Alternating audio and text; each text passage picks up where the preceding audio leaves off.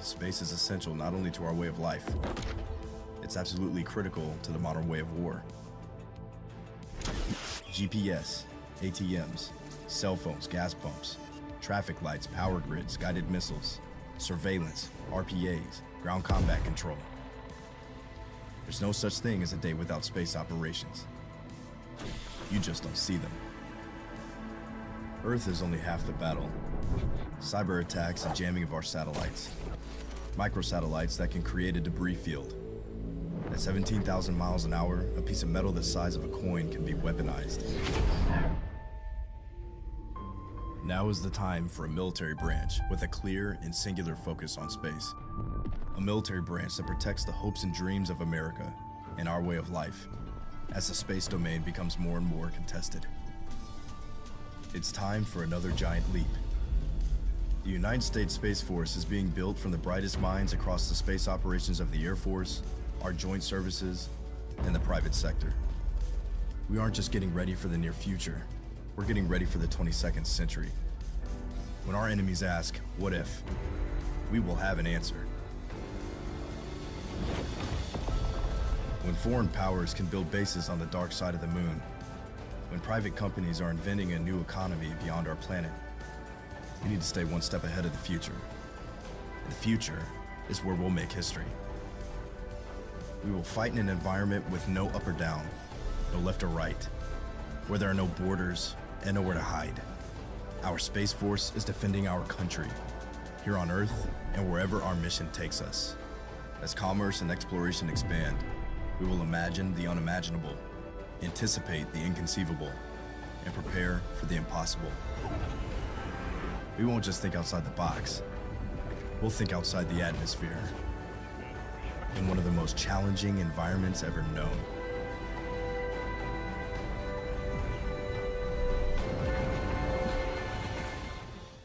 Hey, what's good? Welcome. It's Quantum Esports Series powered by the U.S. Air Force. We're in Keo's Space house. Force. So, Space Force, U.S. Space Force. Ooh, that's not a good way to start off the stream, but we've got great games coming at you, man. We're in Keo's house, so you already know him. What's up? I'm F. Keo, thanks for having me. How's it going, man? Hey, we're ready to roll here. We're in the Split 2 finals of the Quantum Esports Series. So we are in a top 8 bracket situation. We had 16 teams, and they fought against each other, and now we're down to the top 8. We're going to be watching best of 3s until we get down to that top 2 where they qualify to the grand finals, and they make some money. Yeah, there is some money on the line. The U.S. Space Force has put down $10,000 here, and this is the second time we're doing it. So we're split 2 here. It's big picture. What we're doing here is split 1 came around, and we put 16 teams through the ringer, and we wound up with 2. And those 2 are going to face off against the 2 that we find here today, and everybody will play next week for this money. And yeah, if you're a Rocket League fan, we're doing this in that world as well. Same idea. A little bit of tier 2, a little bit of semi-pro action coming on through. We're doing it again next week as well. But here's the rewind from last time, Keo. This is what Split 1 finals, this is what the bracket wound up looking like.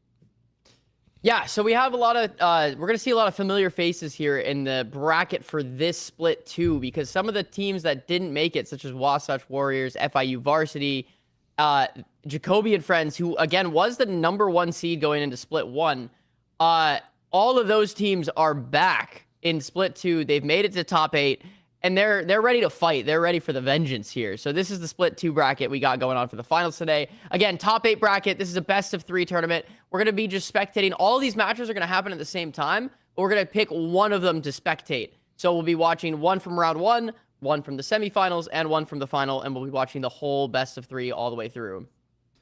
So the first one we're going to watch is Wasatch Warriors versus Brigade. And also, shout out Scarlet Knight Platts. They're Scarlet Knights Platt. They're also making a run back from split #1. Yeah, Jacoby and Friends versus FIU Varsity. Those are the 2 teams that we've seen a lot of over the last 8 weeks of watching through Split 1 and Split 2. Bummer that one of them is going to get knocked out right off the rip. But that's just the way it goes. It's a cutthroat industry. It's a cutthroat tournament. And if you want to make some money, you gotta knock your friends out along the way. Yeah, you know what? I'm call me the masochist. I love storylines like this. Like, give me a main character dying in season 2 of a 7-season show. You know what I mean? Like, just to start it off, you've had, like you said, 8 weeks, not just split 2, but also split 1. You've gotten to get to know these guys, and then just like, all right, day 1, match 1, someone's gone. Yeah, that's like, it. That's sick. But that's why I'm a commentator, not a player, because I would not be able to handle the story's great, but man, it's tough if you're a player in that situation for sure. Yeah, definitely feel a little bit for our squads here, but big picture, you were here for 4 weeks. Talk to me. Like, no real question, man. How have competition been? Any like giant big players stick out in your mind? What's going on with Split 2 here at the Quantum Esports Series? We saw a few different teams make kind of a comeback run over the last few weeks for sure. KBBQ kind of just squeaked in at the last second. We're not watching their game, so hopefully they make it to round 2. But I think they're versus Scarlet Knights this one of the Scarlet Knights. There's 2 Scarlet Knight teams in the top 8, which is pretty crazy. Oh, wow. So, but yeah, I actually ran into one of the players on this team, on one of the teams we're watching here, Mushi, in ranked like just a few days ago. So that was great. Did you win? Yeah, always a fun time. So yeah, I mean, I'm excited. We got a lot of good competition. We're gonna see some good Valorant today, and excited to see what teams make it all the way up to the top 2 and collect some cash money. Yeah, I mean, it should be. I'm just excited to jump back in here because again, a little bit of the reprisals from Split 1 is really, really cool to see, and then just kind of seeing the level of competition with VCT going on right now, seeing the different leagues and the different like spaces where players can play is really fun. And that was the fun that I had last time around here. So we've got this one, and then we're coming back next week for the grand finals, which is going to be dope as well. And I mean, that's really the big picture. The big thing for me is seeing that helicopter view of the competition and seeing like, all right, we've done it for 8 weeks now. Let's actually get into the money and like get into the can't meat. complain about that. Yeah, for real. Let's go. So our teams are bans, picks and bans are done. Yeah, so we're gonna jump in about a minute. We've got our maps laid out. We're gonna do Lotus, Sunset, and then Ascent if we need it. And Brigade will be on attack for Lotus, and then they'll start out on defense for Sunset. So Lotus, first map. What are you thinking? What are your vibes on this one? Lotus, we've seen a lot of really interesting comps, I'll say, for competitive in this environment so far. There's been a few comps where I've been a little confused about why they're picking some of these agents, and as a result of that, I watched some teams get smacked in the last 4 weeks on Lotus, and it's it's the way it goes sometimes. But there's honestly, in my opinion, I think there's a pretty clear meta if you want to run it, and I'm hoping to see some of the people that I've run into ranked run that meta a little bit, and hopefully we'll see who comes out on top. We got the Wasatch Warriors versus Brigade. Anyways, chat, how are we doing today? In the morning, we're started off, we're ready to roll. This time around, by the way, if anyone is was here for the Split 1 finals, we're gonna be live and we'll be able to interact with you guys in chat a little bit more, which is exciting. So it'll be a fun time. We'll be reading chat a little bit more since we're gonna be watching a delayed feed this time instead of the other way around, where we were all on delay together. So we're here. We can answer questions in chat if you have any about the tournament or anything. We're ready to roll. And so good morning. Here we go. I gotta jump in the chat here. There we go. Ready to move. Oh, we got multiple folks. Oh yes, the primer from F-Swag. Love to see that. Hey, now your remote will show up on the TV, by the way. It's a sub-only feature. Sick. That's what happened. Oh, good. That's awesome. We got the boot running around here. Yeah. Not the boot, man. Not the boot. I love that, man. That's fun. It'll be fun to mess around with chat as well. Like we said last time around, it was a little more like, it was like being on a really big boat and seeing somebody swimming. You're just like, hey, out there. And that's all you can really hope do. You guys are having fun. What up, dude? And we're just like in the water like, yeah. It's kind of sick. Sweet. All right, we're hopping into Agent Select here. So We got Wasatch Warriors versus Nice. Brigade, and it's gonna be a good match. Let's see what we got here. We got Meta rocking here, Mushi rocking the Rays. Previously played a lot of Yoru in this tournament, which is that's the guy I'm looking out for a little bit. Yeah. And we got a good team comp coming from both teams here. I'm liking it. Fade is kind of coming back into the meta on the map, especially at this level. Why do you think that is?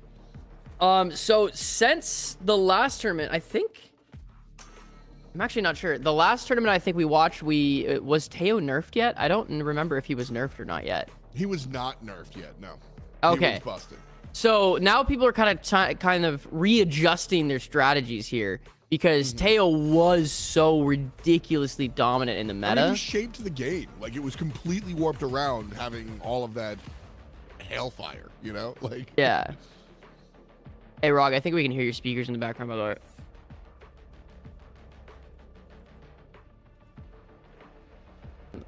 Oh, interesting. I hear the game, but it doesn't sound like good. Do you hear that? I do. It sounds like there's an echo on our end. But maybe that's... Oh, wait, no, that might just be me. I have double 3D. Go. That's on me. Well, right away, I got to point out our Neon's name. Pogger Swag Boy XD is definitely my favorite player in the tournament. I'm out of here. He's rocking it. He's got CIA on his team as well, so you know what? It all makes sense. But Gotta go. so our first matchup, jumping on in. Lotus, we got the Wasachi Warriors versus Brigade. And you were talking about how Fade really making her way back into the world. Yeah. So Fade's kind of been jumping around a little bit more just because people are kind of just readjusting and learning how to not get so aggressive for that A space because with KO Breach and Raids in the comp, normally you could just, on defense, fight for A space every single round, and the tempo of the game has completely shifted on this map in the last month. So it's been very interesting to see how people and teams adapt to all this. But yeah, it looks like Fade's kind of coming back to the meta. I've seen a lot of double controllers come out of the meta as well. Yeah. But here we go. I'll find See the Wasatch Warriors take it up into 3v2. Start it off. Last player standing. Easy. I mean, that was real aggressive. You mentioned the tempo shift as well. Same. I love in my mind, explosions. one of the slower maps. How has it changed post Tail nerf? Yeah, so I mean, I think the main thing just on defense is just giving up that A space a little bit. You'll still see some people fight for it, as both teams do still have a breach, so they definitely can. But at the end of the day, it's not nearly as much of like a, okay, we have to give them A space. We can't fight for this. I got missiles behind me. I'm stunned. I'm raise-nated. I can't push out of this A choke here. Right. So we're still fighting around rubble in like that kind of area. It's just a very different like. Mark one. One of the fun parts about games from a high Wrong, buddy. yeah, it'll change who you pick, but changing the way the map plays There. is very, very cool. Look how slow this one is, though. Attackers just aren't going anywhere, waiting to see if they can test the patience of Brigade. Or Warsaw, rather. The defenders.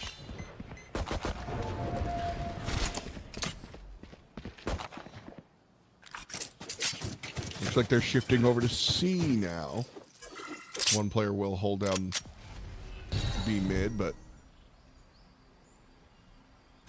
nobody really holding him down. Unexpected. yeah, nice little slow eco play here inside of Brigade. The way it should be on this map. Like, I love me some One slow enemy Lotus. remaining. And the Spike mount down, push gets C. denied completely. Walk on in there, finish it off. Yeah, that's cute, Mushi. Not this time. Maybe next time. I like the approach though. Just jump at him, see if it happens. Hey, you never know. Can make something happen here. All right, now we got a nice little round here for Brigade. Hopefully see something. They're putting a bunch of guns on the board, and this is where they need to start getting some momentum.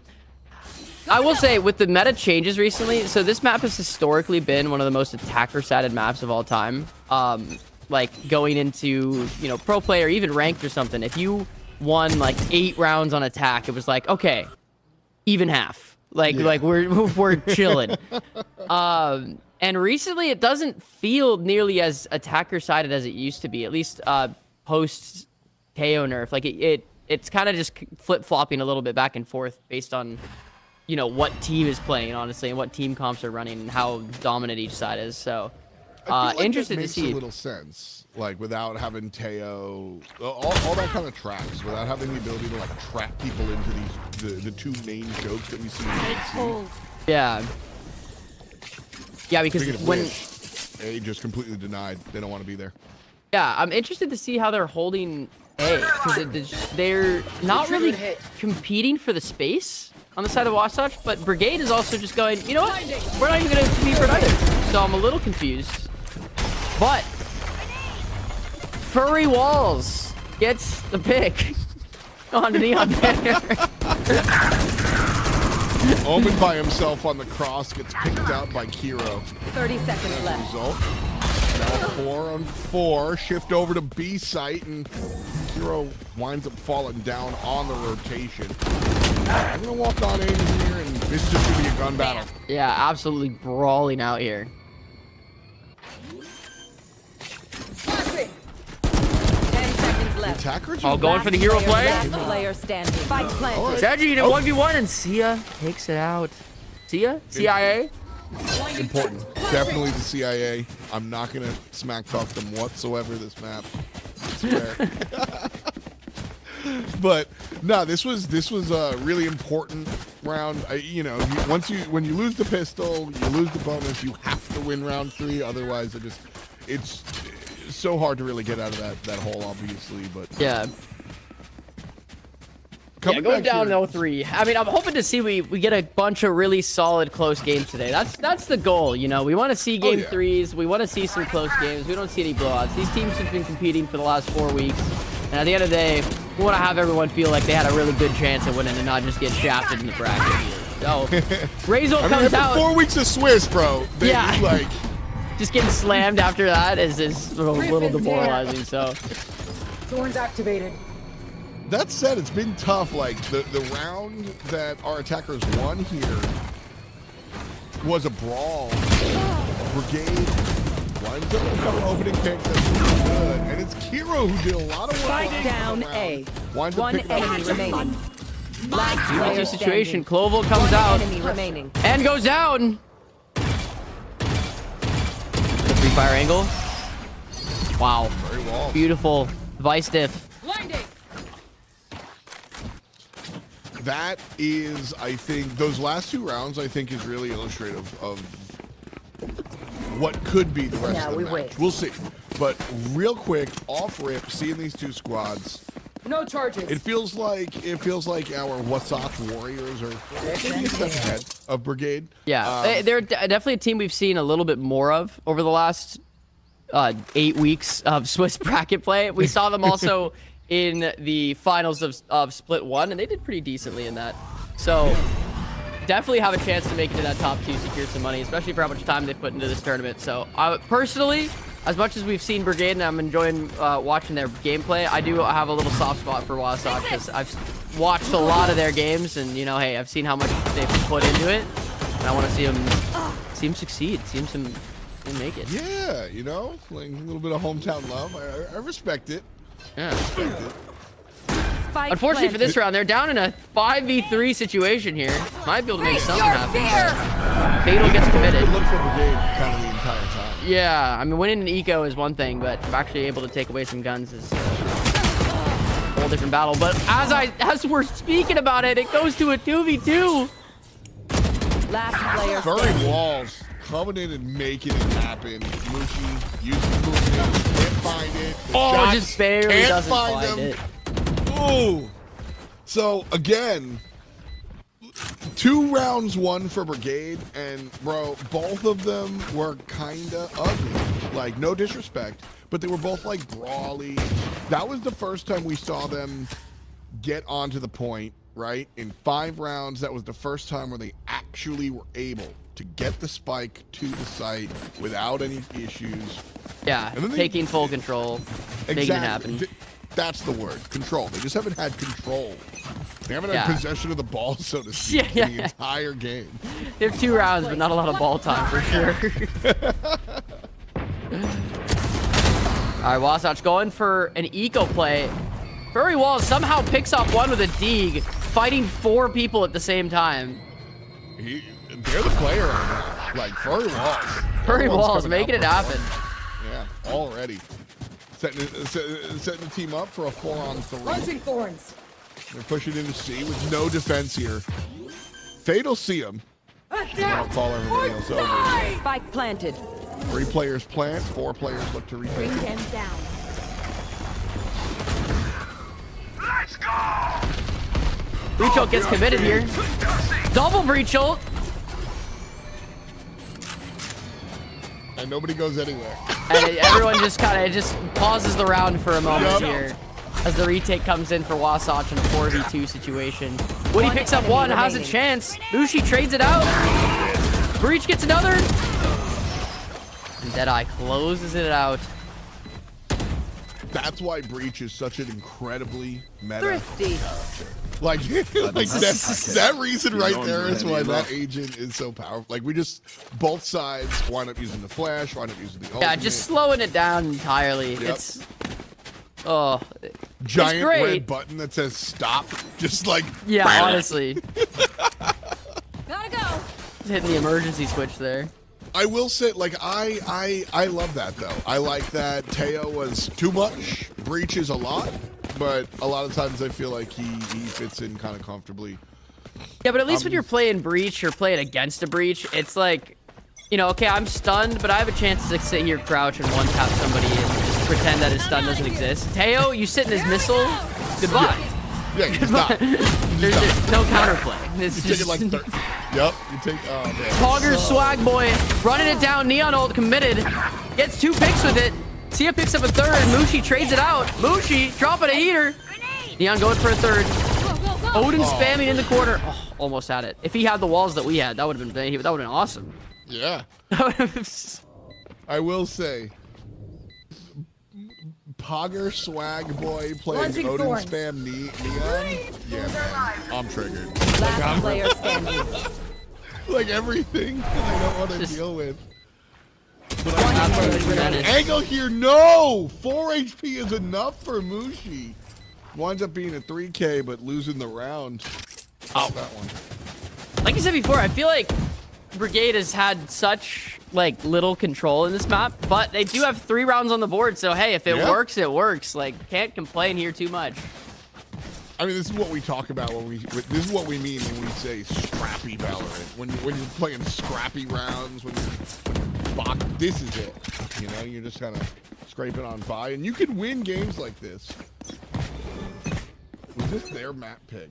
Where are you? This was their map pick. Like you said, this used to be attacker side. Now it's a little more balanced. Seeing it back and forth, but it doesn't feel like they've had a lot of strong setup. Yeah, I'm honestly not even sure where it feels anymore at this point. Yeah, It could go either way. Last I think player you were right. It Beautiful depends shots on Spike down how the map A. is. It depends on the team because it depends on how the map is. Gloves in You can timeout. play. You can just blitz, or you can sit by Spike planted. mounds as Yeah. always, right? 'Cause Like, I think if you have Teo or not, fighting for that A control is just such a ridiculously helpful thing. And we're not really seeing Wasatch go for that on defense. You want to almost turn it into attack on defense there with the with taking through that A space. And they're trying to, but getting a little out util dumped by Brigade. And great shot from Breach there. That's what I'm seeing is the shots for Brigade have been really, really on point. The shooting is there.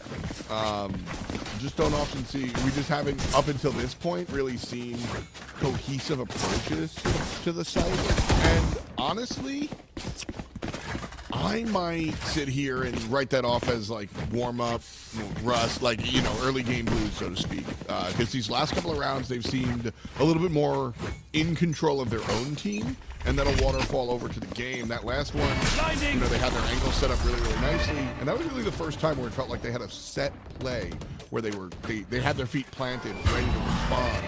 Yeah. As opposed to the other rounds they've won where it's been a lot of like run and gun and, like we said, just scrapping. Armushi trying to hang on to this A control here, but he's got a lot to fight. Oh! Gets one Spike somehow, down going for the A. spam of the wall. It always makes me feel so much more superior when we see the ghosts of other people through the walls. You're just like, dude, just shoot better through Just the wall. shoot. Like, obviously, I would do that. Yeah, like, when- you have to know he's there. Yeah, you have to know that. Like, yeah, the caster mission is real, man. All day. Spike Mushi down doesn't Mushi. need it. dropping a heater, though. One enemy remaining. That's 4 kills on the board, making it ace. Woo! And Mushi close it out. Round 9 here for the first match on. Love to see that.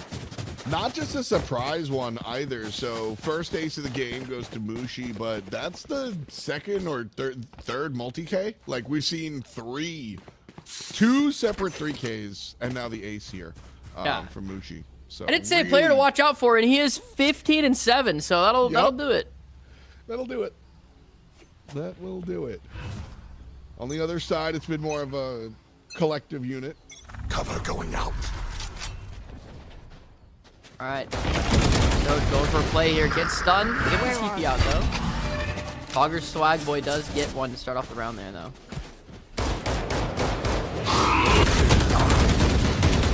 Can't do all too much here. King in a rough spot. Rachel comes out, has to use another TP to try to get away.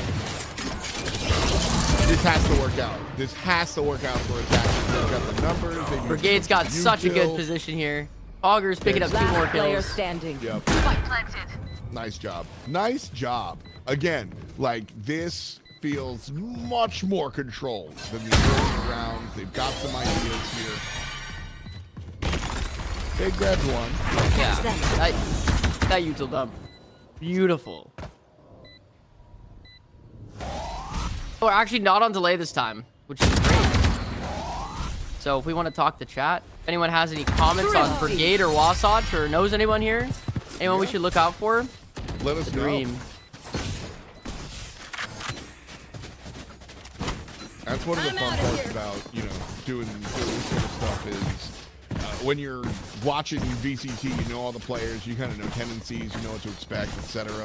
You know, you jump into the tier 2 space, you know, we know some of what to kind of look out for as a result of the rounds of Swiss, but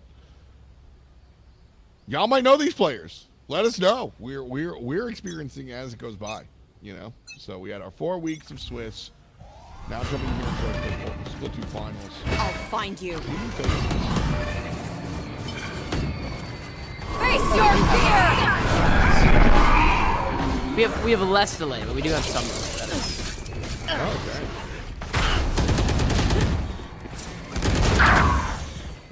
Another good opening here for Brigade. Great opening. One enemy remaining. Hogger swag boy. Tragic. Taking names.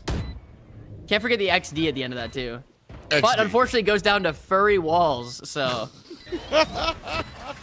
full of good names today. Redundant. Great crosshair 2v1. placement. Yeah, furry walls have been feeling it a little bit here. Yeah, been doing well with the One enemy remaining. finding these kills. Oh! That would have been a beautiful round win. Very, very, very important from Woody. Last round before the switch. Double peek that, have the crossfire. You know, a lot of players wind up losing there. That's a winnable round for Furry, but executed very well by the attackers there to make sure they take him out.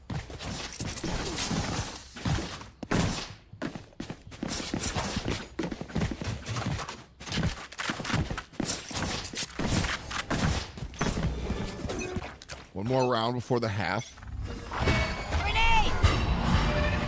This would like set a statement. Either you win this as the defenders, tie it up, feel good about it, or you win this as the attackers. But I don't think it actually makes an impact in the game overall. After switch sides, I think either team can win from either position. So, yeah, for sure. Especially just like winning that pistol round after a 6-6 half or whatever, or 5-7. You're not in a bad spot on either side of the outcome here. Not really sweating. But Pogger's Swag Boy actually just kind of owning right now. I'm not gonna lie. He's been very aggressive and it's been paying off.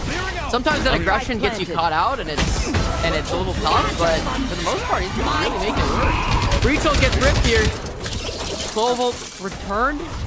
Bring them down. And I'm not able to just walk through the vine device door here.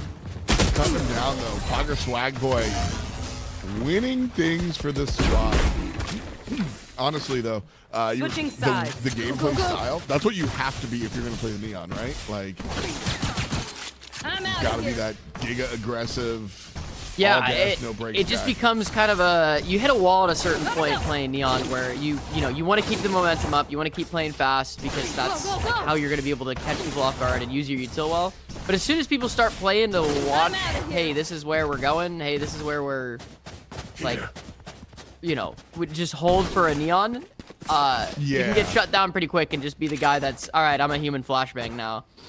And that's less fun. Yeah, getting all set up for. At that point, you got to get creative, or like you said, sometimes you just say, all right, that's my job now, is to pass the butter. Yeah. What is my purpose? You have Marked one. the Warsaw Warriors now on attack, and they're spread out, looking for more of a patient play. We only saw this once from Brigade when they were on attack. And it certainly wasn't the pistol round. Yeah, I like the way that Brigade is playing this here. They got 3 people pushed up on A lobby here. Use a bunch of util, take that space, because that just gives you such a big amount of info and allows you to control a lot more of the map. Even though you only have one person leaning towards C or B and then one person, vice versa, it becomes a lot more control. And just like that. Yeah, just August hedging your picks up one. Furry Walls gets the trade. I'll find you. 4v2 situation here on the pistol round.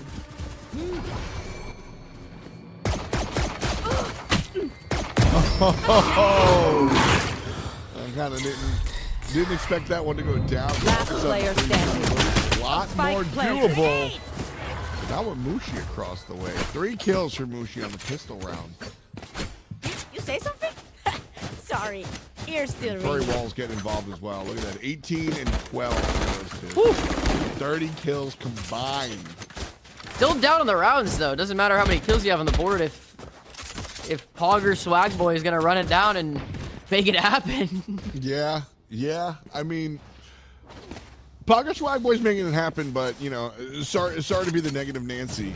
I think it's less about Pogger Swag Boy doing well and Soj King. Like, Woody's the bottom fragger on Brigade, and we've seen some plays from Woody.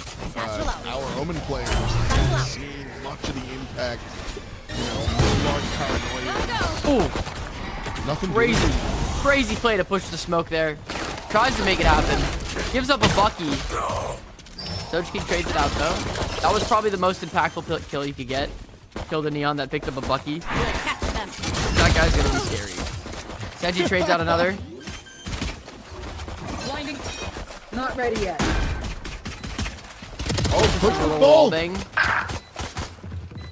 That was One enemy remaining. There we go, Seji. Stinger Warrior. nicely done.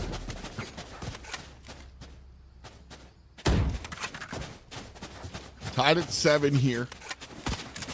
Neither team seems to really...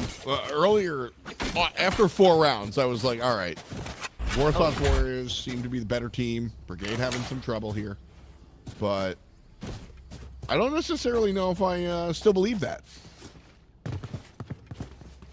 Is that just the Pogger Swag Boy bias? Is he just really flashy at making it happen? Or are these teams closer than I thought?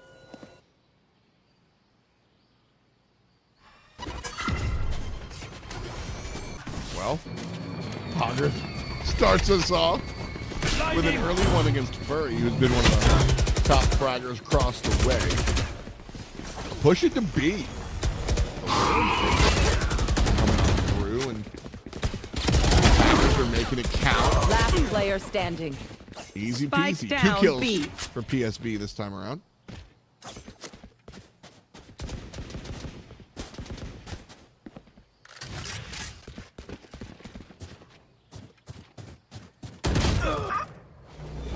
Where are you? What?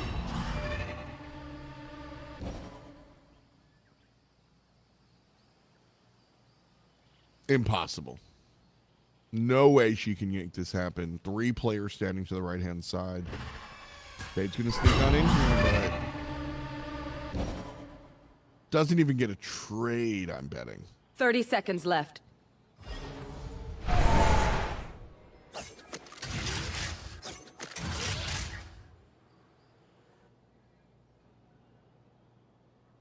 Just saving. Yeah, nothing really to do here. I like the B put. No, I just like them different, in all honesty. I think at the end of the day, the A and the C pushes are really where I'm looking for the most. Yeah, for sure. When do you want to go B? Is like that's my question to you as the high end player. Is like A and C, you know, they're the go-to spaces. When do you? Why do you go B? I personally go B when we're doing a B split from A. You fake a bunch of A presence, have 1 or 2 people walk up B, and then from there you break the door and go into a B split. Okay, that makes sense. There's like on the split. Very strange to see the squad just all Find you. 5-man push up mid. But you know what? Sometimes the element of surprise winds up working. This time around, they're going to shove 5 players towards C. A little more traditional in the approach. Getting clogged up a little bit by Mound, but still no gunfights. C's wide open. The rotation from defenders slowly coming through, but the spike getting planted. And the full 5-on-5 retake on. Make it a 5-on-4.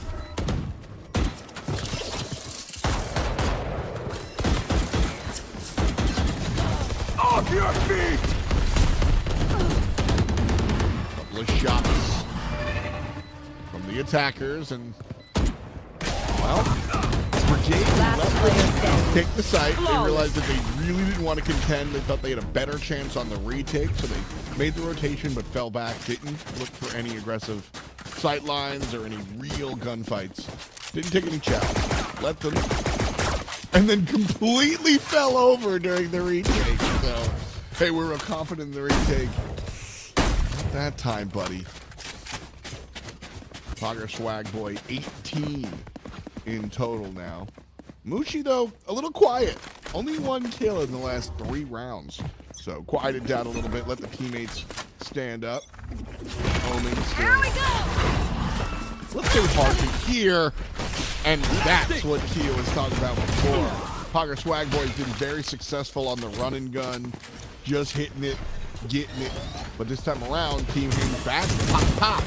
Rip and tear. And a gun for the Horns count. activate. No good. Placing wrong track. Satchel out.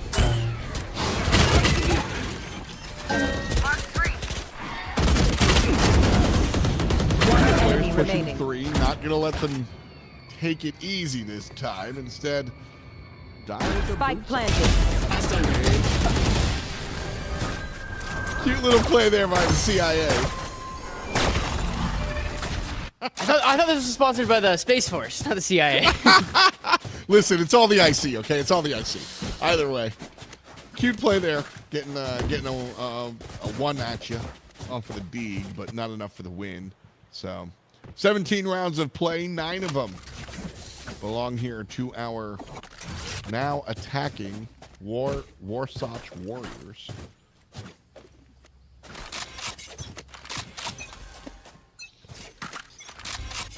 Making their way on the comeback. What'd you say?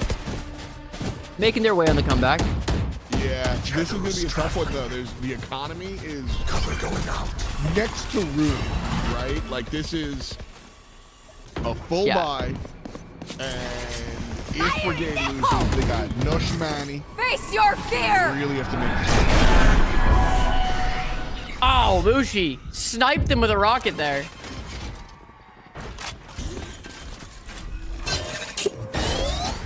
Spike planted. Warsuch picking things up. Kira with an important... Starts it off. Also gets important Clovold. one. Could be a huge opportunity to get in here. Get Clovold. He's a round you need to win here. It's going to be tough. Stun comes out. 3 people holding him in the smoke here now. Sia needs to make something happen. Oh, was stunned and gets headshot anyway. One enemy remaining. Ooh. There we go. 10-8. Wasatch Warriors moving up in the world on That's the match round. 1. That's the round. That is the round that wins the game. That is round 13 right there. Pretty much. You've got no economy on the other side. 2 players are going without any armor whatsoever. All right. Breach wound up buying, but the Guardian player is still going to stay like that. 650 to the name. Breach has no idea what gun they want. Just give me something. Buy anything. I'll buy anything.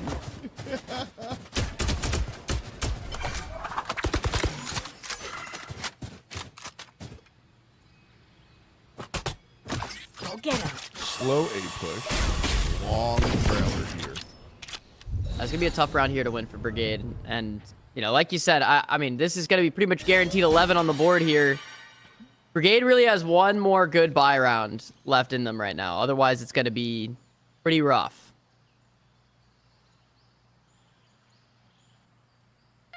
That's not ready.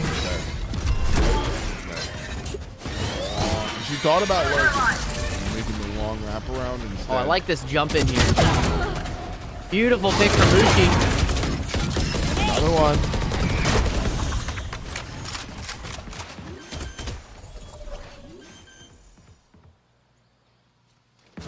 Spike planted. A little bit of spike jungle there. Yeah, making it work. Where are Popping it around, trying to farm some ults. Yep. Wasatch Warriors just set up in a Ultimate's beautiful ready. position right here. 4 people on site, holding util out, ready to peek together. This is just some textbook gameplay right here. This is how you do it. Neon's half HP. Breach is healthy, but honestly, at this point, just save, dude. No reason to peek into here. Soccer Swag Boy loses the gunfight predictably. Breach is able to grab one to go. Nice try. Grabs a second. Make it 2. Oh, And man. with the full running gun. For a brief second, there was a flash. There was like a, wait a, because there might have been time there to defuse. Either way. Coulda, shoulda, woulda. Either way, coulda, shoulda, woulda. 11-8 is our slash line as we Yeah. A little Head good towards timeout brief here coming in timeout. for Brigade. What are you telling the team here, if you're on the side of Brigade here, to try to bring it back a little bit? What do you guys think about game 2? What, Like real talk. what map are we going to next? Yeah, like I'm talking about I think it's uncouth to talk about game 2 before, like, at this slash For line, sure, so for sure. I think you're sitting here and just channeling Purple Swag. Like, you're just looking at Swag Boy and you're like, listen, man, you've been putting on the backpack. A lot of good work from everybody, but this is like your moment. It really has been. The Neon got answered. You brought it up, and we saw it where Neon was doing it, and then 3/4 of the way through, they hung back a little bit. Neon came in, and they were like, yeah, obviously, we've seen this episode before. Yeah. And they took care of it. If they can get back that element of surprise, like, look for a different angle. Look for the thing that you haven't done yet. And if everything's been done, then the team needs to help you do the Neon thing, because that's where this team has found their most success. That's my remember the Titans speech to this squad, but I think it's tough. I don't know if this is a W. I think looking at game 2 and trying to stretch it to game 3 is the goal. For sure. Yeah, definitely doable. Definitely the round they need to win to have a chance to win it. And Mushi starts it off with a pick. Breachel Verite comes out. Fatal comes out to return it. Mushi gets another. Woody trades it out. 4v3 situation here. We got 3 players just stuck in tree. Brain. And Furry Walls with a crazy lurk comes out. Breach ult, Vice ult combo. And now Breach is just stuck in a world of pain here. He's underwater. He's just completely fataled, drowned. Vice ulted, aftershock thrown at him, stunned, probably crying. Like, feels like he's playing Marvel versus Capcom, just infinite comboed. Just just Morgan coming out of the door round. and being like, "You like that?" Like, yeah, really. Smack at least down. on top of all that, we didn't see Teo missiles, so that's good. Yeah. No, this is better. This is better, right? This is better. Yeah, this is better. This is better you know than what? Teo. This is better, right? Unironically, it is. Like, because at least that was some sort of Captain Planet, our powers combined moment. Instead of Teo just like, yo, I'm gonna call up Xe Enterprises. What's up? I got my own army. Calling him a nuke real quick. Thorns out. Hero. Making a hero play happen as match point for Wasatch is on the board.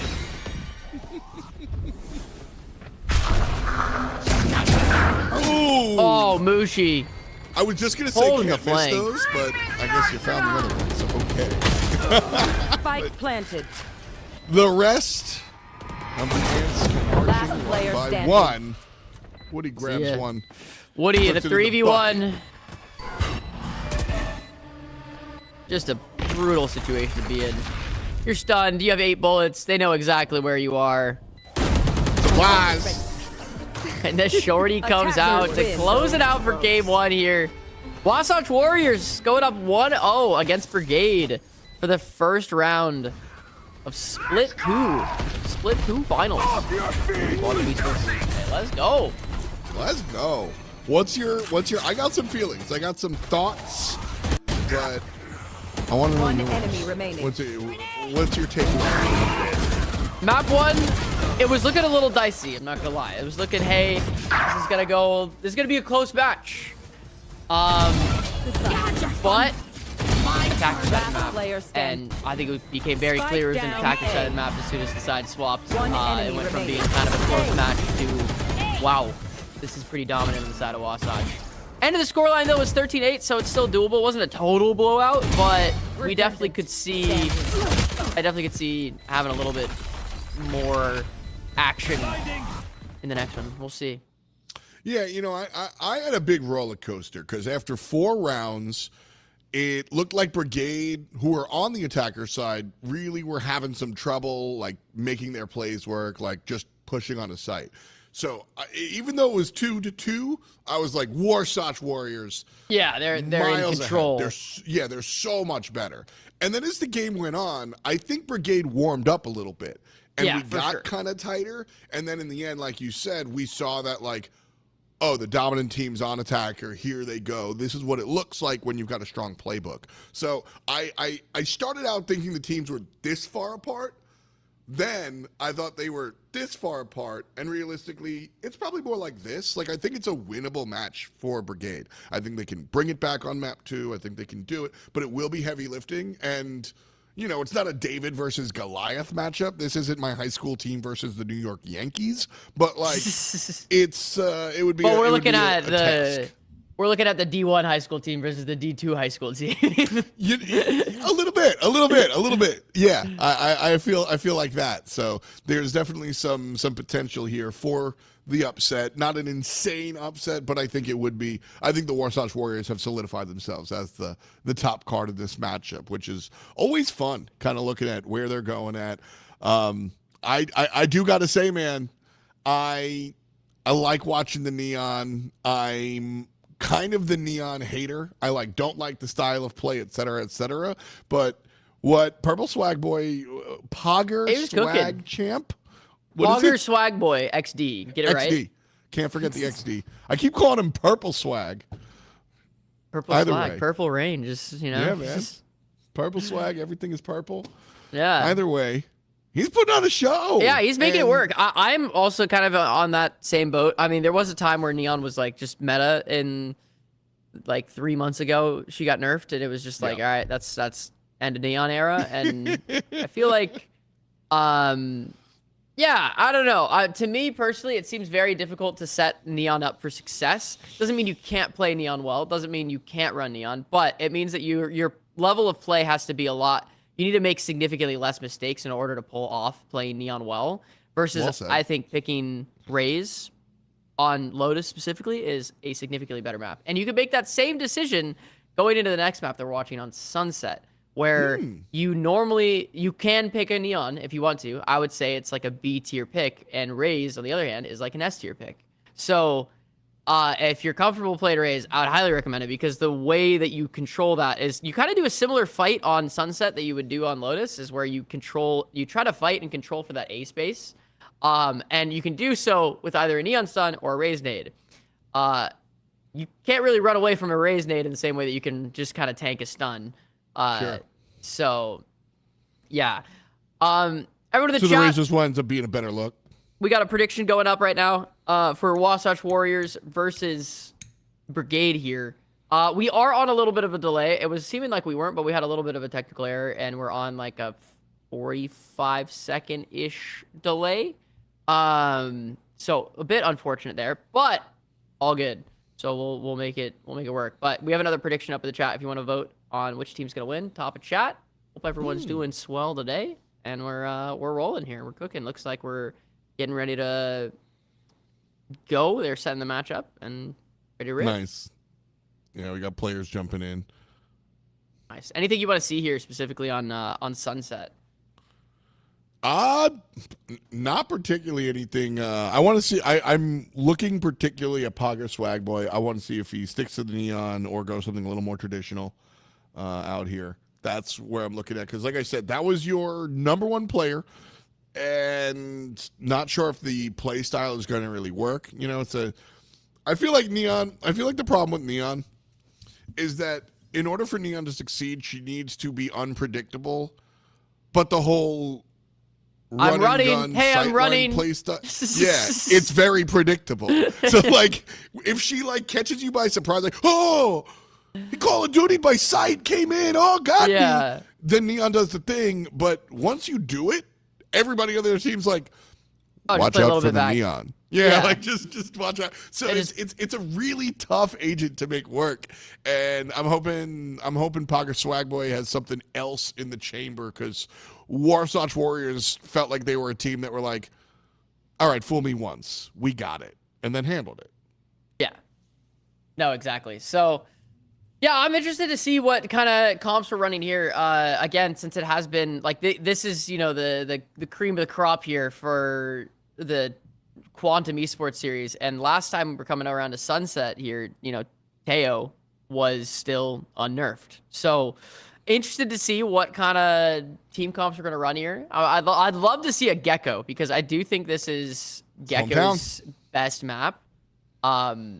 Which is really fun. I play Gecko all the time in ranked, only on this map though. Like that's literally. I was just gonna say sorry for your teammates, but only on this map. Okay. Yeah, No, literally only on this map. It's just 100%. I'm in agreement, and I think that's when Valorant's at its best. When you know the agents aren't just pick Teo all the time, but on this particular map, there's just so many.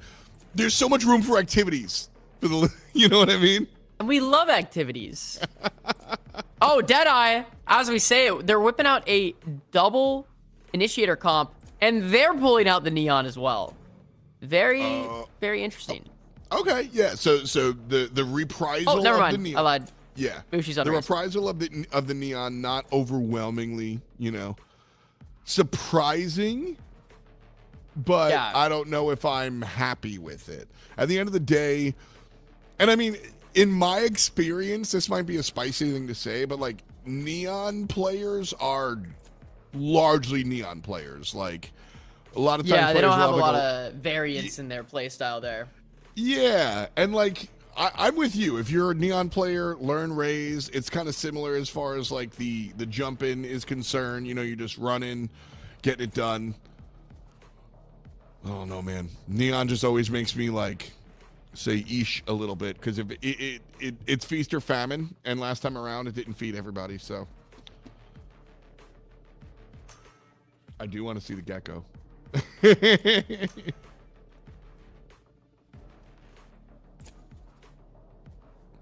Full lock in here. All right. All right, here it comes. Jet, Yoru, Gecko against the Breach, Sova, Neon. We're going to have... This is an interesting team comp from both sides. I kind of liked the double initiator that they were hovering over earlier instead of the Yoru. I was thinking the Gecko Sova with a Raze is very good for control, a lot of info, but it is also...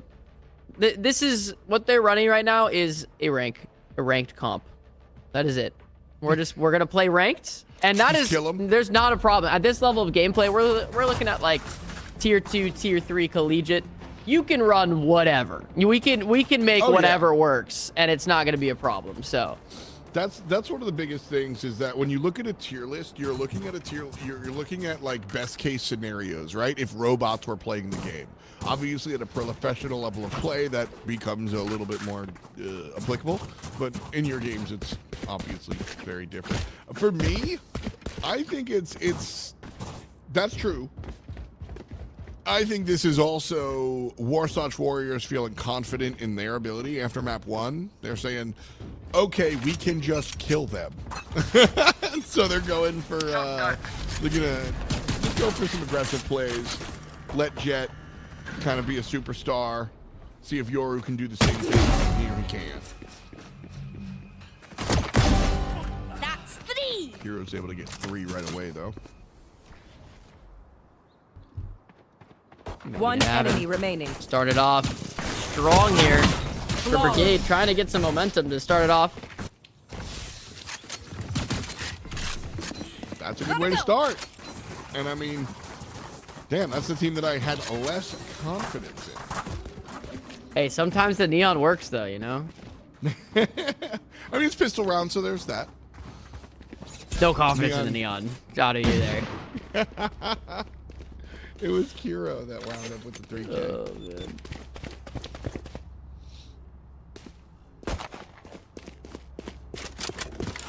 Our Fade player on the Gecko now. So Deadeye just the one that has the off-meta agents in tow. Yeah, Fade maybe. comes back in the meta. He's like, I'm ready to go. Ready to roll, please. Thank you. Been sitting on my lineups for years. For real, like, we're in Sunset. Let me play Gecko.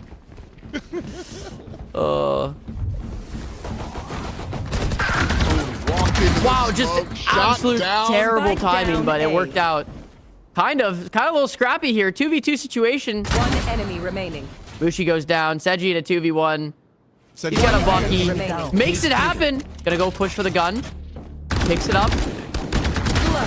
Beautiful. And then close out an eco where I think they only bought a Deeg and a Bucky. That is ridiculous. That should have not happened. Yeah, I mean, you had the 2 cross trades, right? Both teams double peak, and 4 players wind up dying to on each side. Crazy. And then you had the other single trade where it was another double peak. The Deeg. Well, the Deeg does more damage if you've got the Riot Gun Buddy, I heard. My eyes. That is true. That is a +5 damage cosmetic buff. And you no longer shoot for 145s at distance. You just hit and just kill with the Riot Buddy on. That's why the Riot Buddy is so good. Time to jump. Speaking of which, we'll have one. I never asked for one. I don't know who to ask. I'm not going to pretend to be important. Spike goes down here. So does Bushi. Bushi tries to just push through with a Bucky and gets right-click to the dome. Doesn't clear the smoke. But that's all good because Wasatch has a ton of util out on site. Seji picks up 1, and the CT flood comes out. Neon does pick up the Bucky. Hogger Swag Boy XD.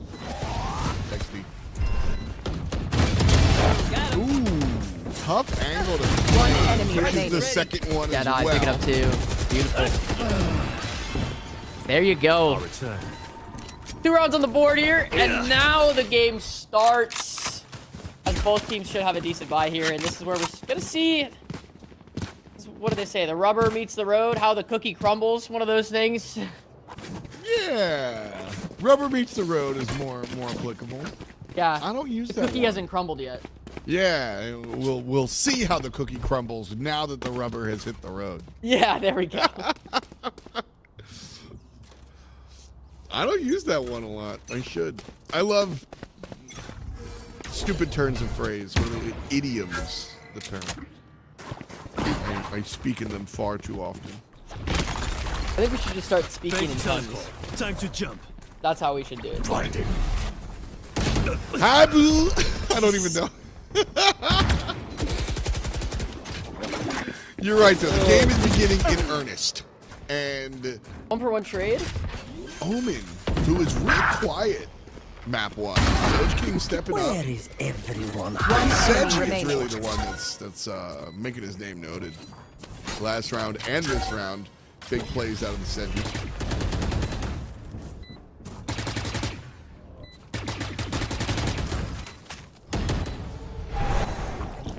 Get him, wingman.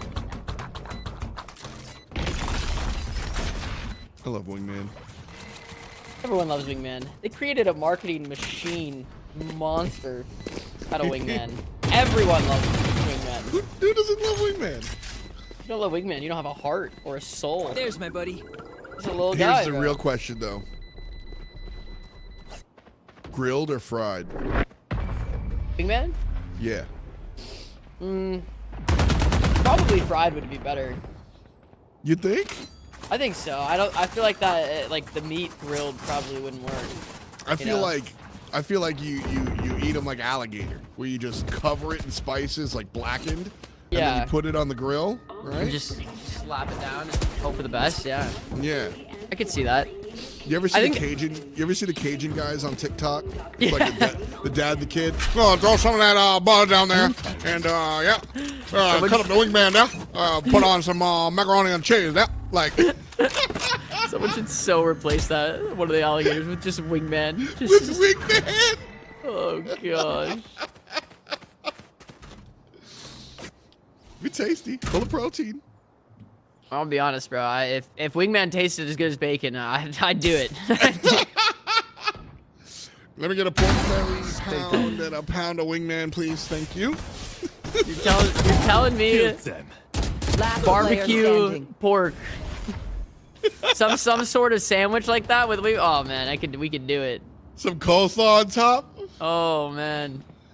Then I got a nice Give me the little look Hawaiian here. rolls and some wingman, dude. And you're taken away. Saw you, Oh, Mosh. man. Well, now it's wingman versus the world. Wingman's planted. Get him, buddy. If you lose, we eat you. Spike planted. Thanks, Wing. No pressure here. You heard a clutch of kick.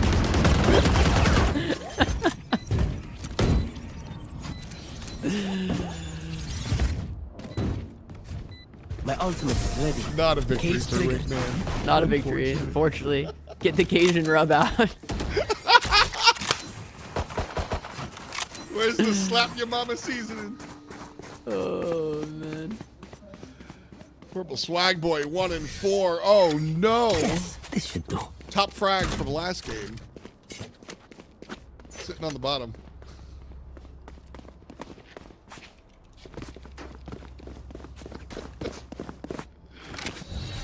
I like Daltoid in chat. Mosh is the drink, Wingman is the entree, Dizzy is dessert.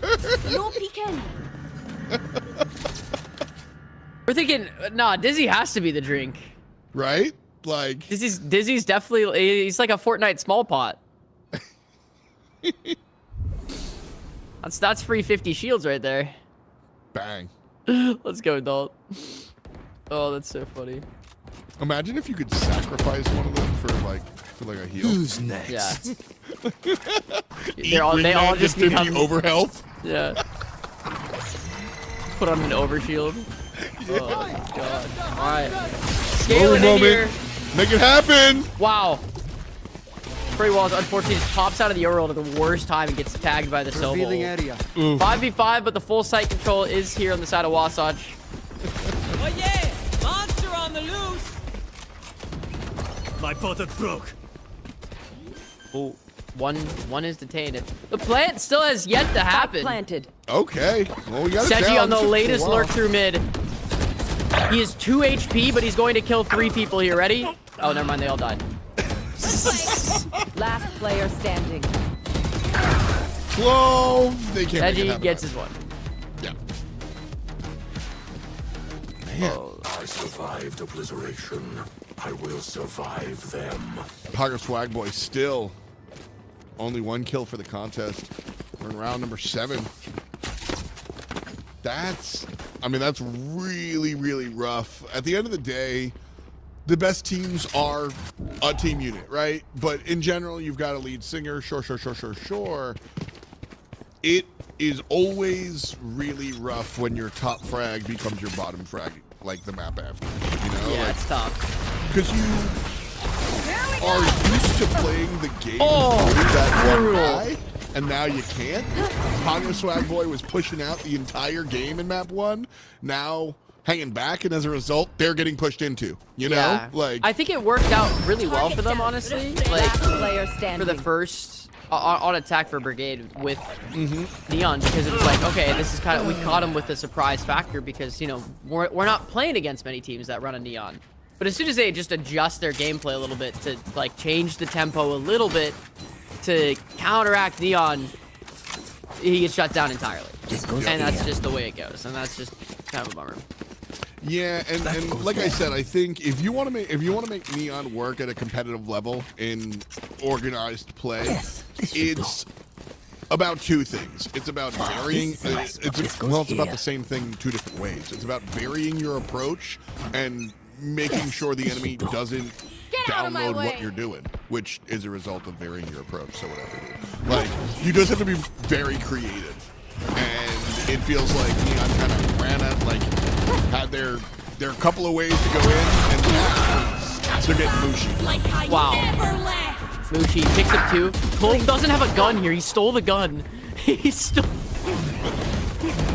Wait, swapped it back down. Dropped him his Phantom back. Said, "Here you go. One You can enemy try." remaining. Doesn't matter. You're dead anyway. Oh. Spams the judge and 6 rounds on the board here. All rise. 6 above 2. And yeah, that's really... This is, I think, Wasatch Warriors are kind of showing their level of experience here. Seeing how game number 1 went with the ebb and flow, where coming into game number 2, the Warriors just feel like they know how to adapt to their opponent better than Brigade does. Like, in a 1-game set, maybe these teams are a little more even, but after you download what your opponent's doing, how they like to approach, all of a sudden this looks very different.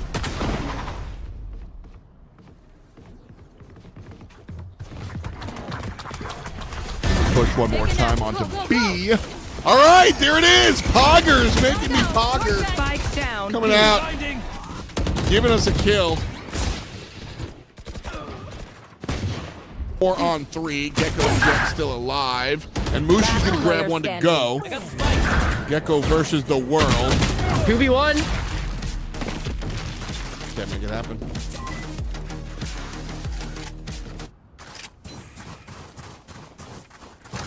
Tried. 6 above 3 now. 6-3. Yeah, I don't know how I feel about Sunset too. I mean, so many things in the meta changed because Teo was so dominant for like a week or 2. Yeah. Not a week or 2. He was dominant for, you know, Yeah. from his release until recently.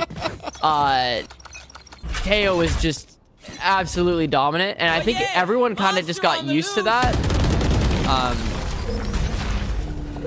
It was definitely a game shifting, like, you look at the game before Teo release and you look at the game post Teo release, and not just comps changed, but like the game pace changed because Teo existed. Like all of Valorant, and I'm not even like, this is a big statement, and I don't think it's crazy. All of Valorant changed with Teo because of how hard you could lock down. Last player standing. Yeah, you had to be very cautious to push. You had to be very cautious to hold. Because if you guys got caught off by a breach stun and 2 Teo missiles, you were just done. Thanks. So it's kind of crazy that just literally one nerf and they're just like, boom, I haven't seen Teo in weeks now. It's crazy. So I personally think that Teo is the worst addition to Valorant in general. Like, I just think him as an agent shouldn't exist in a game like Valorant because it's too much. There's too much risk-free utility usage, and that's like every time you use a piece of util, there should be a risk. Like what we just saw in Market last round. Like Gecko threw a flash, and as soon as he threw a flash, he got swung by Clove, and then guess what? He died because he took a risk trying to throw a piece of utility, and it's like that is exactly the way the gameplay flow should work. And then when you bring a guy that just dumps nukes onto the ground from the other side of the map, it's a little less fun. Yeah, like I don't mind the shift, or I don't mind that element when it's like smokes or tac usage like that, you know? Like giving me the Astra thing to place my smoke wherever rather than have my perfect lineup and reveal myself. That's kind of fine for me. I don't mind that whatsoever, but having the damage be able to the damage was just I understand, you know, this is Valorant's a very different game than the games that inspired it, but that still felt like just a push too far. Yeah. Like, little too much off of the ground. I like characters like Vise. I like characters like ISO. You know, these are characters where their abilities are a huge deal. Not just like Raze, who like has a grenade, has a rocket launcher. You know, like these are real big abilities that are really impactful, and I like them. I just thought, I'm with you. I thought Teo was really Last sort of player departure. standing. And, Yeah, from that flow. Yeah, kind of wild that it took them so long to change too. What that tells me, you know, coming from a developer standpoint, tells me that they liked it and they wanted to see an embracement of that gameplay style. They thought if they left it out there for long enough, that players would come around to it. And nah, we never did. So they had to eventually nerf it. That's like my thought from the out. Like that feels like what the dev thought process would be. Yeah, for sure. Here. And hey, Brigade kind of making a nice little comeback here. Okay. Out of nowhere, last 3 rounds went their way. As we're talking about eating wingmen, and Thanks. they're fighting for their tournament life here on their. Let's fly. Only 2 players positive, which definitely, I mean, game in map number 1, we described their gameplay approach as scrappy, right? Yeah. And yeah, when you see 2 players positive on the whole team, but the game almost tied, that's the definition of scrappy. So, Clove revived here. Situation comes out. Spike down A. Mushi killed Clove. I got the spike. Just stat farming right now. Yep, just like, got you with the sniper. Rez, got you with the sniper. Tough. In the same spot, too. Like.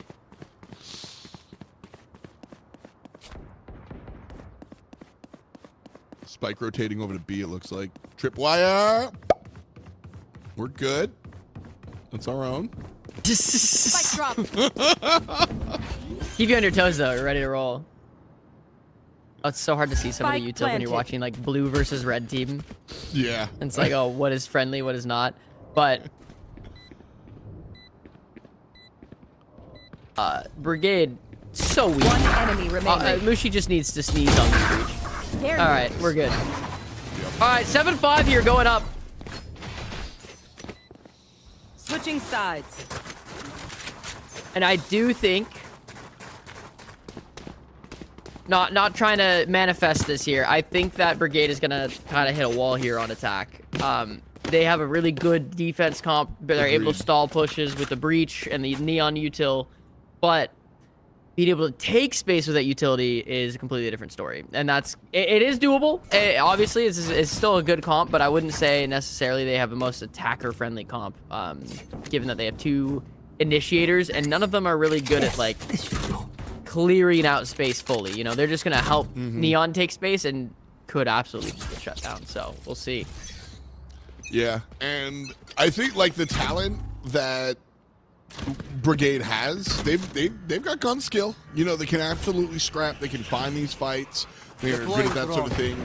But their playstyle, I think it benefits them when the opponent's walking into them and they can react rather than being proactive, setting a play, making a game plan. I just don't think that's their strength. They're strong elsewhere in their gameplay.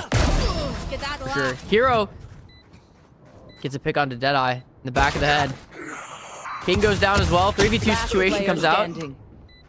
It's all on the shoulders of Seji here. Who gets one?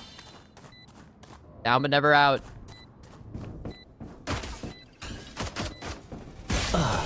Ooh. Fogger picks it up. Only like the 4th kill, I think, of the game. Yeah, 4 at 11 here for PSB XD. Oh, I like that. Yeah. That was nice. That was a nice abbreviation there.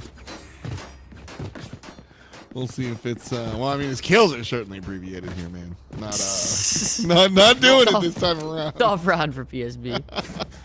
And we saw his potential in the game 1, so they definitely couldn't bring it back. I mean, that's why I'm bringing it up. I'm not just like windmill dunking on the bottom frag. Like, it was because he eat top frag game number 1. Looked pretty good. Heavily. And that's, you know, we're expecting more now, you know. Yeah, this is how you got to start it off.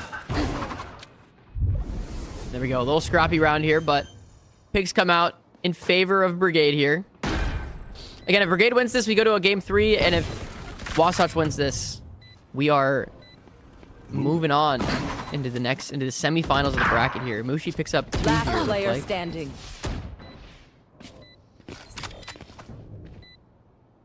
It's all on the shoulders of Deadeye. He's gonna go for the fight.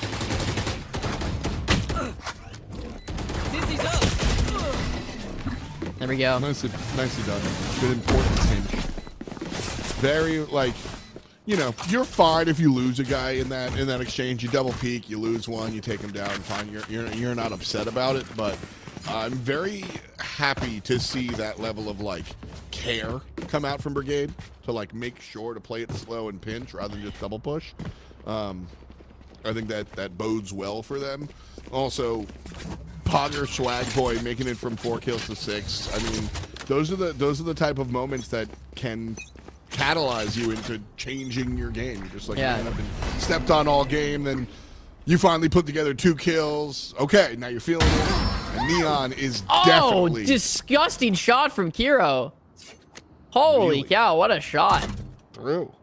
All right, chat, what are we thinking? Who's got the best name in this whole matchup so far? Do you think it's Pogger Swag Boy XD, or is it Furry Walls? We got a Furry Walls fan in the chat as well. Furry Walls is good. Spike planted. I'm here for Pogger Swag Boy. Last player standing. Honestly, low key shout out to CIA. Yeah.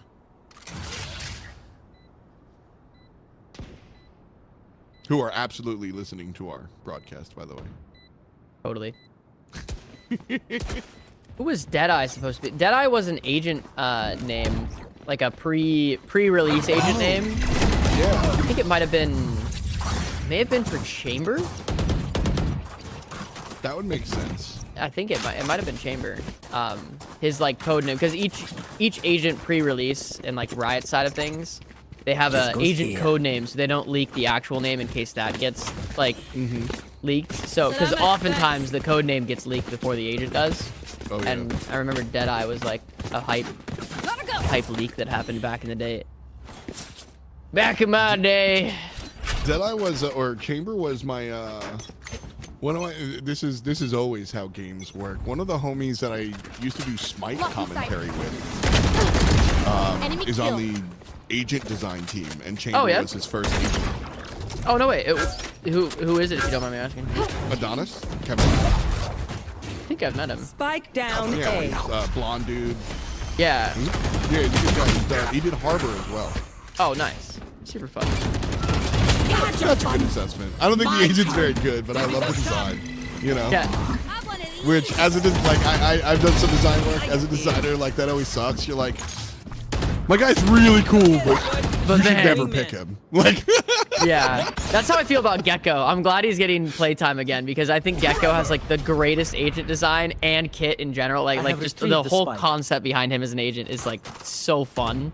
yeah, I agree. He just, like, all his little snacks, I mean, friends, are, like, very, very fun to, like, he feels like a Swiss Army knife a lot of the time. Yeah. I think the idea of, like, remote planting the spike One enemy is, remaining. I mean, 30 it's seconds left. crazy like Teo. It's something that kind of breaks the game, but the game, like, was fine with it. You know what I mean? Yeah. Like, it's not too strong. It's like a proper power level. Like, breaking the rules feels fun sometimes. Chamber being able to buy guns, like, that's breaking without spending money. That, like, breaks the rules, but it's kind of fun. Like, Yeah. it's fun to break the rules. Teo is a little much, but yeah. No, I'm totally with you. I think that was like one of the coolest things. I remember I was at VCT Champs in LA in 2023 when they like revealed. This goes here. Or did they reveal Gecko? What did they reveal? They revealed Deadlock there, I think. But anyway, there was a tournament that went on when they were like released Wingman or Gecko, and I remember they did like a show match, and like Tarek was one of the first people to like do the Wingman plant, and everyone was just like losing their mind. It was just such a fun like moment. Yeah, I remember that actually.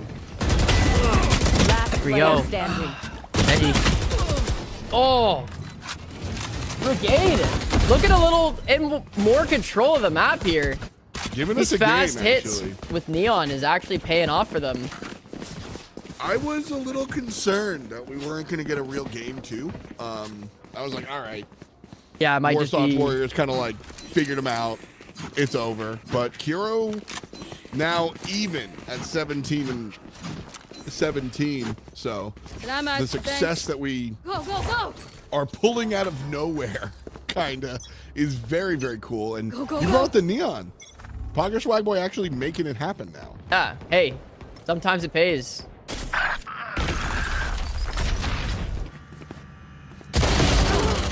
Ooh, ooh, you can't not hit The those. hero op comes out. Gets one. Spike down B. The Yoru op.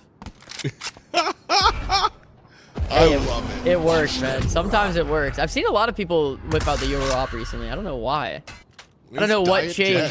Jet. Because you definitely can easily get traded in a certain Yeah. angle, but like you are able to. Yeah, it really is Diet Jet. Maybe Diet Jet from Wish.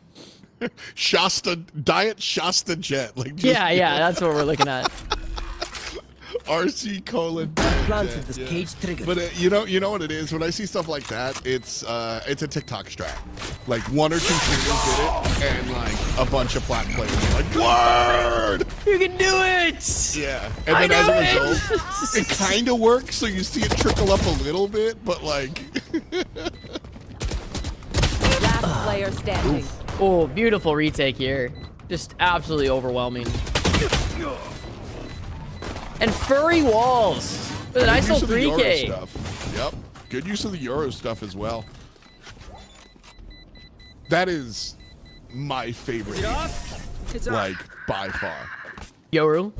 Yeah. Which is funny because he's very simple.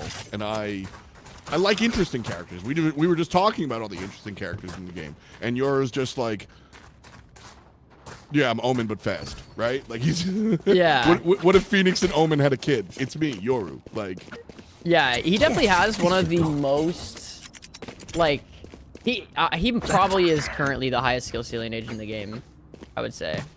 really interesting. Like just because he's pure, like position and you got to shoot your stuff, or If you're playing Yoru well, oh, there he goes, the Yoru op. That's why we don't op on Yoru there. I know think, exactly where you are.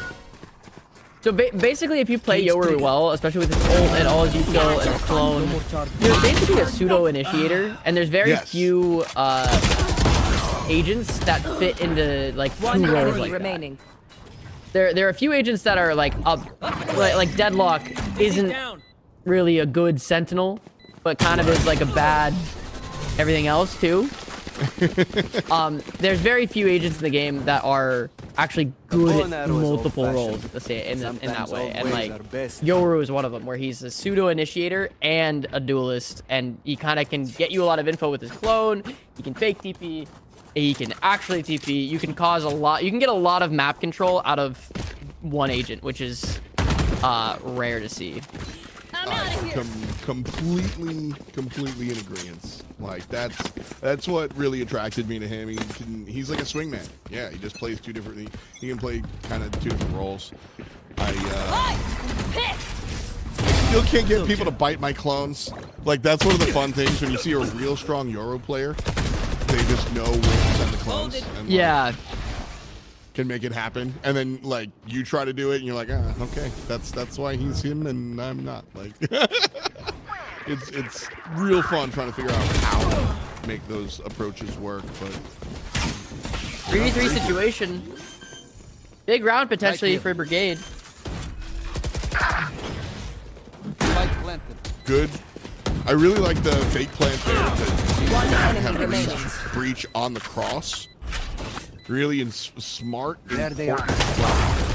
And might have just broken open it. Brigade with a slight lead here, winning this round kind of gives them a real lead. Oh, Brigade looking like they might actually take this whole game. Here it is. I am, my bad, Brigade. Yeah, I'm we were surprised. kind of on the side of Wasatch was gonna walk away with this one, but they're looking. They have an eco round right now, and they're gonna have one final buy round on Brigade's 12. So wild, unexpected.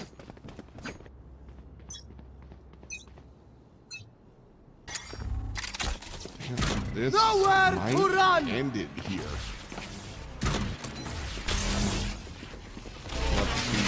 Multiple rounds in a row in order to avoid a map. Bushi picks up one, opens it up, but I mean, Deegs versus full util on the other team, so it's gonna be a tough round here.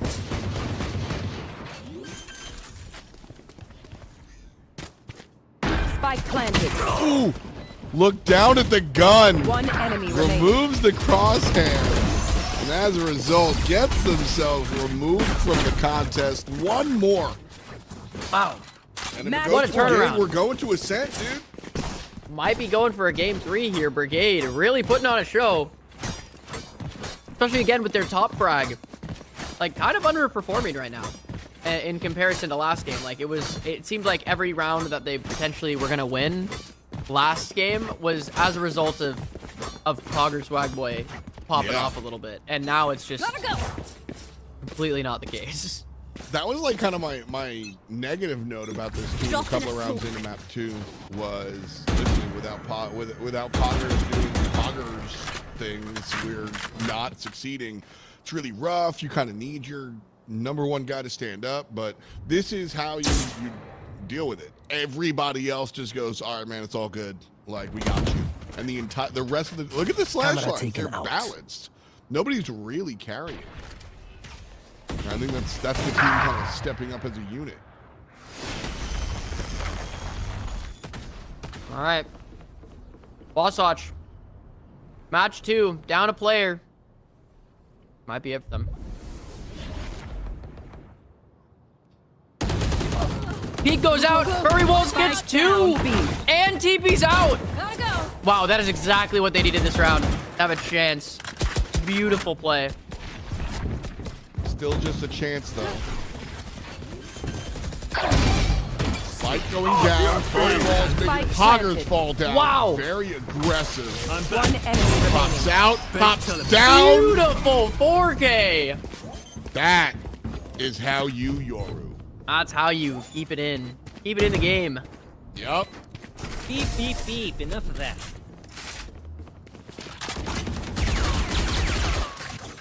What do you think comms are like right now for Warsaw's Warriors? Are they silent?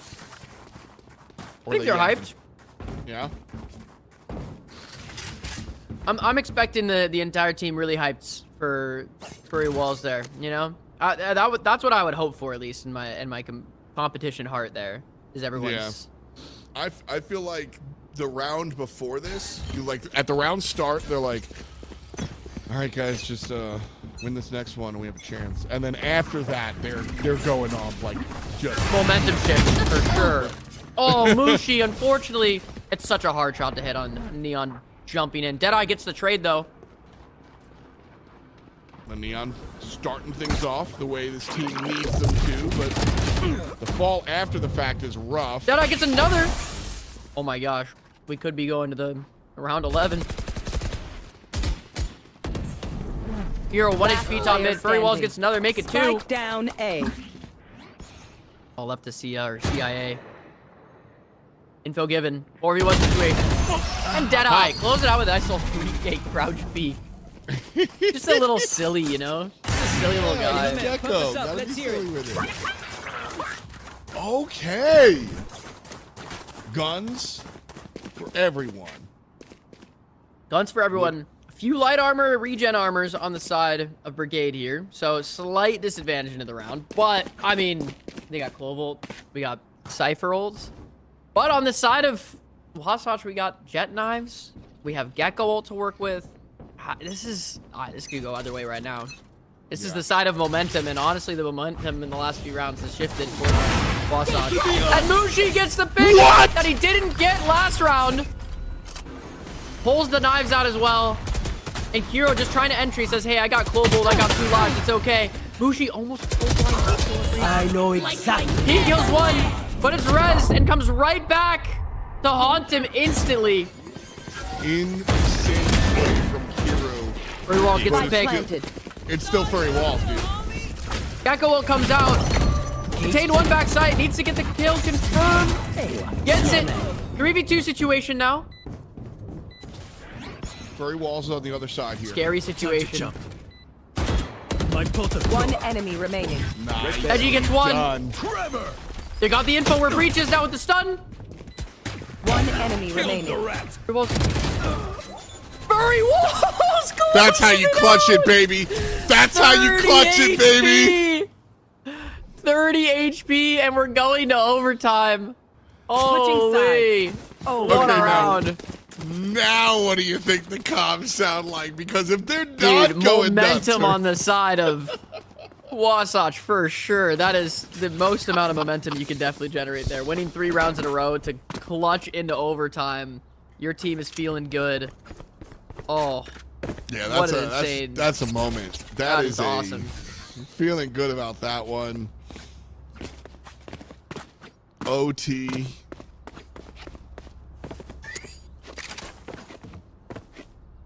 Mushi and Furry Walls really stepped up. Obviously, This Furry is my like, spot. on the Yoru.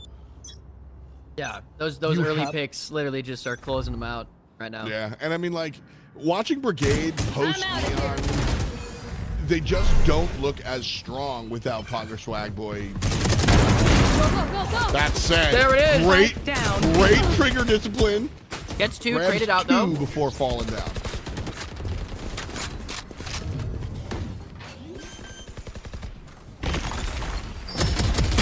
Spike planted.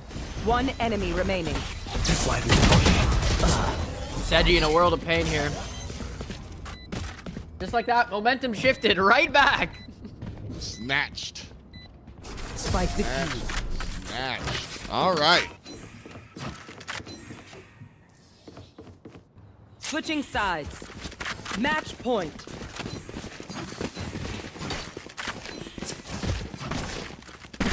Furry Walls got to keep it up. Yes, this should do. Double up? Okay. This one. Double up would have been a little crazy. Everyone on the side of Wasatch here is really comfortable with the op. We've seen Furry Walls op, we've seen This goes Mushi op, here. and now we're seeing Deadeye. What about the op Yeah. on Gecko?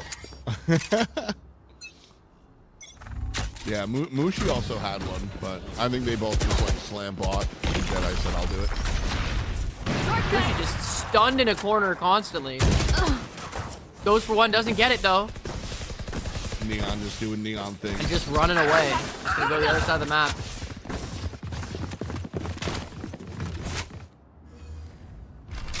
Wasatch Warriors falling a bit apart to Brigade here. King picks up one. Take it two. Keeping his team in the game. He's making him happy. One enemy remaining. Hero picks up two though. And King needs to ace to win the Spike down game. B. We're gonna keep him into overtime here. A ballsy TP and it doesn't pay, Attackers win. unfortunately. But we get a game 3 out of this matchup here now. There it is. Ascent, here we come.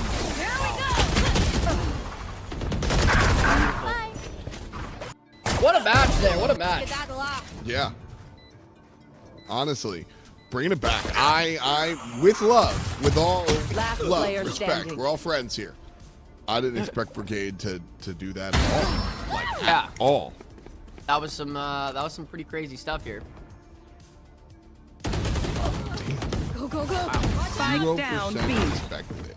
All right, we're giving the players a little bit of a break in between this match. One enemy remaining. Unlike, I played in a Marvel Rivals tournament last night, and 10 games in a row, back to back to back. Just, Oof. oh, it's Oof. so funny. What do you what role do you play in Rivals? Mainly duelists. Can't ever get me off the DPS, so it's just fun stuff. Oh, Now man. here this just in, I'm getting this. You know, like how I'm doing this for effect. I think it's funny. But like Jacoby and friends won their matchup against FIU Varsity, which Oh, fantastic. pretty cool. I mean, bummer to see FIU Varsity, or not to see them, I guess, this tournament around. But hey, Jacoby and Friends was the #1 seed last split, and hopefully we'll see them make it to top 2. Would love to see them in the grand finals. That'd be fun to watch. Yeah, just good stuff. So Cool. another way Sounds in good. the bucket.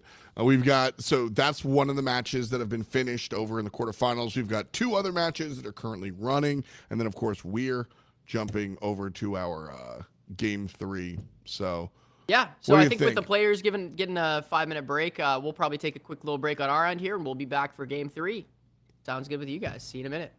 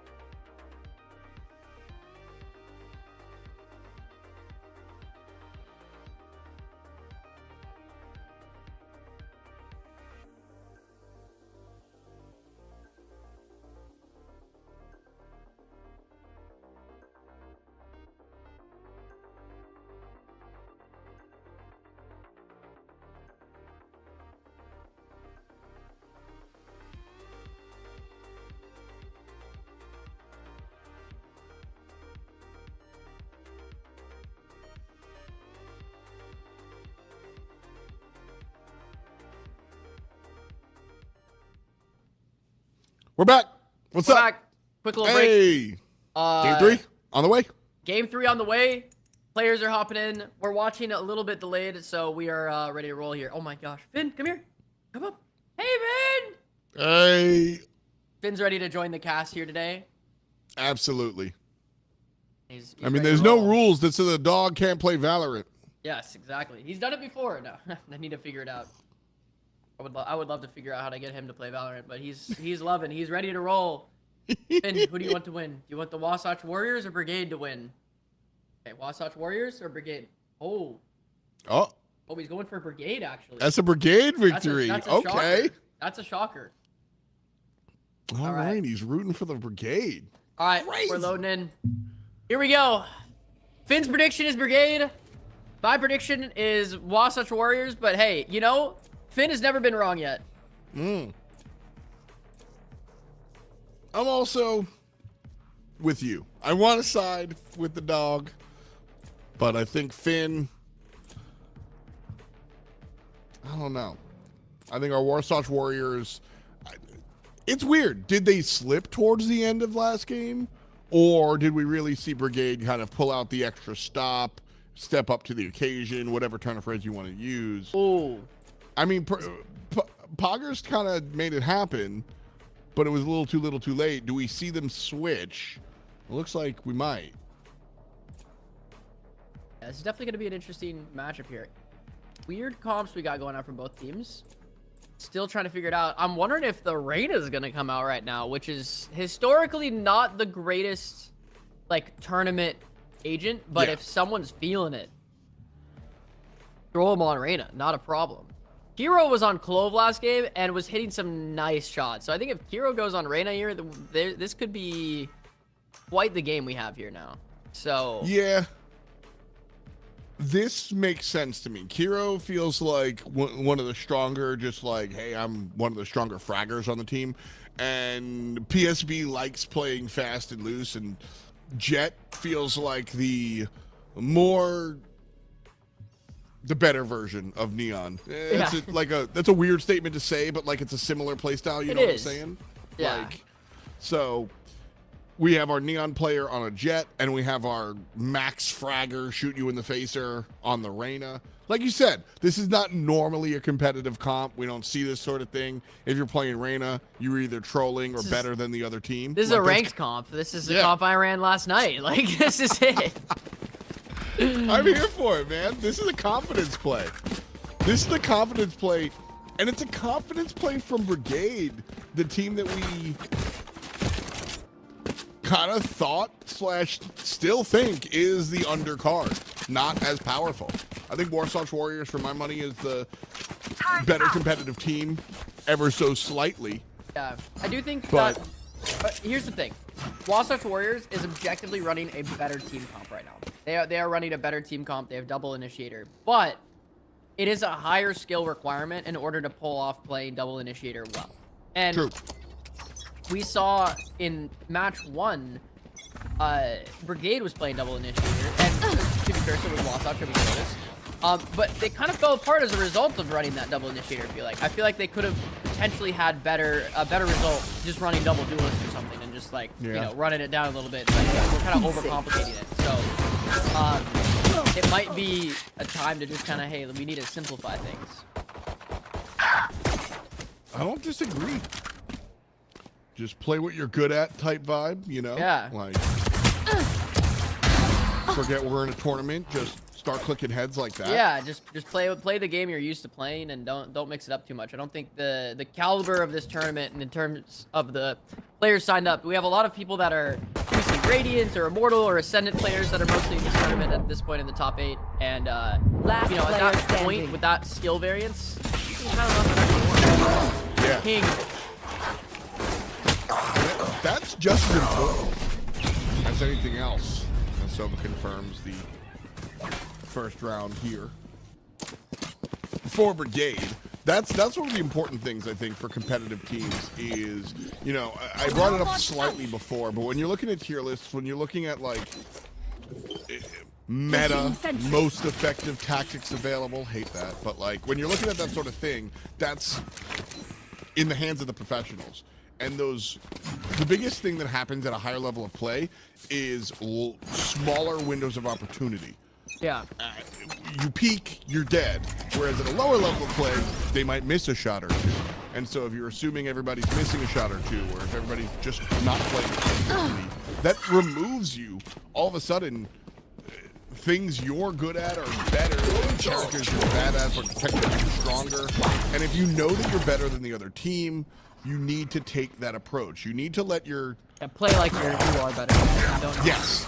It'll open options for you that you can't do against lesser talented teams. And understanding that not every game you are dealt with One enemy remaining. is a big moment, a big Crazy level up eco moment happening here. for a lot of those teams. Planted. Wow. They Just just like stormed that. the point, yeah. Yeah, just did exactly what you were talking about here and just ore it up. Forget this. We're better than that. Just walk in. Looks like King disconnected from the game here. Yeah, I assume tech pause is about to happen here. Rip. Sounds good. Little tech pause here. Revealing area. Ultimately, won't affect the game. We'll lose a bulldog going in their eco, but that's about it. It's just... A bulldoggy. But yeah, I mean, that was a crazy eco, winning the game. And the DC was on the side of the team with the winning the eco, so it's not like it helped them. That was the right? guy that got the opening pick there, actually. King, Soj King there. He was the guy. Got the pick there, but unfortunately DC'd. Don't know exactly what happened. Maybe got a little too excited, kicked the PC. Router fell over, dude. It's so many things could happen, man. It's just the way it goes. I've I'll be back straight pretty up quick, done though. that. So I moved my setup around like last week, or it was 2 weeks ago, where I was doing a show and like kicked something, and I've got like 2 surge protectors, and all of my lights shut off. I was like, I'm in Playing in the darkness dark. now. Like, here we are. That's always very humbling, for sure. Yeah. I had to move everything around, which is what these squads had to do, honestly, coming into game number 3. Warsaw Warriors getting this eco back. Huge deal. Deadeye on the KO here. Another one of my favorite agents. Very simple. Then you just get so much value out of the knife. Yeah, that's the CSGO player in you. Yeah, you're not wrong. You're not wrong. Oh, I like KO and Phoenix. Wow, crazy. I don't like Phoenix. I like Yoru. It's the same agent. I know. Don't talk to me. Oh man, that's so funny. But I like I like how much value you get out of the knife. We're in our first semis, actually. We're watching the end of a quarterfinal matchup, but we can jump over here and show you that Jacoby and friends beat out FIU Varsity, like Keo told us earlier. And then we've got Scarlet Knights Royal falling down to KBBQ Gnarly. Yeah, KBBQ just snuck out that final win they got in week 4, actually, making the top 8. So seeing them win their next match, that's pretty awesome. Would be cool to see them go all the way. That would be cool. Just barely making it in here and then winding up on the top side of things. Nice shot. Come on, boy, let's go. Scanning ahead. Grenade!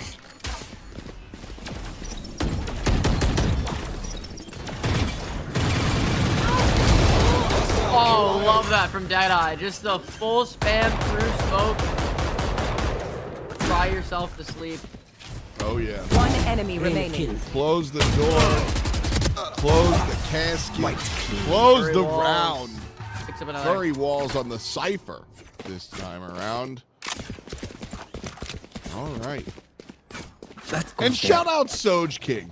2 maps in a row. This poor Omen has been bottom fragging, not really having much impact. And just like that, getting more involved. You love to see it. There we go. Another round on the board. And this is, like we've said so many times before, this is kind of where the game starts, you know? You see a couple of little scrappy first 3 rounds of the game, and then when you have a full round of full buys from both teams, it's like, all right, this is what the future of this game is going to look like. And Mushi picks up 1. Fogger gets dinked in mid. Little 140 Phantom moment.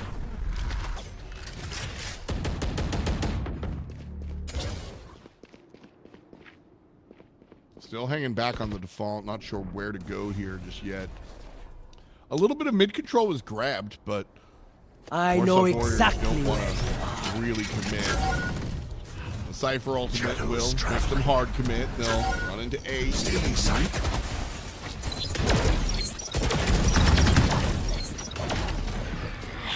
Pick up 1.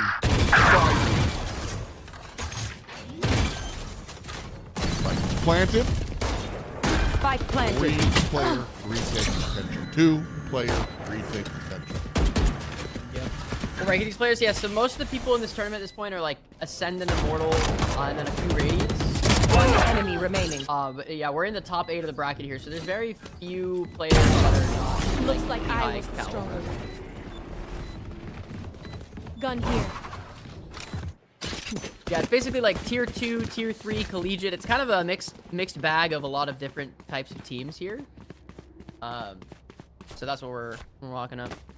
Yeah, the only rule was no pros. If you've played on VCT, you're allowed 2 out of 5 of your Which I don't think we have any, so. we don't have any. You are allowed, you know, if you somebody call wanted tens and he wants to show up, then you're allowed. I think the rule in the future should just be none. 0, no chance. Because I think if you got one, like a super high caliber player in this circle, then it'd just be too free. Yeah, it works really well in Rocket League because you're only allowed 1 pro per team of 3. Yeah. And so the Rocket League tournament we have has a bunch of like professional players, and last night our finals wound up one of our pro teams. One of the players was on one of the teams, and the other teammate in the pro league was on the other squad. Oh, that's so fun. That's so hype. So it was like Wavy versus his teammate and Andy, and yeah, it was really cool because they have 2 like tier 2 players on each squad. That would be really cool if we had 2 pros with 3 on every tier team. 2. Yeah, for sure. Like maybe after this, maybe after this push, when the Space Force does it again, you know, maybe we'll see a little bit more interest from the pro scene. But with Toronto going on, it's a tough calendar, I think. Yeah, it's at the exact same time as VCT, so a little tough on the schedule there. Yeah. On target. Last player standing. Reyna, this is your moment. Hero. 1 enemy remaining. Like I said, he was shooting Spike last down, round, so B. picking the Reyna might be a big move here. Yeah, I mean, Oh, it's so such good positioning here from Hero on the backside. 10 seconds Bait left. out. Plant here. Gonna walk up. Might be able to get him. Got him. Oh, Hero. Perfect positioning. Exactly what needed to happen.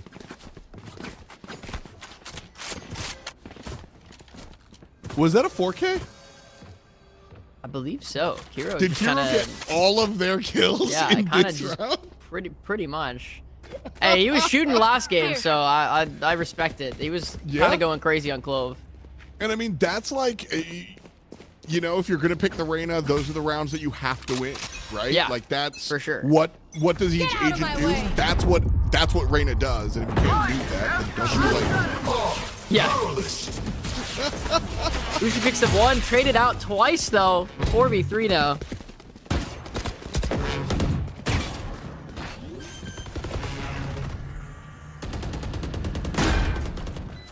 Yeah, I think that's what you're banking on when you pick Reyna in any situation. It's like you need to just go crazy, like straight up. Yeah. Like just, You need to just get wow, 2 kills from Seji, and it brings this to a 1 enemy remaining. 2v1 now. 1 enemy remaining. The op comes out. Oh, and Augur Swag Boy has an Odin. Seji's just on site. Don't peek the Odin. You're crazy. You're crazy. That is the most Pogger Swag Boy XD way to win the round, I think. Yeah. Just Off and Odin.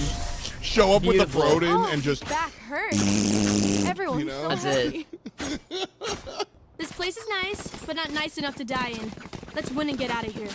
tied up again. And again, I'll say, surprisingly tied up. I really like, I don't know how many times I have to say it, but I don't mean to be rude to Brigade. They have just shown me that they're not as good as Warthog Warriors, but then they show me every But they're time they're that showing they can up. at least dance. Like, they do it, man. It does really feel. Do you ever watch or play fighting games? Yeah.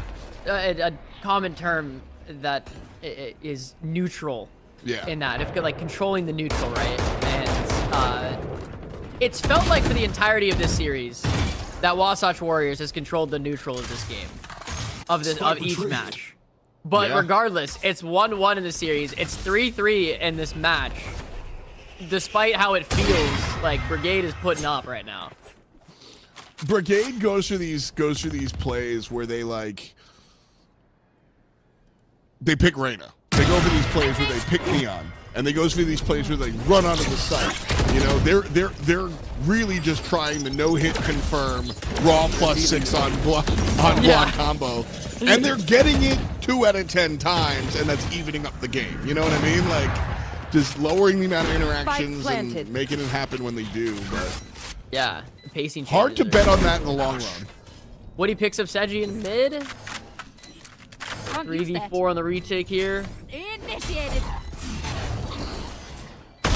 Down, and Woody gets another. One enemy remaining. Wow. Woody picks up 3. What an absolutely baller round. And Deadeye has no chance here.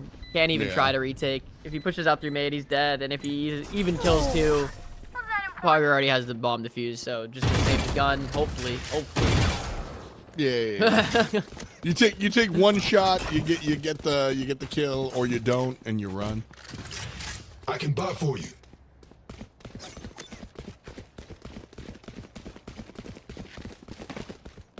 There we go. Brigade taking a lead. A position we Again. haven't really seen them take too often. Like, that's just we're just sounding like haters over here, but man, that's just it doesn't feel like they're this dominant, but they're kind of just owning now.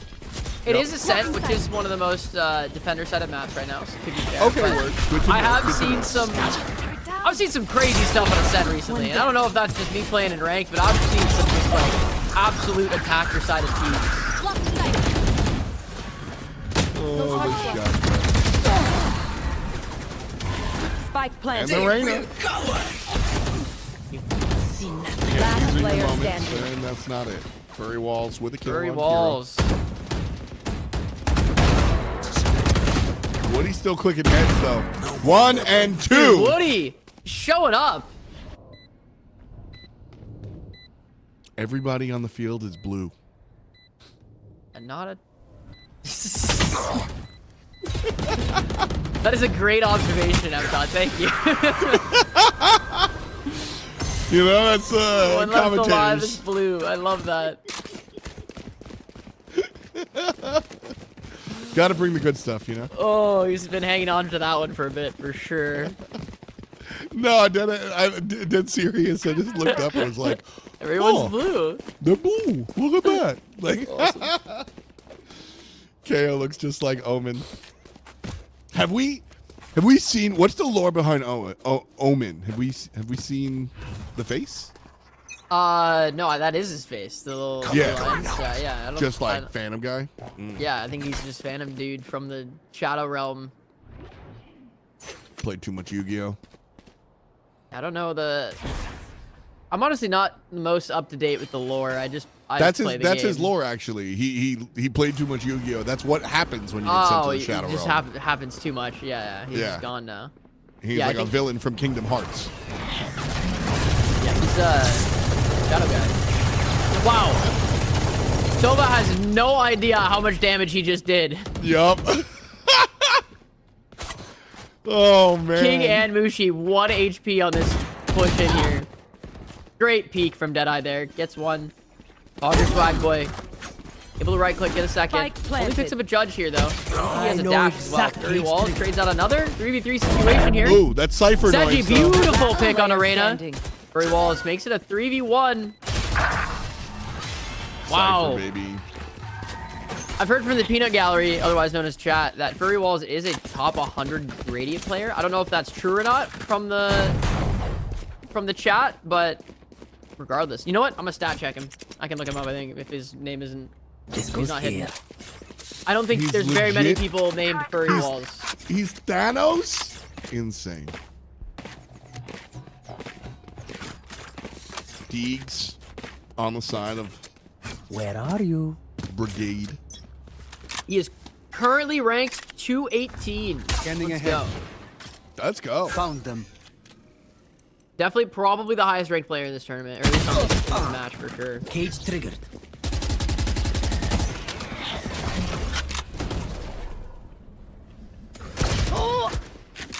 Okay. There's that top player. Crosshair placement is one of the fundamentals that you see, like, stronger players, you know, one of the things that separates stronger players from the pretty good players. And we've watched Furry kind of frag out Yeah. this morning, I this think- afternoon, and a lot of it's just been, a lot of it has been proper crosshair placement, honestly. For sure. I think crosshair placement, and I think the biggest thing that like separates an immortal good shooting player versus like a Radiant level player is genuinely just mitigating mistakes. Just taking less risks and just Yes. confirming rounds. Yes. Huge, huge, huge. Cutting I the want to... Last I wanna watch player the end of standing. this round. 30 I got seconds left. Something to tag Hero on that. with a Furry dig. Walls doing Furry it, bro. Walls, just as we talk about his aura rank, bro. He's just swinging everything. Just doing it.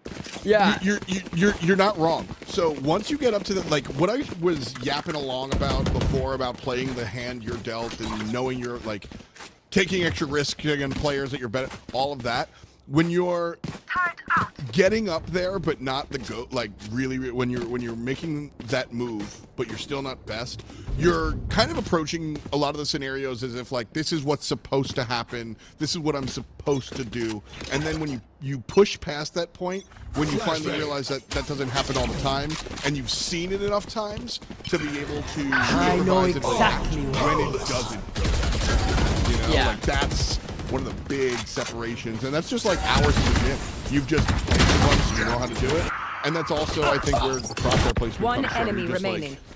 you've held mid 2,872 One down. times this month, so like Yeah, you know exactly. exactly where it's coming. You know where they're gonna peak. You know what's gonna happen. And I think, yeah, just playing those advantage situations is the best thing. It's just like, you know, you're up numbers. Okay, let's not give them that advantage back. We already did the hard job of getting the advantage, and unfortunately, not a lot of people in the ranked recently have been understanding that. So, it's just- I mean, dude, so much of these games, so much of Valorant is making moves off of your opponent's mistakes more Yeah, so exactly. than capitalizing on your own success. Like, how many times do we watch the default, like the attackers just not push and wait for somebody to get bored and then open the round like that? Like, that's a standard strat yeah.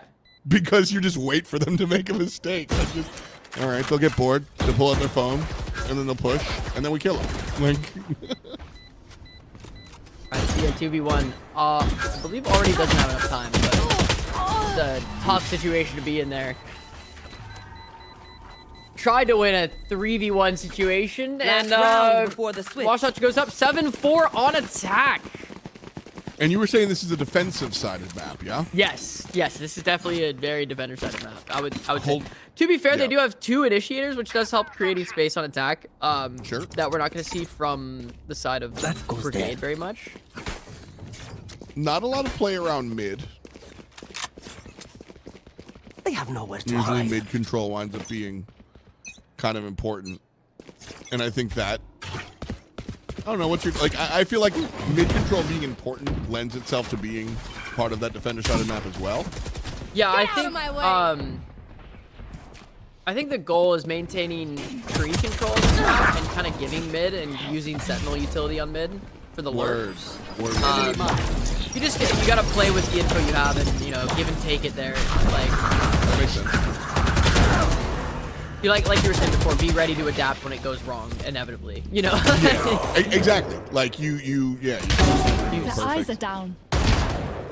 CIA, Great shots from- Perfect shots. Last player standing. Here we go. Spike 2v1 situation. down, B. Deadeye. See if you can do it. 5-7 would be a lot more pretty for the side of Brigade. But is it doable? Is it Go attainable? RoboCop.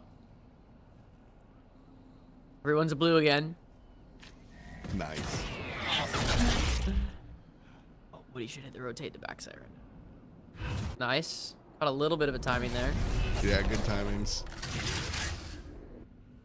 Now, 30 seconds Oh, he's left. out of the smoke. lost the timing now. Both of them are so confused at the timing.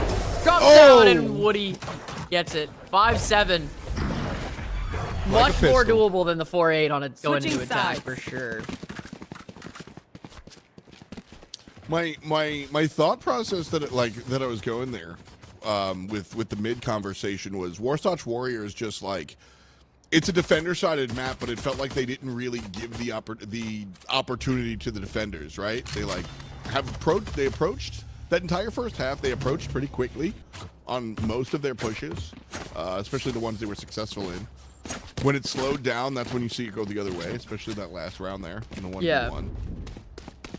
Yeah, this is where we're gonna see a lot of action here from the side of Brigade. I think it's gonna be a little weird. I mean, they have a standard ranked comp, but it's like, okay, how do you run into double initiator in this? Like, you can't really just hit fast, but that would be your best way to hit because you only have Sovadar to really take things. So. And that's the style that they like to play as well. Yeah, they do like the fast pushes. But Soch King picks up one, utilizing the one-way. Big pickup from him as well. I mentioned it before. Soch King with bottom frag, map 1 and map 2. One of the more impactful players here. One enemy remaining. Spike down A. Oh, Sia picks up 2, but it's not enough. Yep. Here we go, 8-5.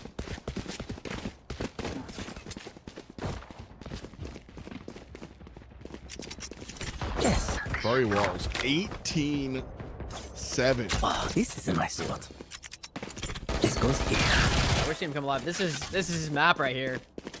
He was like consistently strong. I think Yeah, he was consistently second. strong, but not like nothing going too crazy. But now he's on Exactly. Cypher, just kind of popping off right now, which is pretty impressive. Yeah, he was like number 2 while Mushi was crushing it. He was number 2 while Seji was crushing it. Here he's like, all right, boys, give me my Cypher. And he's making it happen. Yeah. Well, the amount of map control that you can maintain on Cypher or even Killjoy in this map is like definitely what can win or lose you games, which is kind of more rare, I would say, for Spike Sentinels. down mid. I feel like, because I play Mushi just absolutely pressing One buttons enemy over here. remaining. I love the Wow, way you goes for said the that. classic peek. Mushi just pressing buttons. Yeah, I mean, like that. Race it to the spike side. It's fun. That's a good example of kind of what I was saying before. Like Mushi obviously didn't play poorly there, but there wasn't anything that Mushi did that was impressive. We watched 3 players walk one by one into a shotgun, like you know. man. But those are the like. You can't drop those. You know, Yeah. like you have to. That's the difference between winning and losing the Valorant rounds. Not like getting the hero play, oh my god, you did the thing, but like, oh, they screwed up and you got the fundamental correctly. That's the difference maker a lot of the time. Yeah, exactly. Oh, right there, a little going for a play there because it is Nico around here on the side of Wasatch, but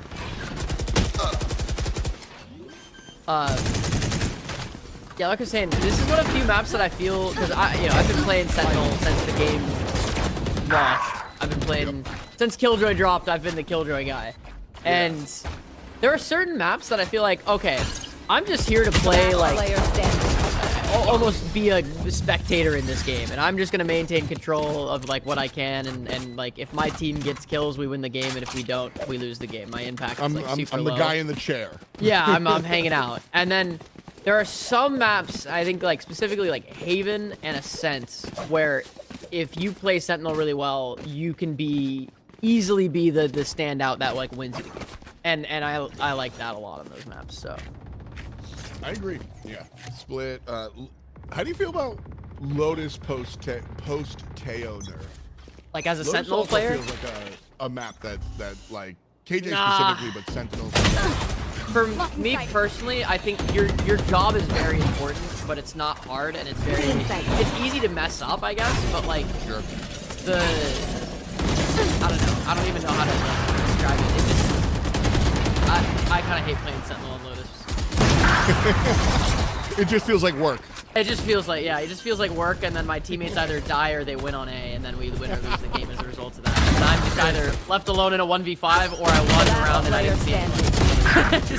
I mean, that is the Sentinel special. Like, yeah, but that doesn't happen on this map. It's such a good, that's such a good map for this. yeah. Woody taking the bomb, going for a hero play. Spike planted. Spike planted. I need this round. Shadows Everyone is not blue. traveling. Oh, Woody Oh, goes for it. Almost caught some really good timing there.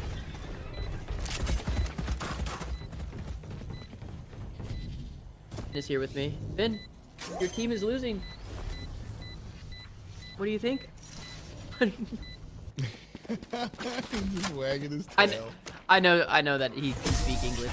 It's just a matter of time. Have you ever seen there's the lady on TikTok, the girl on TikTok has Merlin the pig, and Merlin has like, remember those that was easy buttons, you know? Oh from yeah, Staples? yeah. I tried to teach Finn some of those. I bought a few like a long time ago, and he never got it. Oh man, I love the pet has like all these buttons that allow them to respond in English. Yeah. Yeah, Have you seen some of the dogs that have like 80 buttons?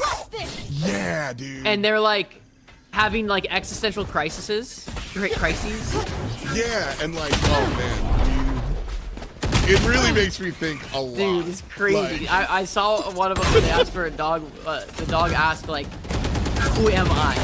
I was like, oh gosh. you're like, wait a second, I'm Last gonna player standing. roll over, Fido. I don't know, man.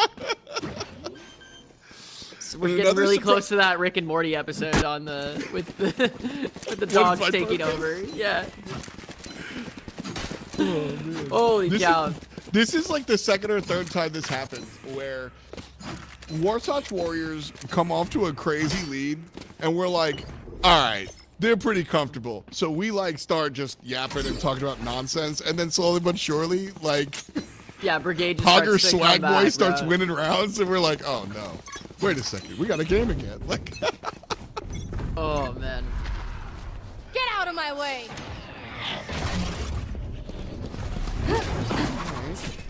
let's see, Hogger Swag Boy, knives Picking out. up the speed here. Missed the first shot. Luffy picks up one. Oh, tough spot to be in now. 2 knives. Just have to hit that headshot. It's tough. I like that Bucky skin. Cover going out. Nice shot.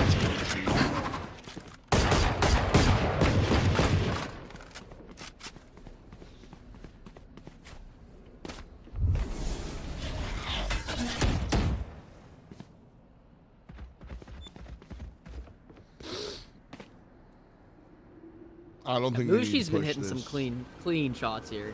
Yeah, don't push it. Last player standing. Oh, they Spike down. sold! Sova! Sova drone, but I mean, you're not winning that situation. 2v5. Maybe with a miracle you could, but it's You're stop. at least you're getting one of the kills there. Sova Yeah. hits the trigger way too early and just sells it. You're Yeah, right though.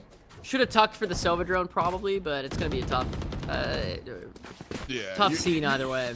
0%, 0.1% chance they're winning the round. I'm just being a toxic teammate. Like, you should have just played that better and got us 1 kill. Come on, man. But I'm always down to see an Odin player lose. Things we love to see. See, this is the problem I was thinking they were gonna run into here. It's just like the way that they have to hit is kind of fast, but when you're running into a coordinated team with 2 initiators, it rarely works out well on the side of the attackers. Yeah, like I said, these are equally talented. These feel like equally talented teams that are similarly talented teams that are like the cutoff between high end and top end. You know what I mean? Like, yeah. Hey, just as that happens though, it gets down to a 2v2. Soj King through the wall.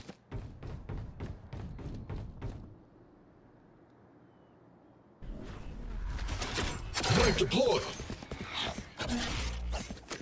I love the knife.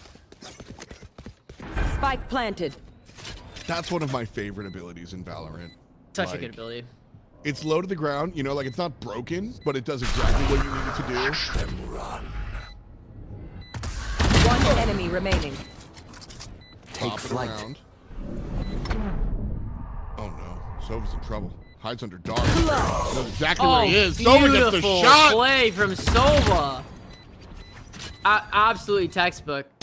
Droning but not dropping initially was such a good move. Allows him to keep that space and like kind of fake a drop if he needs to. Like, oh, it's so beautiful.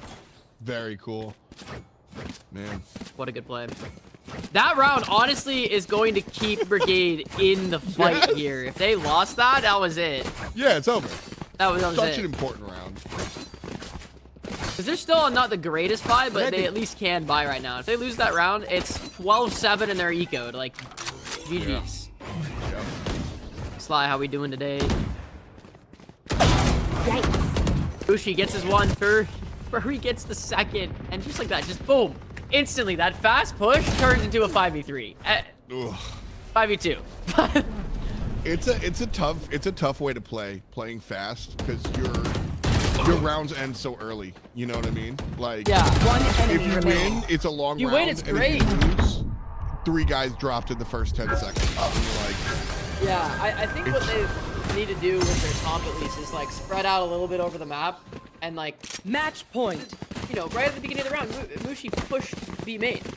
Like, sure, yeah. if we just waited that out for a second, wait out the jet dash, there's a much higher chance of winning the round, but they're just not playing patient at all for that. I mean, their playstyle is fast, and it can work, and it does work. It does catch them off on surprise every once in a while, but like, you know, every once in a while isn't gonna win. Yeah. A little bit more dip on the chip. Cover going out. What could be the final We're round restarting of it the up. series? They're just gonna run it down here. Mushi gets 1. Gets spammed a little bit. All the info given. Domo comes out. Curry's gonna get 2 more. Here we go. Mid. Closing out the game. Guns are dropping. People throwing their hands up in the air right now. 1 enemy remaining. Yep. Flawless. Full flashes his teammate, but it doesn't. Defenders win. Gas means go. There we go. 3 games. Wasatch 3 maps. Warriors, best of 3. They take it away and they move on to the semifinals. 1 more best of 3 seconds away left. from securing part of a $10,000 prize pool. Pretty insane. Great game across the board. Love to see Earned. it. And Earned. we're moving on to the semifinals here. Yeah. Again, you know, much love to Brigade. Shout out to you for playing out all the 4 weeks of competition and making it out to here. That was Yeah. I mean, it seemed pretty clear that Wasatch was slightly better team for sure, and Brigade did a very, very good job. Like, they had to work for that for sure, and that was impressive to say the least. Really good You could showing tell from from that. Brigade. You could tell from the last round on that map, where they were like, "All right, just win the game. Just end it. Just press run it. W. Just shoot him." Take a deep breath. These guys are messing us Player up standing. way too much for me to be comfortable about it. Just end this, because the first one went to OT. The second one went pretty pretty long as well. Like, that was a game, again, where it was, I mean, those are the games that you One enemy they remaining. feel arduous. You're like, I just put in a lot of work. Yeah. And like, for what? You know what I mean? Like, you're a little mad about that win because it took so much out of you. Yeah. So there, Wasatch moves on to the semifinals here. If you have the bracket for you, I know it might not be updated instantly, so we're not sure who they're playing against. But yeah, we have the semifinals going on, and we're gonna be watching another best of 3 there, and then we'll be moving on. Sounds good. Yeah. Cool. So yeah, we're gonna throw to a quick little break here, and then we're gonna hop into the semifinals here, and we'll go over the bracket. We'll go over everything. But yeah, stay tuned. We'll be back in just a minute.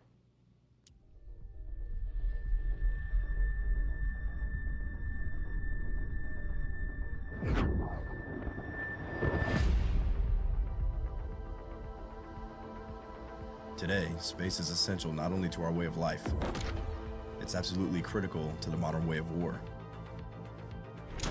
GPS, ATMs, cell phones, gas pumps, traffic lights, power grids, guided missiles, surveillance, RPAs, ground combat control. There's no such thing as a day without space operations. You just don't see them. Earth is only half the battle. Cyber attacks and jamming of our satellites. Microsatellites that can create a debris field. At 17,000 miles an hour, a piece of metal the size of a coin can be weaponized. Now is the time for a military branch with a clear and singular focus on space. A military branch that protects the hopes and dreams of America and our way of life as the space domain becomes more and more contested. It's time for another giant leap. The United States Space Force is being built from the brightest minds across the space operations of the Air Force, our joint services, and the private sector. We aren't just getting ready for the near future, we're getting ready for the 22nd century. When our enemies ask, what if? We will have an answer. When foreign powers can build bases on the dark side of the moon, when private companies are inventing a new economy beyond our planet, we need to stay one step ahead of the future. And the future is where we'll make history. We will fight in an environment with no up or down, no left or right, where there are no borders and nowhere to hide.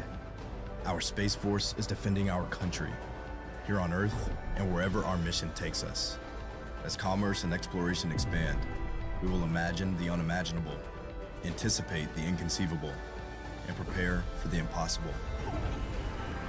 We won't just think outside the box. We'll think outside the atmosphere. In one of the most challenging environments ever known.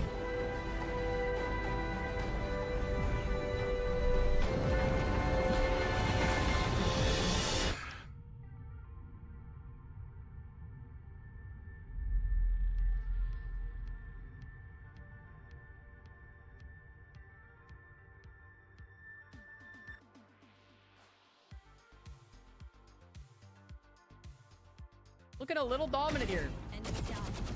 Wait, I lied? Kyle's alive? Oh, Kyle. The observation.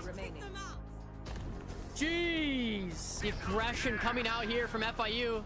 Teo comes out as well. They got 2. Oleg might just be getting held. Gets another through the smoke. Gets another through the smoke. He's cheating. Check him, PC. And aces the round. This world will know my name. 1v1. Full stun, and Starlight gets the pick. Traded out though. Jacoby. Off your feet! The counter breach ults. Everyone's flying. Everyone's stunned. Oh, it's a scramble situation. Dancing Dino hit 140. 1v4 and Jacoby with a disgusting 3K. One enemy remaining. Okay. Gets one. Able to pick up 1, 2. Evo. And Bullcut caught in such a rough situation. Where is everyone hiding? Bullcut! Beautifully played with the Cypher ult. Yo, what the f? You cheating? He's peeking. Spike down mid. I got rocked.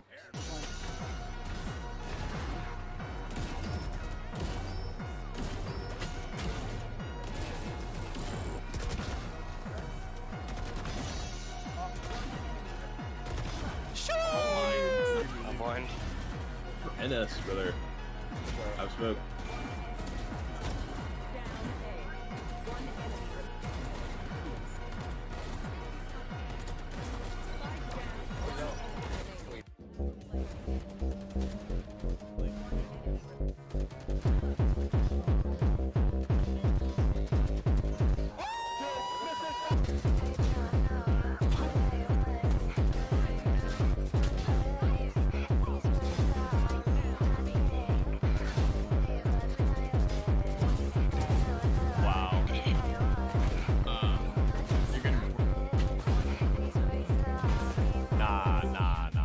There's a $10,000 prize pool for Valorant. There's a $10,000 prize pool for Rocket League. $10,000. No pro players are allowed in this tournament. You're watching Peak Cinema for free. They sent everything they had. Doesn't get cleared. Oh my gosh, he gets 3. They are cooking now. Are you kidding me? Wow. Oh, Wyatt gets 1. Make it 2. Make it 3. Deco God with the slot.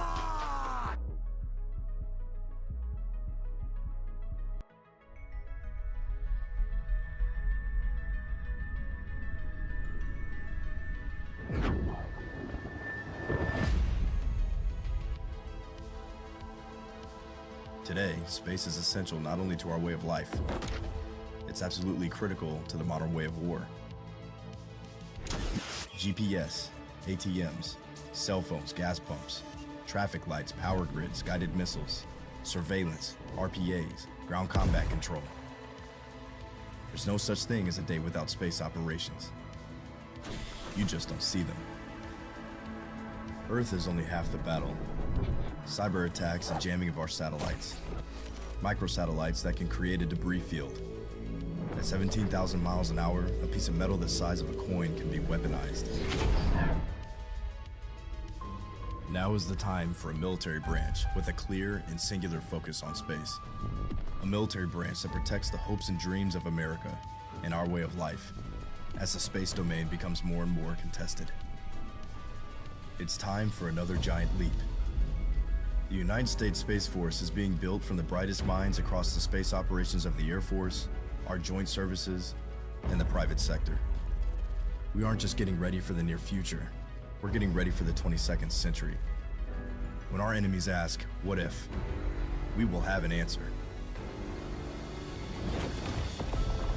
When foreign powers can build bases on the dark side of the moon, when private companies are inventing a new economy beyond our planet, we need to stay one step ahead of the future. And the future is where we'll make history. We will fight in an environment with no up or down, no left or right, where there are no borders and nowhere to hide. Our Space Force is defending our country, here on Earth and wherever our mission takes us. As commerce and exploration expand, we will imagine the unimaginable, anticipate the inconceivable, and prepare for the impossible. We won't just think outside the box. We'll think outside the atmosphere, in one of the most challenging environments ever known.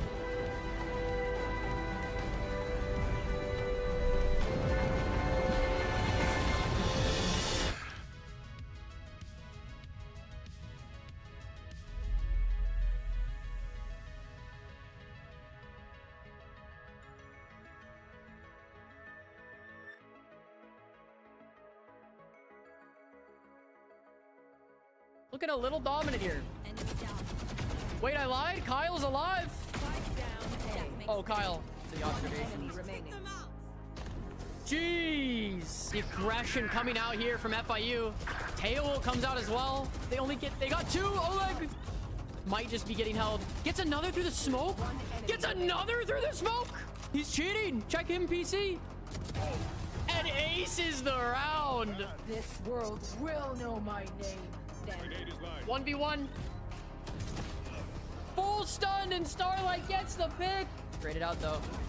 Jacoby. Off your feet! The counter breach ults. Everyone's flying. Everyone's stunned. Oh, it's a scramble situation. Dancing Dino. Hit 140. 1v4. And Jacoby with a disgusting 3K. One enemy remaining. Okay. Gets one. Able to pick up one, too. Evo.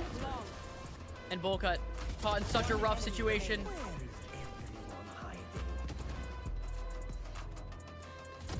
Bull Cut. Beautifully played with the Cypher ults. Yo, what the A down You kill. Holy cheating? Speaking.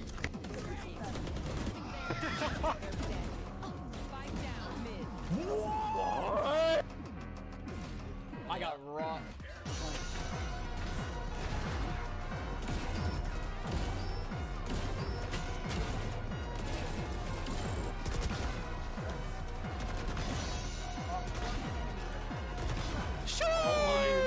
I'm blind.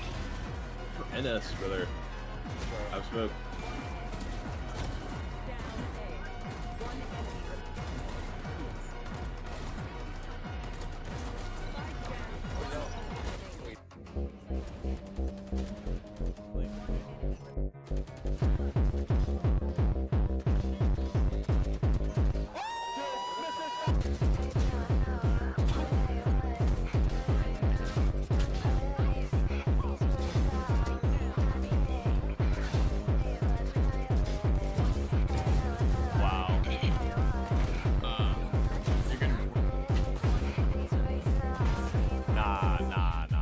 There's a $10,000 prize pool for Valorant. There's a $10,000 prize pool for Rocket League. $10,000. No pro players are allowed in this tournament. You're watching Peak Cinema for free.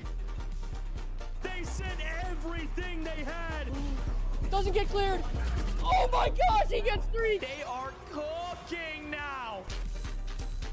Are you kidding me? Welcome back. Quantum Esports Series. We're back. Let's go. All right, welcome back to the Quantum Esports Series Split 2 Finals. We are about to hop into the semi-finals. All right, so this is a bracket here for this. So we are getting a Split 2. So we already went through a full Split 1, and the way this tournament works is if you make it to the finals, the top 2 of your split, you make part of a $10,000 prize pool. Only the top 2 teams are walking away here with money today.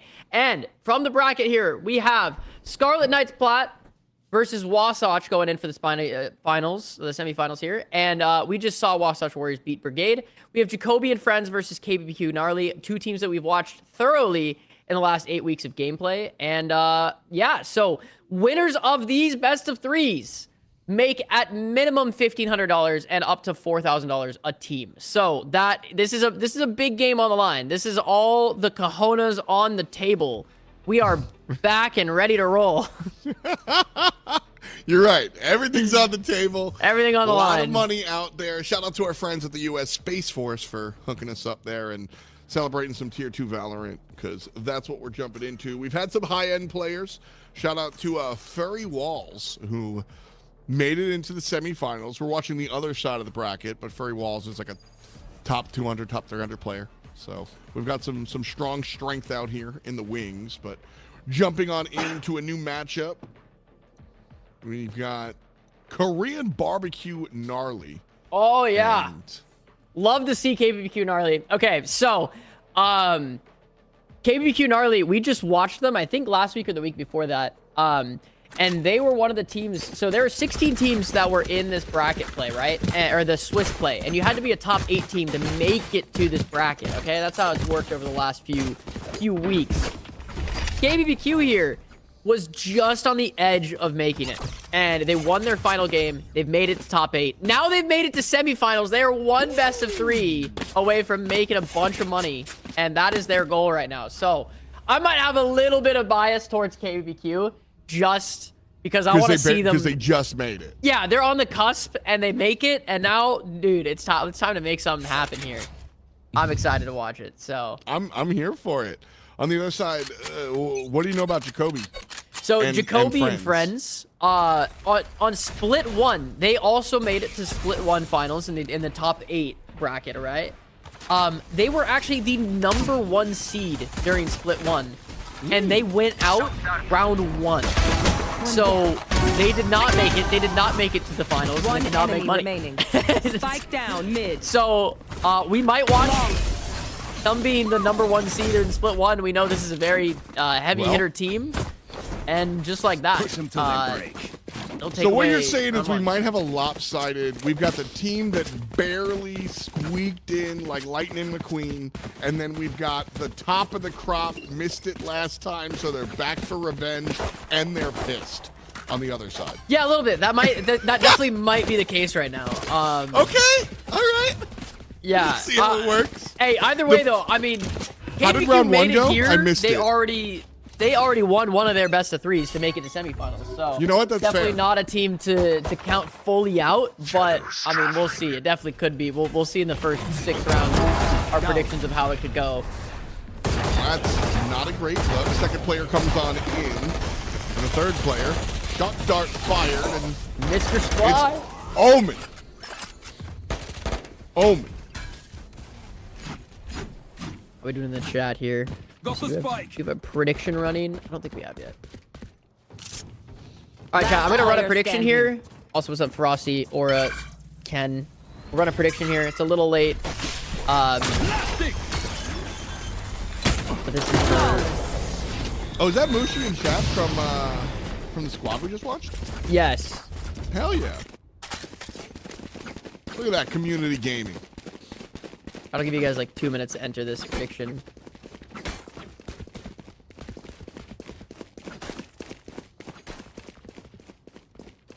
Boom.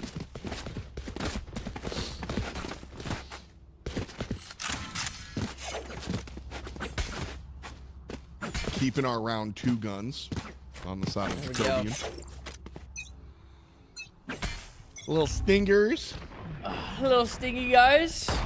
That is, I hate the SMGs. I love the Stinger. The Stinger's the best gun for its value in the game, I think. You're not wrong. You're absolutely correct. I just give me a pistol or give me a rifle. I'm one of those. I did a Like, series where I did no rifle to Radiant is what it was. Ooh.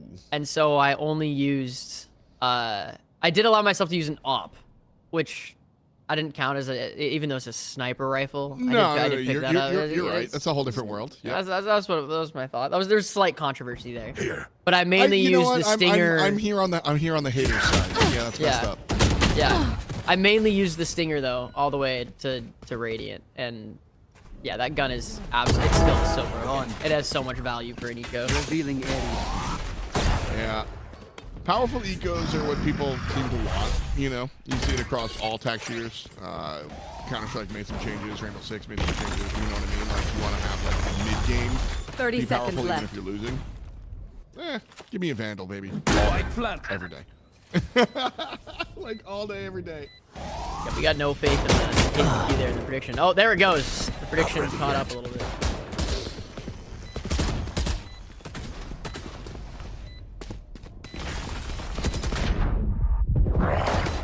Trouble at B. We've seen 3 separate B pushes here. Last player standing. This is the first time we see a win for the attackers. First real round as well. The defenders were stuck on their SMGs, so ultimately shouldn't be a round defining trait, you know, when you win your pistol and you win your bonus and you invested in the bonus, and then you have to deal with having Stingers versus Vandals or whatever. That's a little rough. difference maker. Yeah, it's a difference maker. But now everybody on even footing. Round 4. Couple of regen shields, but whatever. Yeah, it'll work. It's about even-ish. Yeah. Triggered. Pretty much mirror comp setup here, except for Killjoy versus Cypher, which I like to see that. Nice, Make it gets nice one, make it positioning. 2. Beautiful weight. I'm shocked the Sova Dart didn't come out backside at the beginning of the round. That's like kind of the crucial spot to be in. Giga gets traded out, 3v3. Wow, Rachel popped on round 4. Finished. Okay. Beautiful. No, you need to close out the round. That was Perfect. Yep. Love that. A lot of players wind up sitting on their ults a little too much, I think. Last player standing. Ugly trade. 2v1 from Mr. Spy. Wow. 2-2 on the board here. Yeah. That was a crunchy round. It was. Down to the wire. Yeah. But puts Jacoby on their heels a little bit there. Now gonna have a nice little eco round. Also for the KBBQers, Placing like, alarm bot. they win that one even with Giga, the Cypher player, getting a lot more than he should have gotten. One, you mentioned the Sova dart. The Sova arrow usually winds up over there and clears its spot out. So you get some of that. But also, I mean, we saw some util thrown up, and Giga kind of revealed his spot, taking it out, and then they pushed through the smoke and still didn't check to the left. Yeah. So that was a wild. little bit of a just oversight, honestly. Yeah, for sure. Coming out from our attackers, but they win it anyway, and that was my eventual point. Was that winning it even with kind of not checking all your corners, so to speak, was impressive.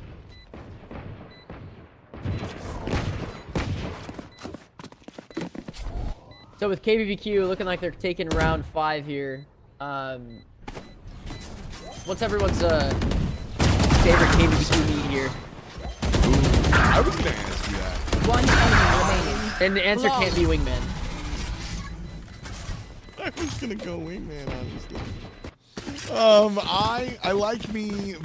Honestly, it's a little sacrilege to be one of those guys, but I like the marinade, the spicy kind of anything. You know, if you give me the spicy marinated whatever you got, Yeah. I'm down. But also, I'm a classic guy.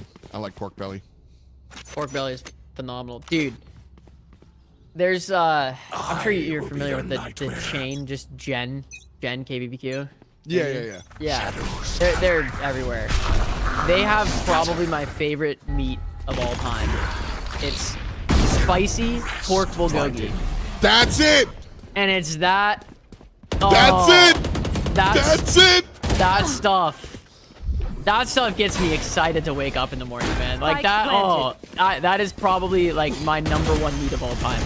It's like the reason I work in esports. Yeah, that's the reason.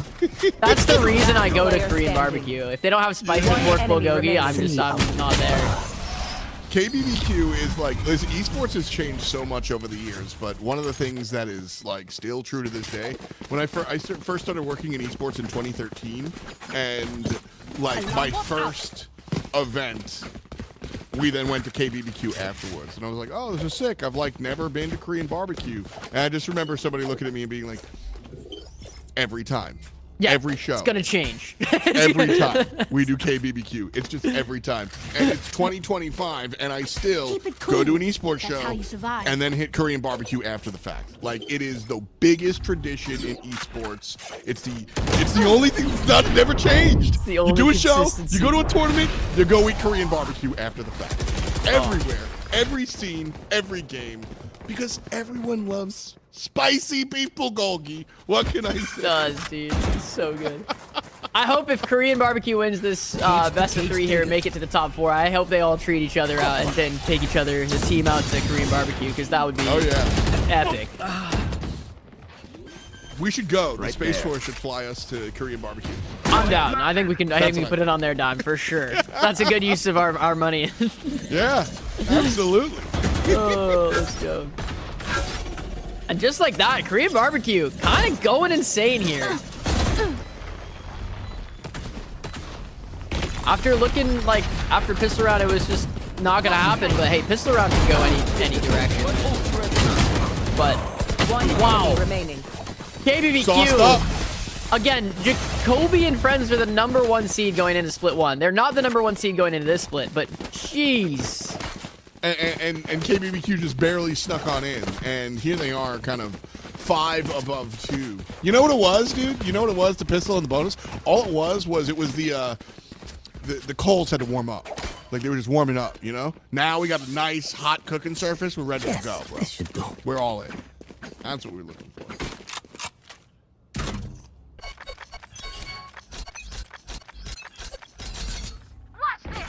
They're cooking. Guys, I don't think the stream could hear production in the back, but production just came in and just made a nice little joke and said, "Would you say Jacoby and friends are Standing ahead.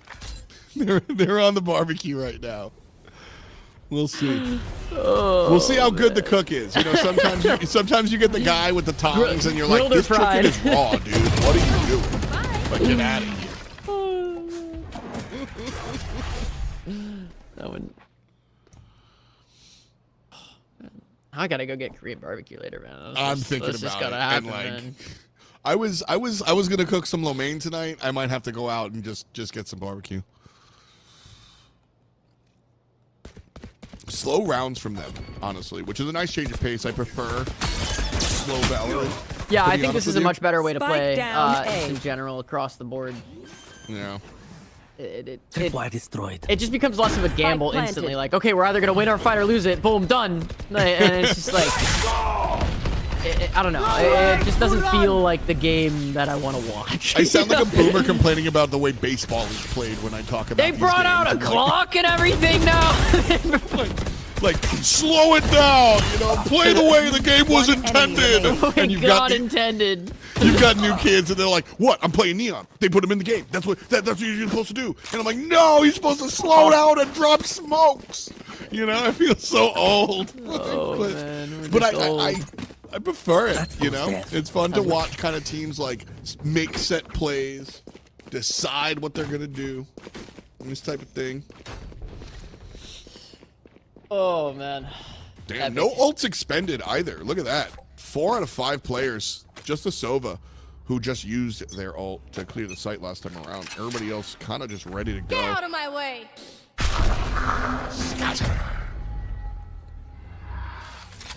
I'll love this play from Tech. No one heard it either. He's in a perfect spot. They have to clear out spawn, and it looks like they're starting to, but he's in a perfect spot to just wrap into CT on B or C here. Yeah. Mr. Spy picks up 2, though. And Tech falls down. Tech falls in the spawn. One enemy remaining.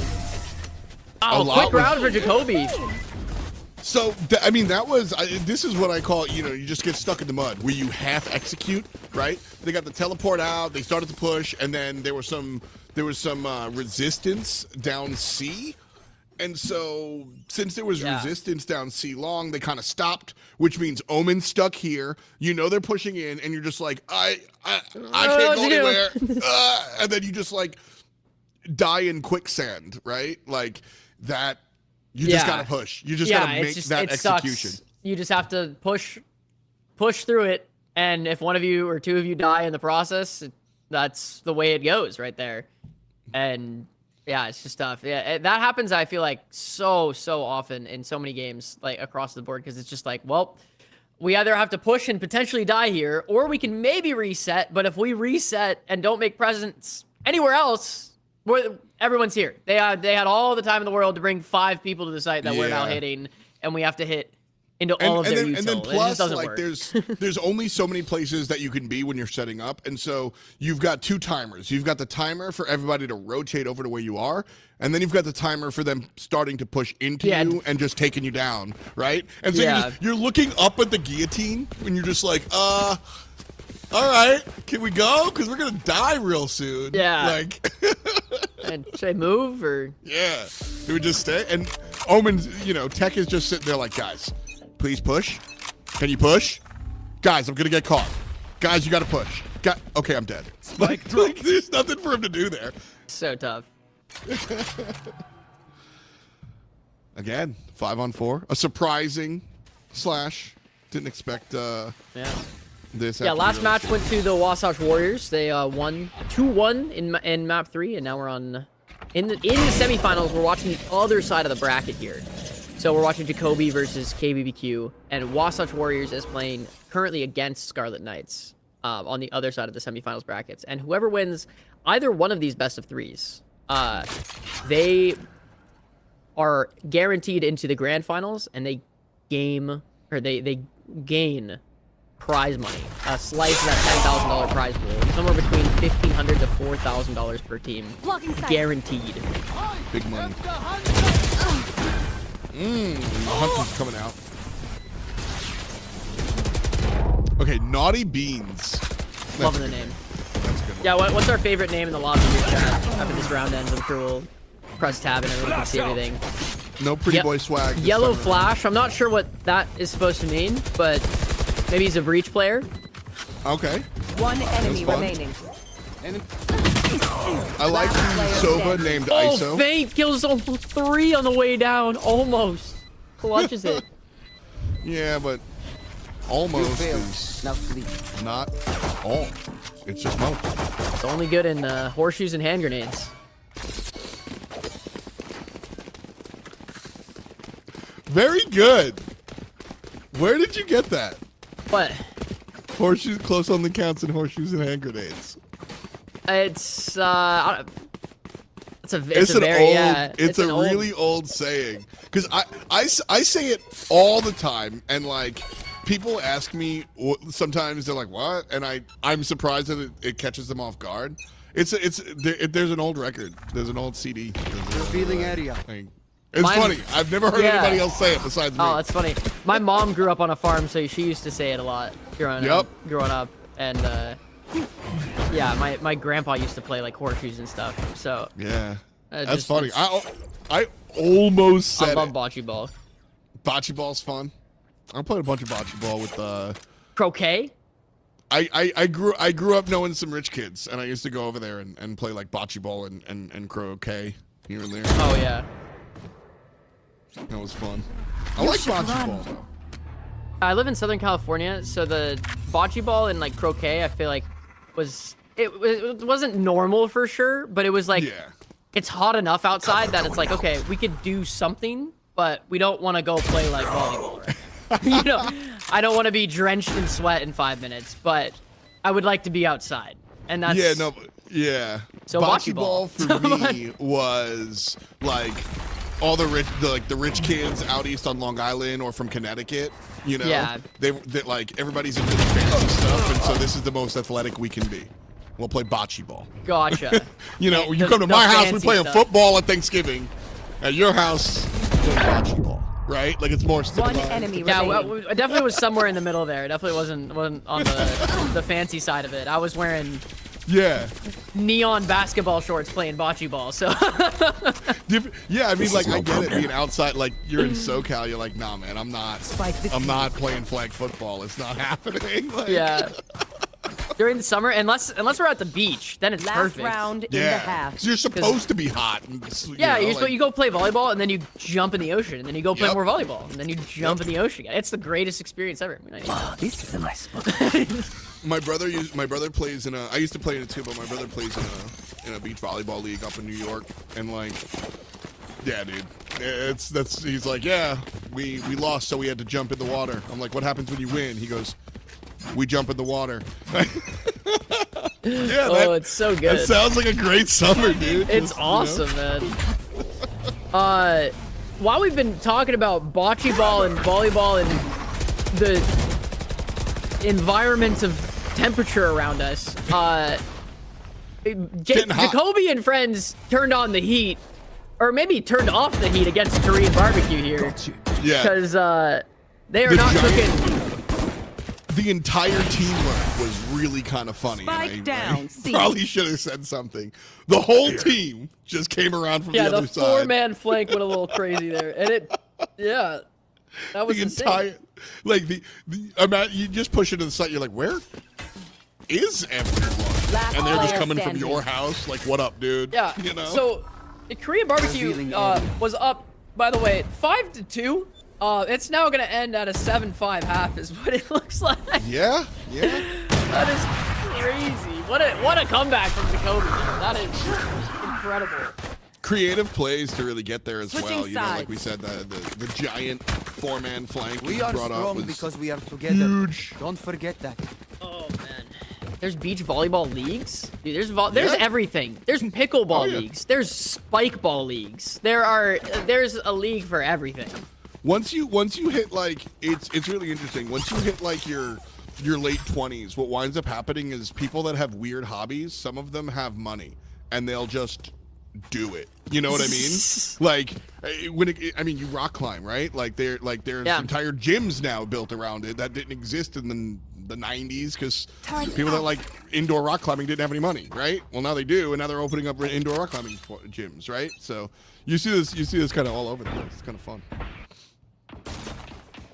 Yeah, it's pretty funny. I have a couple friends that like got really into spike ball in high school, and then like most of us stopped playing spike ball at a certain point because it was just like, that was a fun summer. Yeah. Some of them just kept playing, and 2 of my friends have been ranked top 10 in the nation for spike ball, which is like insane. That's cool. That is really cool. Yeah. Trade for the opening pistol. Not ready yet. Don't want to commit to C. Looks like it's going to be a rotate. And again, Sova, the Sova player named ISO. Yeah, love that. I hate you. Like, as a commentator, like, how dare you? Come on now. Kyle looking for a pick on B. Looks like it might end in a B hit here. 3v4 retake, though. Bomb gets tapped, doesn't go down. Not impossible here either. 30 seconds left. Need to get some sort of space here. They're really crunching together here. Ooh. And they lose it. Soji picks off 1. Again, just waiting for the push. Oh,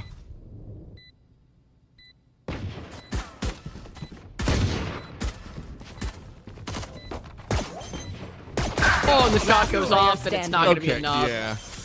Everyone's hurt, but so is Akuzo. Oh, the shot that I killed! Wait, if I kill?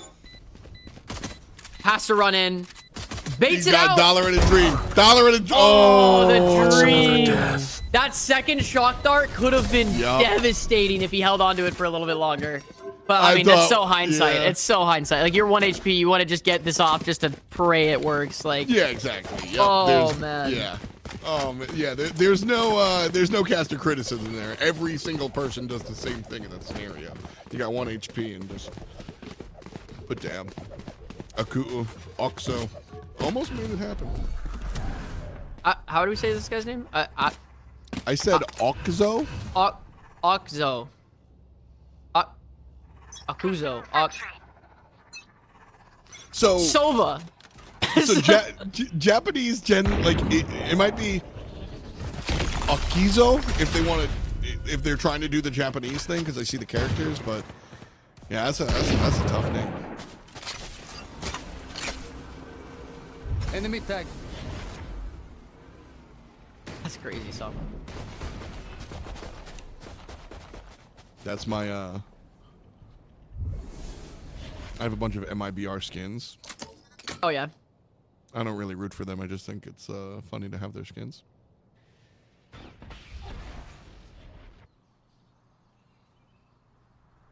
All right, it kind of turned into a really slow round here. Did they force up? They didn't force up. They're just rocking with classics, but just getting a little bit of space here. Just kind of slowing it down. Careful. Yep.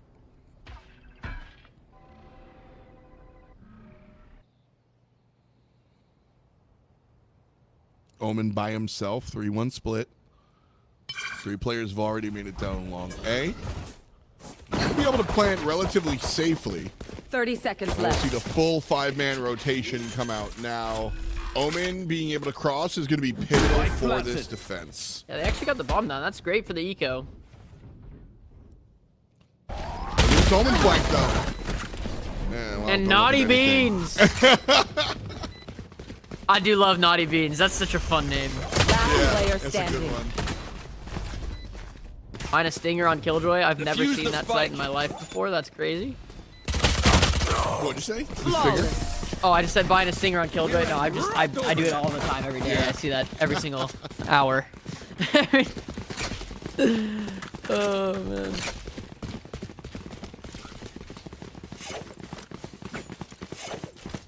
round 15.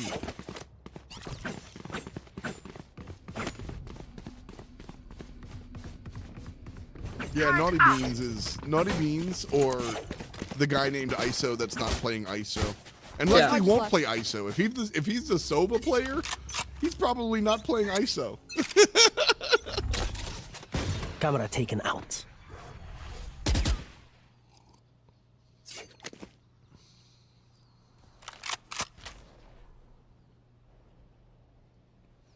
Looks like A wants to be the push here. Another default spread from our defense.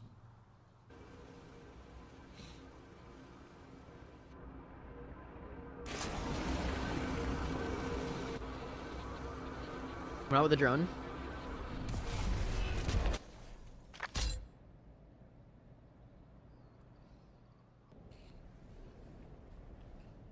And the fall back. Interesting. I feel like at this point you realize that they're gonna play for the A retake, so you just like push in there. Yeah, Instead, Soji's pushed all the way up C long though. Okay, chooses to break the trip. They might, with that, hit a re-hit on A now. And just because Soji hit the tripwire behind, they're like, okay, we've lost that space. They push up. They know now it's time to just like hit the site. ISO gets a pick here. On Sova again. Remember, ISO on Sova, not ISO. The agents, just ISO on Sova. Until comes out and stalls. Soji gets a pick through the smoke. Another shock dart comes out. Mr. Spy, very low HP here. Breach having a Last player standing.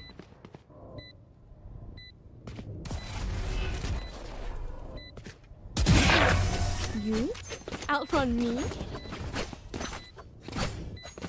There we go. I have extra money if anyone needs.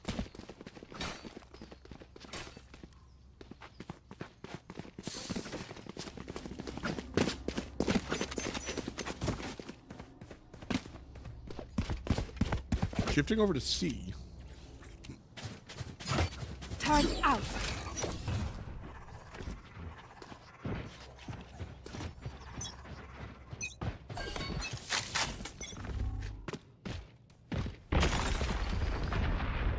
A slow play, a little bit of a hang back here. Okay, There they're looking for some push out. They noticed that what's his name pushed up all the way over at C. You know, they saw a little bit of push out. They wanted to see if they could test any of this patience again. Instead, they're going to look for garage to C.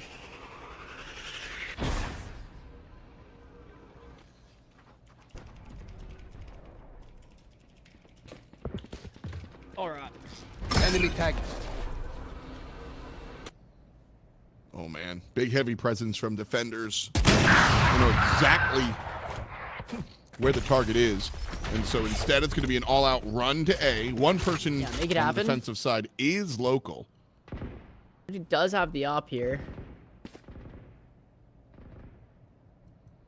This is looking like, despite the standings in terms of seeds and who we would expect to win this game, this is like looking like a very, very close match between the two, and very similar play styles. This looks like very refined in comparison to the last map we just watched, where we kind of, it was, for lack of a better term, it was a little sloppy, even from both teams. Like, it was just, there's a little bit of weird meta comps kind of happening. Like, no one's really playing exactly the way you would expect from, like, you know, really coordinated gameplay. Both of these teams, rocking the Breach Sova, we're seeing almost mirror comps. It's just Killjoy versus Cypher in the changes, and like we're seeing like very, very coordinated executes from more polished teams. And just like that, Naughty Beans and Tech evening out the match.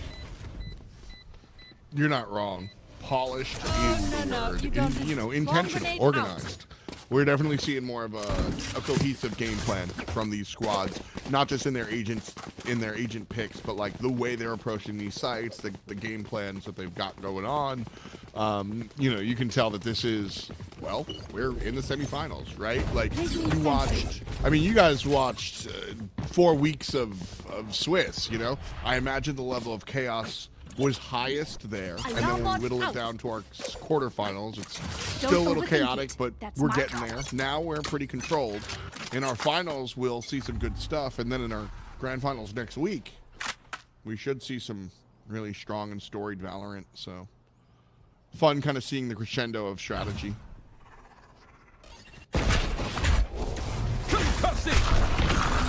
Push here, just brute forcing it down long.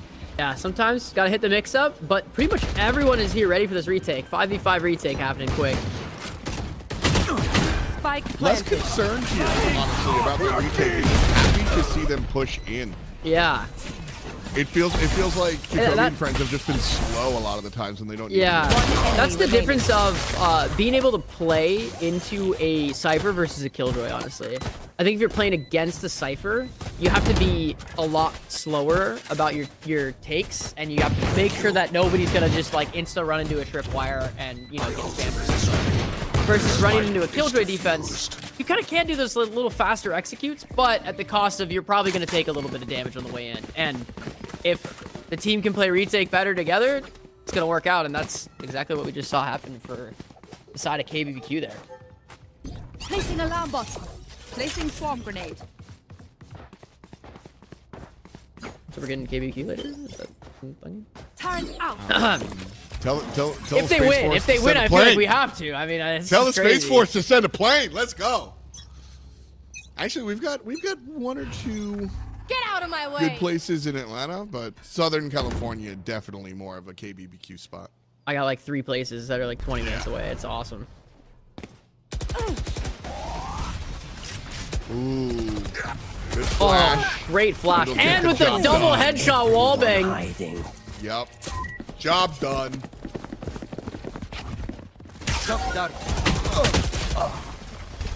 Nice.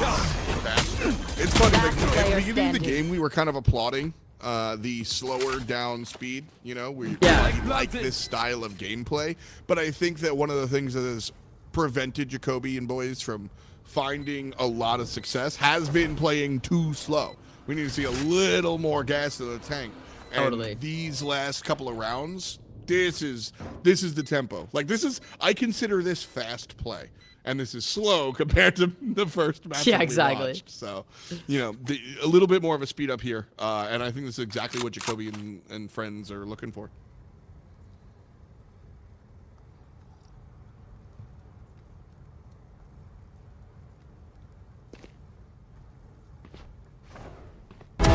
Save the op here. Okay.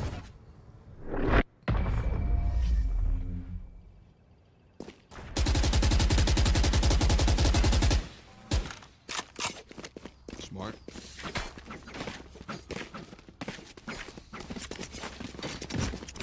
So just goes here. Good look. Yellow flash.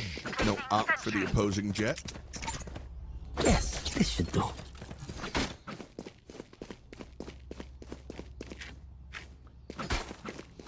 Yeah, Sylvan kind of a bad buy, but looks like they're going to force up anyway. I mean, kind of need to if you're in their position. 9-9, you need to get this round on the board. Yeah.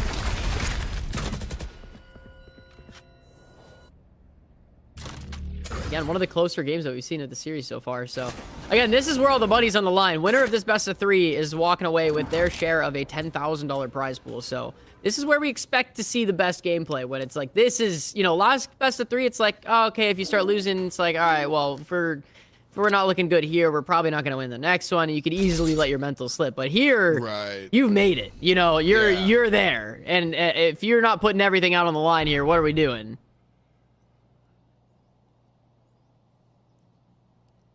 This is what you showed up for. Sova looking at long. The rest of it looking at C. Sova long A, by the way. So Cover going not out. committed to the C push though. You can see big Tech bite is out of going jet. for some crazy plays here. Just tanking breach stuns and flashes on long. Giga picks up 1. Giga's been putting in work I last was few just rounds. about to say that. Yeah. Got the Tech gets 1. up top Down before. Naughty Beans gets another. Mr. Spy trades it out. 2v3 situation. Do have the Killjoy ult for retake if they're going to go for it. Not sure what's going to happen. Soji gets one on the alert. remaining. Oh, and Killjoy goes down. Naughty Beans. 10 seconds left. Omen flash comes out. Spike So planted. 10 HP. This is going to be a really tough One round. enemy remaining. Oh, can't let that happen. Still only 10 HP here. This is tough, and he barely goes down to Giga, picking up his second 4K back-to-back. Remember, wipe the Yup. prints from your guns. Yeah, It's just good Giga crime has cinema. absolutely This turned is a on nice right spot. here. Really good job in the last couple of rounds. Is that 8 kills in 2 rounds? This goes so. here. I believe you just got a 4K last round and that round. So that's pretty, yeah, that'll do it. I mean, hey, if your team's suffering and you just say, hey, I'm gonna start shooting, I will entry. That is always an option sometimes. It just, I got it. I'll do it, guys. Scanning ahead. Blackjack for the Cypher player at the moment. Oh, yeah, 21 against a 7. That was pretty good. That's pretty, Yeah. Can't complain about that one.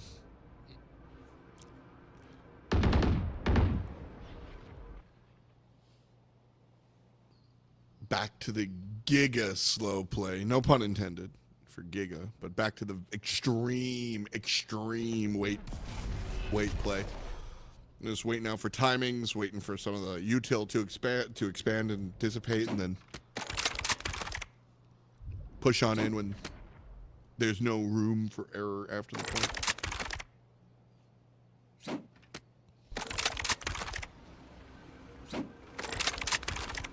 Ridiculous knife. it's great, man. Everyone loves the fan. Mr. Spy. Oh, Naughty Beans tried to pull off the Keo classic there. Turret bait in the corner. Unfortunately, it doesn't work out. 30 seconds left. Cover going out. I love Killjoy on this map. It's so much fun. Just a lot of like corners.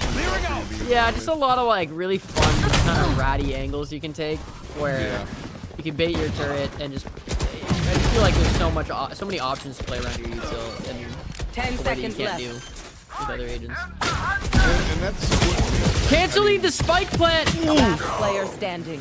I don't know if he got it. Did he? Oh, he did. There Just it is. barely. That There it Sobo is. almost. I'm not sure why he didn't throw it back to default again. If he Revealing threw area. that third hit back to default, I think he Gets the may kill. have. I think he might have killed Mr. Spy there. It's close.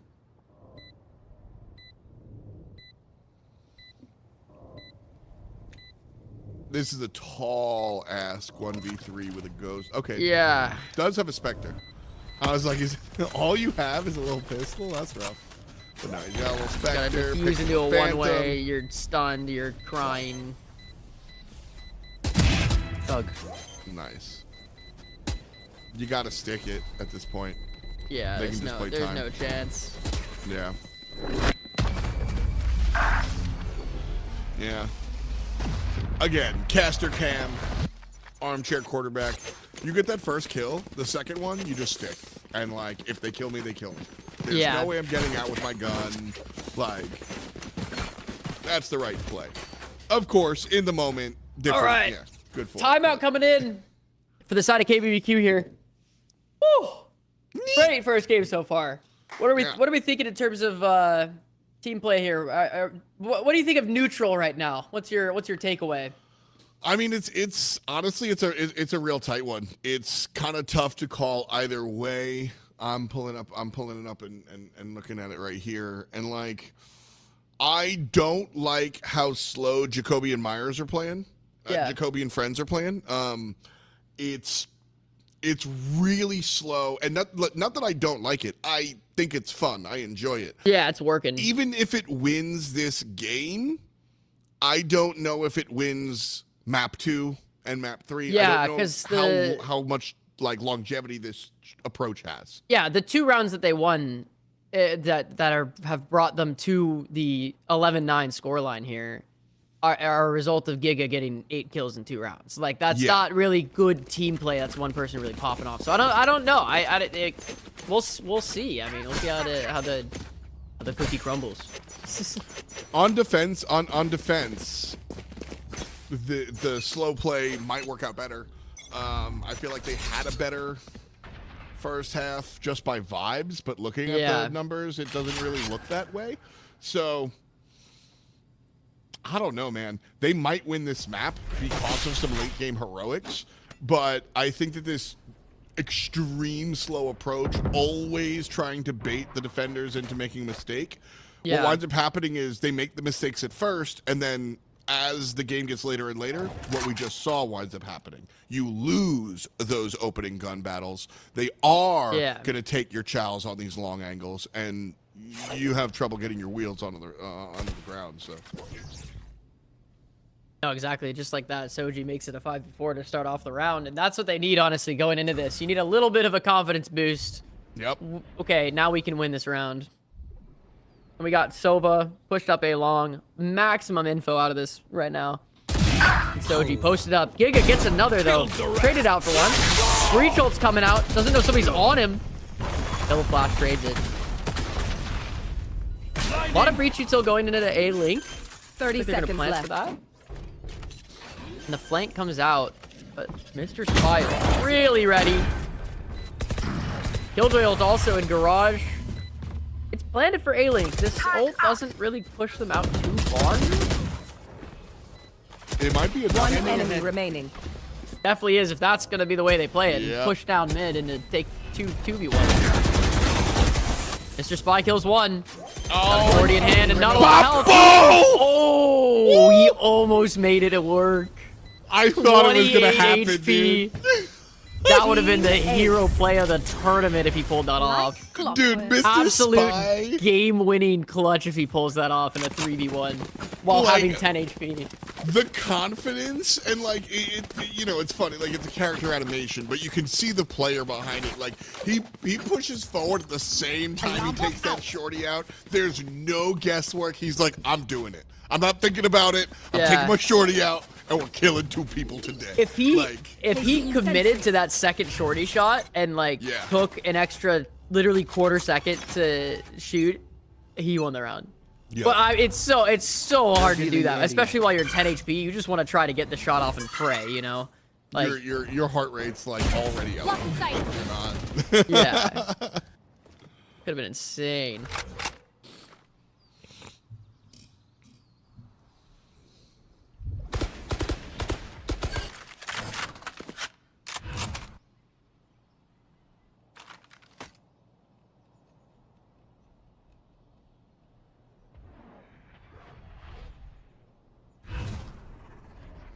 Shadows traveling.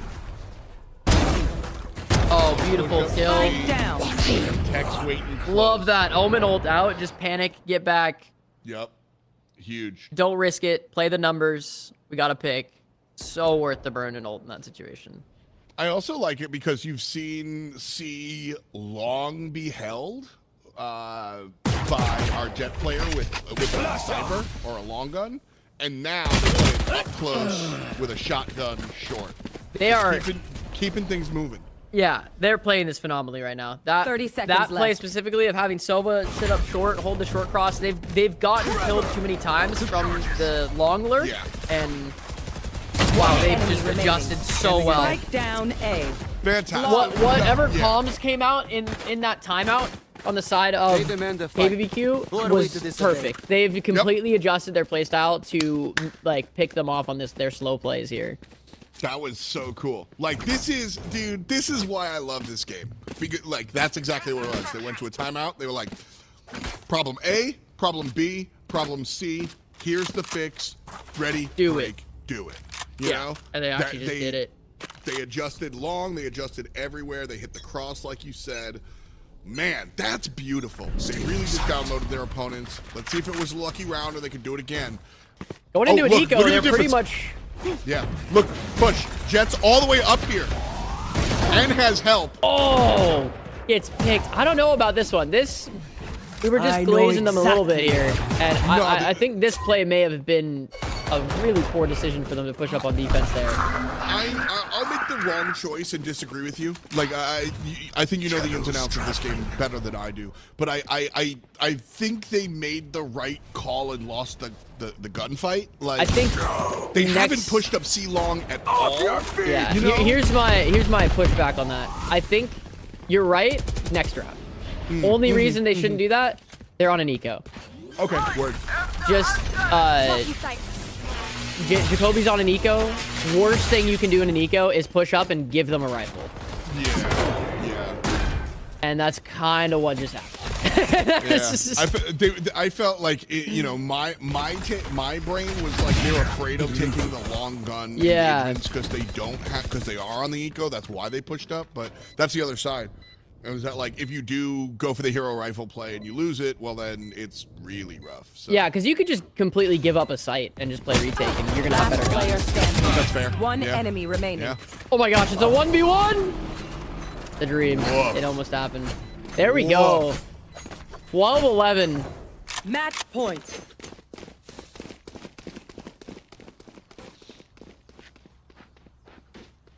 $23-15 for Giga. Well, who I is saw it. arguably the reason we're here. Like, Yeah, not all seriously. game, not all, like, Okzo has been the better player for 9/10 of this game. But there were 2 rounds that Giga basically won. Pretty much solo won, and that is going to be the difference in this game potentially. Let's find out. I mean, if attackers win the round here, it's literally 2 rounds that are the difference maker for Jacoby and friends. Nowhere to run. I love the spots that Tech is putting out. Like he's getting in such weird spots. Yeah. Using the verticality of Omen super well. But dude, 3v4 situation now. Giga finds his pick. They know they're coming A though. Look, smoke's already Good spotted. side Smoke's smoke. already placed. They're gonna have to late, clear though. graffiti.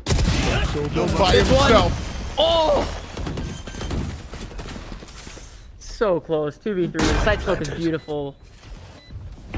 This might be a match. Wait, Tech picks up 1, 2v2. Enemy remaining. Okay, now 2v1. Mate by himself, and there it goes. Attackers win. To the side of Jacoby. After what was looking like such a good comeback from Korean barbecue. Oh, heartbreaking loss, but a great win for Jacoby. One Wow, enemy. Yeah. beautiful game. Yeah, I mean, really, really well done. Adjustments, enemy remaining. adaptations. Jacoby winds up winning it in the long run. Giga had the same amount of first bloods as Jet did. He was playing Cypher. That is not okay, bro. That should not be happening. That is No. not okay. Die. Shut down. Not be happening. One enemy But remaining. that was a barn burner. Yeah, what a good game though. 13-11. That's the scoreline you want to see in these games. Like that was so close. I felt like, yeah, honestly, the round they pushed T-Long was like kind of a throw because if they just play with the guns, they'll most likely win the round. And we could be sitting here. Scanning ahead. Say the next round goes the same exact way. We could be sitting here 12-12 right now and watching overtime. But instead it's like, okay, taking an aggressive risk when you don't really need to on an eco is a little tough. Yeah, you're not wrong. Like we said, maybe, or like you said, one more round you do that pull because the success that they found late game was coming by way of odd angles, awkward spots, just doing stuff they hadn't done the rest of the game. And so I liked the idea in theory, but as you got to wait one more round. You've got the upper hand. Why throw it away there? Definitely one of the issues. So little feel bad, honestly. I feel bad moment there, but we've got map 2 and then maybe even a map 3 after the fact to see what we got going on. Yeah, so we're currently in the semifinals for the bracket here. We have a little bit of a break. We're going to give like a 5-minute break to the players in between the game. We're hopping over to Pearl next. So we can kind of just hang out and chill. What do you guys think of the match? Jacoby versus KBBQ. Any hot takes on your favorite KBBQ meet? What are your thoughts on I've thought here besides Wingman? What are your thoughts on Liver? Not really my thing, straight up. Like too bitter. I've tried it a few times, and every time it's just like a meat water chestnut. Oh, and I just can't. Thing you could have said. I just can't do it, bro. It's just like it's not it. Yeah, that's how it is, and I don't know how people are doing it. Oh man, you're not wrong. My dad used to make like liverwurst sandwiches. Like liverwurst is like They make bologna out of liver, Yeah. essentially. Yeah. And like, I remember as a kid once, I went to like make a bologna sandwich and I made a liverwurst sandwich because it looked the same. And like, I'm still recovering. Like I still like what you bite into, it's expecting one thing and you get a mouthful of liver. That's that's not it for sure. Yo, that's an old person meat for sure. Like that's an old guy meat. Yo, Merakith, thank you for the 9 months. Hence, thank you for the Prime. Appreciate it. We had production just ask about baby octopus too, in on KVQ. I don't know. I'm not a huge seafood guy in general, so I've done a little bit of calamari and stuff, but I don't know, man. I love me some calamari. My family's Italian, and so we grew up like fried calamari at like, all the time. Like absolutely. I love me some squid or octopus. Like I get a little weird about tentacles, like not my little tentacles, not my favorite thing. But if you just give me like a circle of squid meat, then I'm good. Like I mess with it. So I like some seafood. The problem is when you're doing the like Korean barbecue, you do the chicken. You got to get a new thing for the pork. You do the seafood. You got to get a new thing for the pork or the beef. Like a lot of times, just wind up sticking around like pork and beef. You know what I mean? Like I mainly go for pork and beef when I go to Korean barbecue. Yeah. Yo, Silver, think of the 17 months. I don't know what it is. I feel like, am I weird? No, that's standard. Chicken doesn't feel right to order at Korean barbecue to me. It's just not I feel like if you want a good like chicken marinade, chicken needs to marinate for so much longer in order, and like that just cooks off in Korean barbecue. I feel that 1,000,000%. And it's funny because like if I have all the choice in the world, if I'm cooking for myself at home, I'm making chicken like 6-7 times out of 10, right? Yeah. I'm often doing chicken, but Korean barbecue, man. Yeah, give me the beef, give me the pork. And like I said, I'm here for the octopus. I like me some octopus. There's a spot around here in Atlanta, Argosy, actually on the Bib Gourmand, and they make a grilled octopus that's dope. So probably tastes like wingman too. I feel like wingman would be like octopus. Similar. Yes, a Octopus little rubbery, like definitely rubbery. a little rubbery. Yeah. I'm here for some grilled wingman. Some grilled wingman. I don't know, man. I don't think I could do it. I feel like I wouldn't like it. If wingman's a little like seafoody, I probably wouldn't like it. Nah, I feel like he would have the texture of the wing of the seafood, but have the flavor of more of an alligator type beat. Yeah. Wow, we got predictions up in chat, by the way, if you want to vote channel points here. Currently, predictions are saying Korean barbecue is gonna take it, so we'll see after a close match between Jacoby and Korean barbecue. That's what we want to see though here. This is just, good gameplay, solid back and forth. None of these blowouts anymore. Yeah, like real Valorant, Give me the real stuff. That's what I want. Yeah, exciting games though. Cool. We're hopping over to Pearl. Pearl, another map that has been heavily affected by the Teo meta for sure. I feel like everyone forgot how to play in the last few months because Teo was so dominant and completely changed the pace of the game. And now it's like, okay, go back to the way we were playing it before. Well, I don't remember.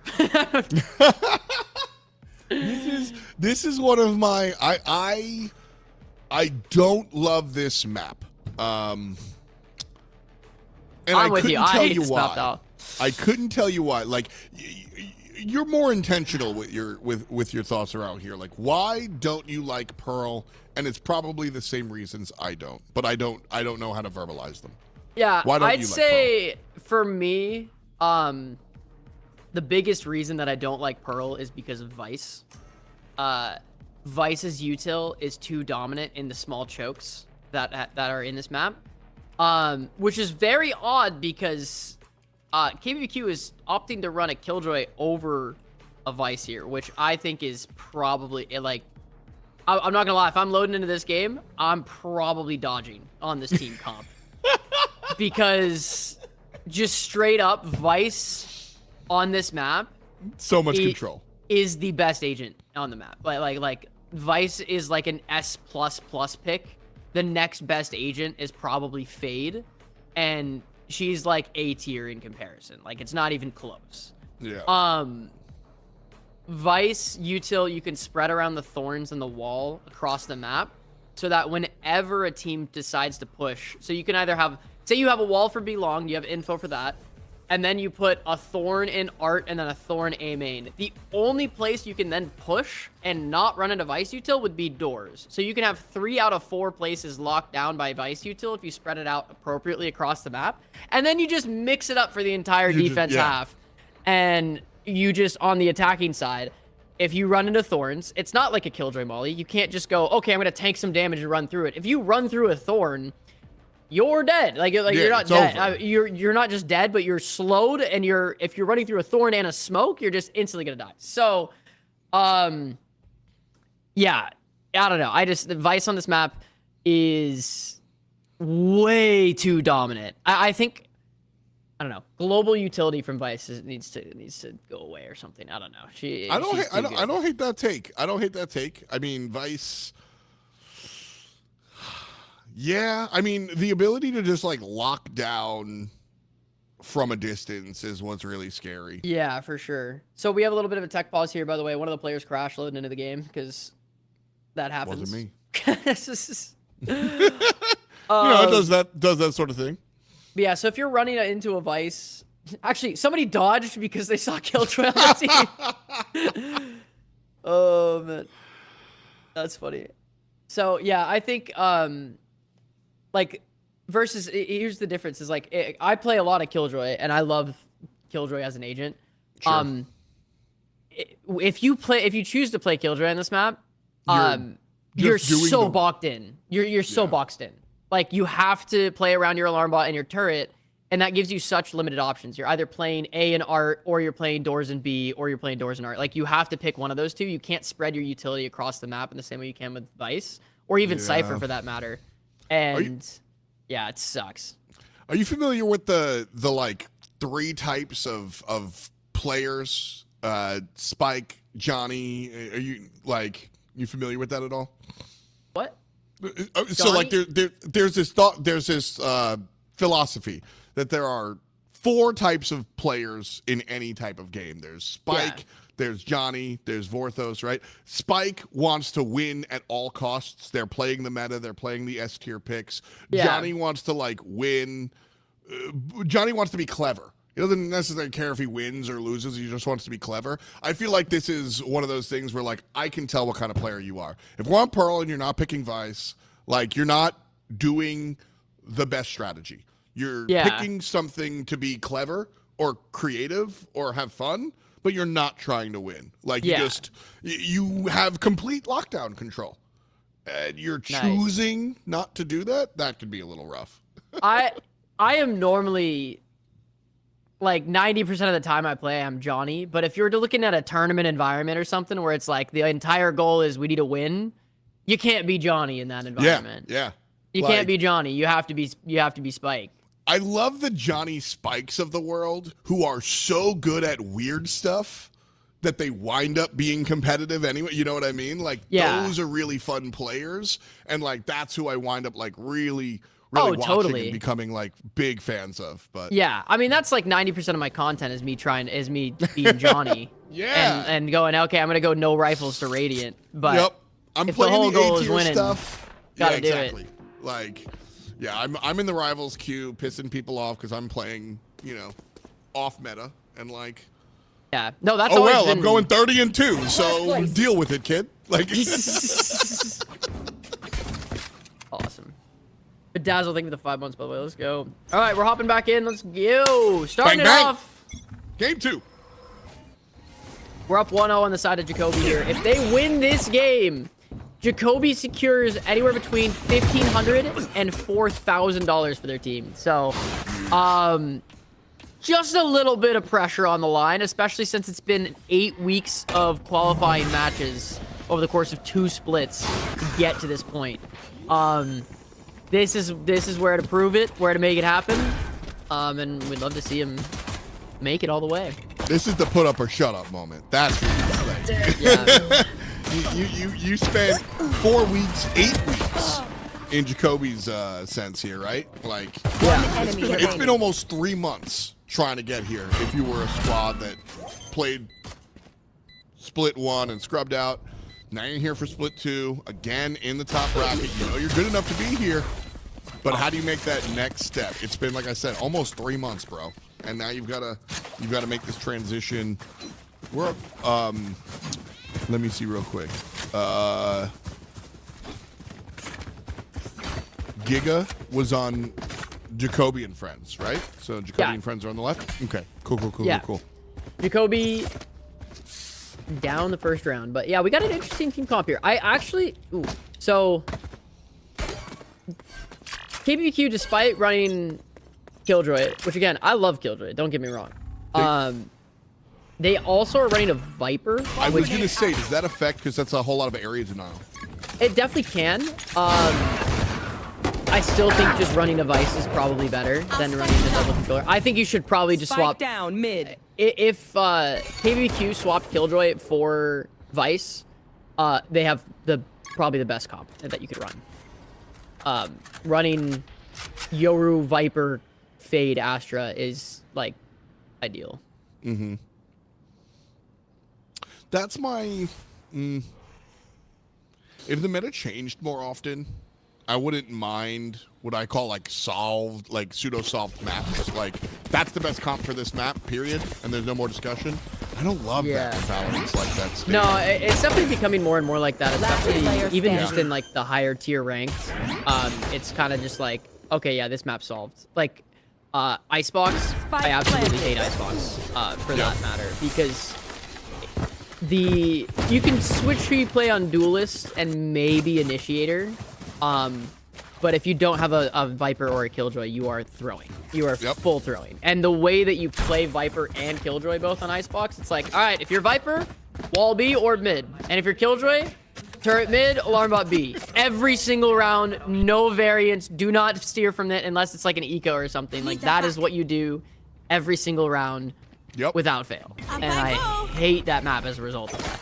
Yeah, it's wild. I mean, I'm trying to think back to, like, you know, when older maps, and I'm trying not to say Counter-Strike, but like when CS maps get solved, like how does it? Yeah, how do you? Like players just wind up trying to fix the solve. They just wind up doing other stuff. With agents, you can't really do that. It's about like the approaches will change long term, and that will keep the map interesting. But you'll be stuck with a static comp until numbers change or something, you know, gets altered, which at the end of the day is not. I don't like it, but it's not all horrible as long as the approaches wind up being different. So, yeah. That was, I mean, my biggest problem with Teo is that Teo kind of all of the approach, not all of them, but a lot of approaches, a lot of strategies were just eradicated, and there was like many right ways to play the game, and it felt really stagnant. And so now with Teo getting touched and the whole thing changing a little bit, we see more creativity allowed in how you approach sites, how you lock down sites, etc. Because you don't just have the Hellfire missile at all times. Sure. I'm hoping that, I don't know, I think they need to, well, they've said, the Valorant devs have said that they are going to rebalance the game over the course of the summer to be a little more, kind of nerf everyone a little bit because of power creep. And I'm very interested to see how that actually plays out.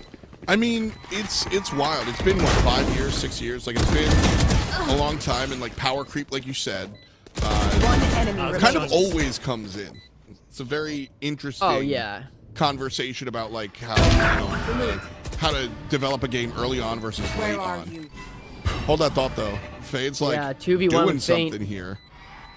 Had the 1v3, turned it into a 1v2. Oh, nice try. But all's good. Really good amount of guns taken away here on the side of KBBQ.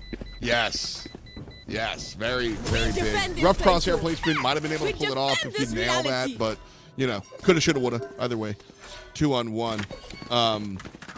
Yeah, I mean, wild game to analogize here, but World of Warcraft does this every couple of years because their game has been going on for like 20 years or whatever, right? Like 25 years.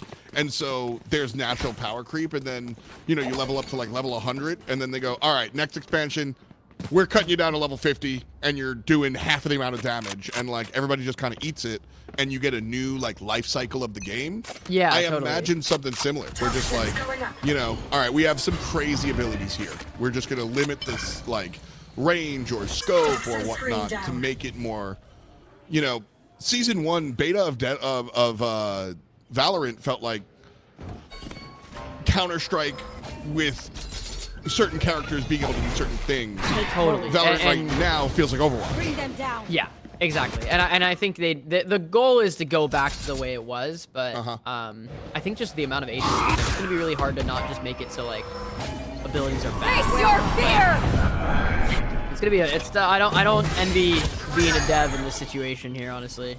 Well, it's when you're coming out with a new character, you need to make them interesting, and you want to do something you've never done before, and so you're gonna outdo your the past agents. Down, So you kind of accidentally wind up power creeping.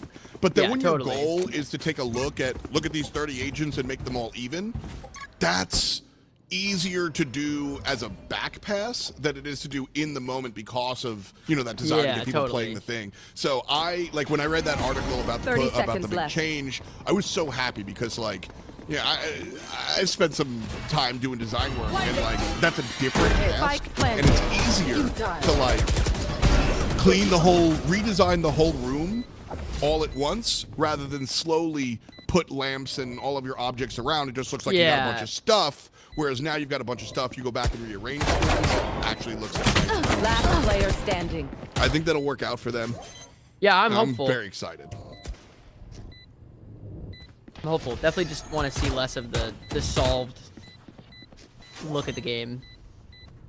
That's a part of the meta, or excuse me, that's a part of the game that I don't envy the devs on. Because you're just at the behest of players. How smart are our players, and will they figure out our Rubik's Cube is like the question.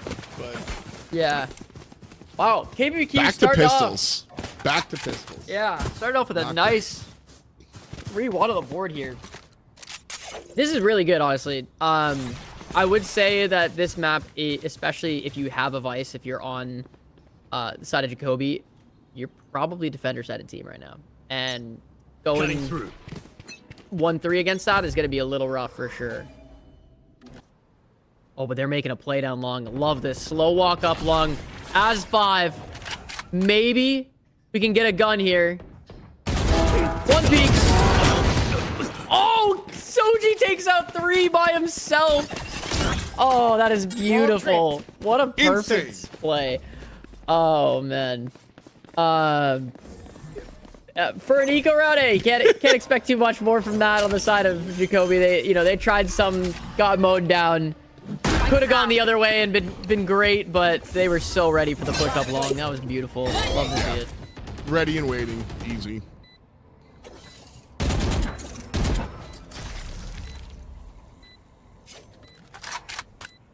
And this is why you play the game, folks, because, well, frankly, Jacoby and friends have what we consider to be the correct composition. Last player standing. They're kind of getting stepped on, right? Yeah, a little bit. They are missing kind of like a somewhat crucial piece, I would say. Like, it's not the worst. I'd rather add the Vice. Not having a Viper, I think, in this level of play is probably a big hit. But, I mean, again, like I said before, I think if you're gonna pick one of the things to not have, I'd rather not have a Viper than not have a Vice. Yeah, same. So, I think Vice is like the linchpin of this comp. What do they go instead of the Viper? What do they play instead of the Viper? They're just running a Jet. They have double duelists instead. I mean, that's when you look at, you have your idea of like what the correct composition, and then you're all like, look at what they're altering and why. I mean, giving Yellow Flash the Jet is basically saying Viper will give us more control, Jet will give us more output, and they're kind of just betting on the frag. You want to fight it? Yeah, pretty much. He's got 3 kills in 5 rounds. Plant a spike. Not working out.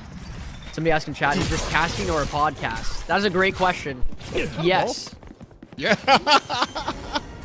Welcome to my world. It's loose casting basically. Kind Yeah. of slipping in and out in between the two. We'll get back to that. So what sauce would go best on this? You said the game. The true question. The true question. There we go. Nice answer, Pat. Jacoby. Well, that's the first time they've had guns in so long, honestly. Yeah. They They really needed that round to get on the board and like, Yeah. you know, feel good about themselves. Honestly, just like shake out the nerves a little bit. Ooh, we're getting roasted. You ever play WoW? I just stick to World of Warcraft. Nah, I'm more of a RuneScape kind of guy. Ooh, did you play the new RuneScape, the whack. Wildlands? Oh, I did actually. Yeah. It was kind of fun, but Yeah, I definitely... it was fun to play for like a night or two. Yeah. Yeah, I was gonna say I felt like I was really into it for a solid like 50 hours, like of real time, like 3 days, and then I was done. Yeah. I played it one solid night and I didn't finish it. Yeah. But it was a great like 6-7 hour session. Yeah, it was super sick. And then like me and my friends both were like, "You want to play again tomorrow?" And we were both like, "No." I am excited. I will give it another playthrough. When there's more. When they drop the like you can actually level up range and level up magic. I think that'll be pretty fun. But it's definitely not gonna be. It's not gonna like fill the void of a MMO game or anything like that. Yeah, for it was like a nice taste, and I was like, "All right, I got it. I don't need to $19.99 on this one, but I get it. It's cool." Valheim 2. Thumbs up, dude. Default turns into a bad situation for our barbecuers. 3-on-4, walking over to B. We've got a good entry. Thorns are live. They should be able to plant, but the post plant, depending on how Yoru does here, will be an issue. Flashing. Good hit. Info gain. Bring me the arsenal. 30 seconds left. One enemy remaining. Nice. Wow. Yep, Beautiful the thorns. Yeah, those thorns, man. Holy. But dude, wow. Jacoby is so hurt. I know they're gonna win this round, but like that's just it's crazy how close that round could have been just with how little HP everyone has. 10 seconds left. Imagine Teo here. Boom. 3 people dead. Just 3 people dead. It's an Astromy Ash. You know what I mean? Like, yeah. What a good chain. Wow. Look at this. Oxo top frag 7-5. The other side top frag 7-5. Second frag 5-5. The other side second frag 5-5. Like we have the mirror for real. Yeah, insane. Wow. Timeout started. The game is afoot now. We're really actually starting 3-4. Jacoby getting a little bit of their grip back. I assume this timeout. Let me see. Is this timeout? Yeah, it's on the side of KBBQ. So they're trying to get lost a little bit of momentum, trying to bring it back here. You know, probably if I'm in the call, it's just this timeout is purely for momentum. It's not to cool anyone. No one's freaking out. It's only 3-4. Just the ice. It's just we lost 2 rounds in a row. Let's recalibrate, make sure all our util's good. Everyone take a deep breath, stretch your hands a little bit. It's nothing a crazy timeout. It's not nothing to freak out over.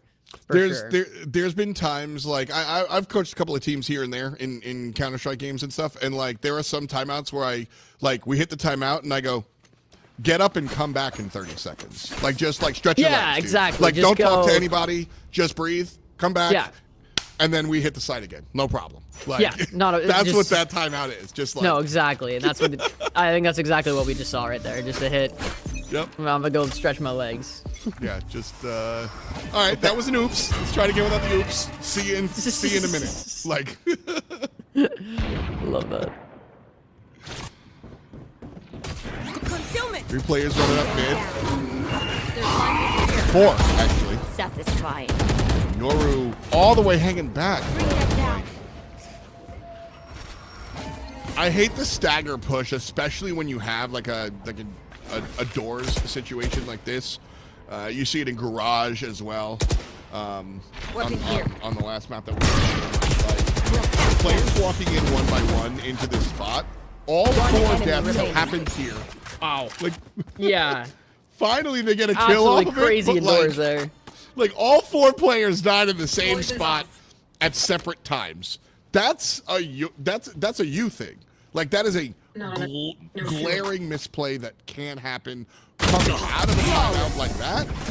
Oof, that is not the round you want. Evens it out. 4-4. Kyle takes down ISO. Plain Viper. Fabric here is thin. It's never gonna get old. Dog, I'm like mad about that Gun one. here. Like, I'm like mad about that one for KBBQ. Like, bro, Oh, it's so like, rough. all right, one of you goes in, you're like, huh, I guess they got that spot. Second guy goes in, huh. Hey, maybe somebody's there on the other side. Do you guys know? Should we check again? Should we? Third guy goes in, like, dude, what are you doing? Yeah. It was a bit of an eco round for them, but still, it's just tough to just see that run it go together. down. Like, yeah, like just Like, run it together. Just go in. This is 101 stuff, you know? Like, that's fundies. You get, like, you're here because you know not to do that. That's why I'm getting so irritated. Like, you know not to do that. That's why you're here in finals. Don't do that. Like, crazy work. Salma, did you hop on last night, by the way? what, I mean? I was asking chat. I was playing RuneScape last night on stream, actually, and I was convincing people to ruin their lives and start playing, so. I hopped on Valorant actually yesterday. So we do the same thing. The Space Force supports Quantum Esports. Yeah. In a Rocket League thing. On the and Rocket guy League side. Mizu is the guy I hang out with for Rocket League. We've hosted each other a few times. Hell yeah. Me and Mizu were playing Valorant. Oh yeah, that's so funny. Been warming up for today. Yeah, he like the whole time we were like rehearsing, he was like looking real hard. I was like, "What are you doing?" He's like, "I'm playing Swift Play." I'm like, "In Valorant? Are you the Rocket League guy? Wait, is today the wrong day? What?" Oh, and he's like, "Yeah, man." seconds left. And so we just spent yesterday just playing Swift Play. Thanks. We'll have to bring him on for the grand finals. Get a third co-caster here. Get Mizu over here. Planted. Yeah, for real. It'd be awesome. I think the ice fighting. Wow. Kyle goes for a play. 2v2 situation here. 4 on the scoreline. Big round for both teams here.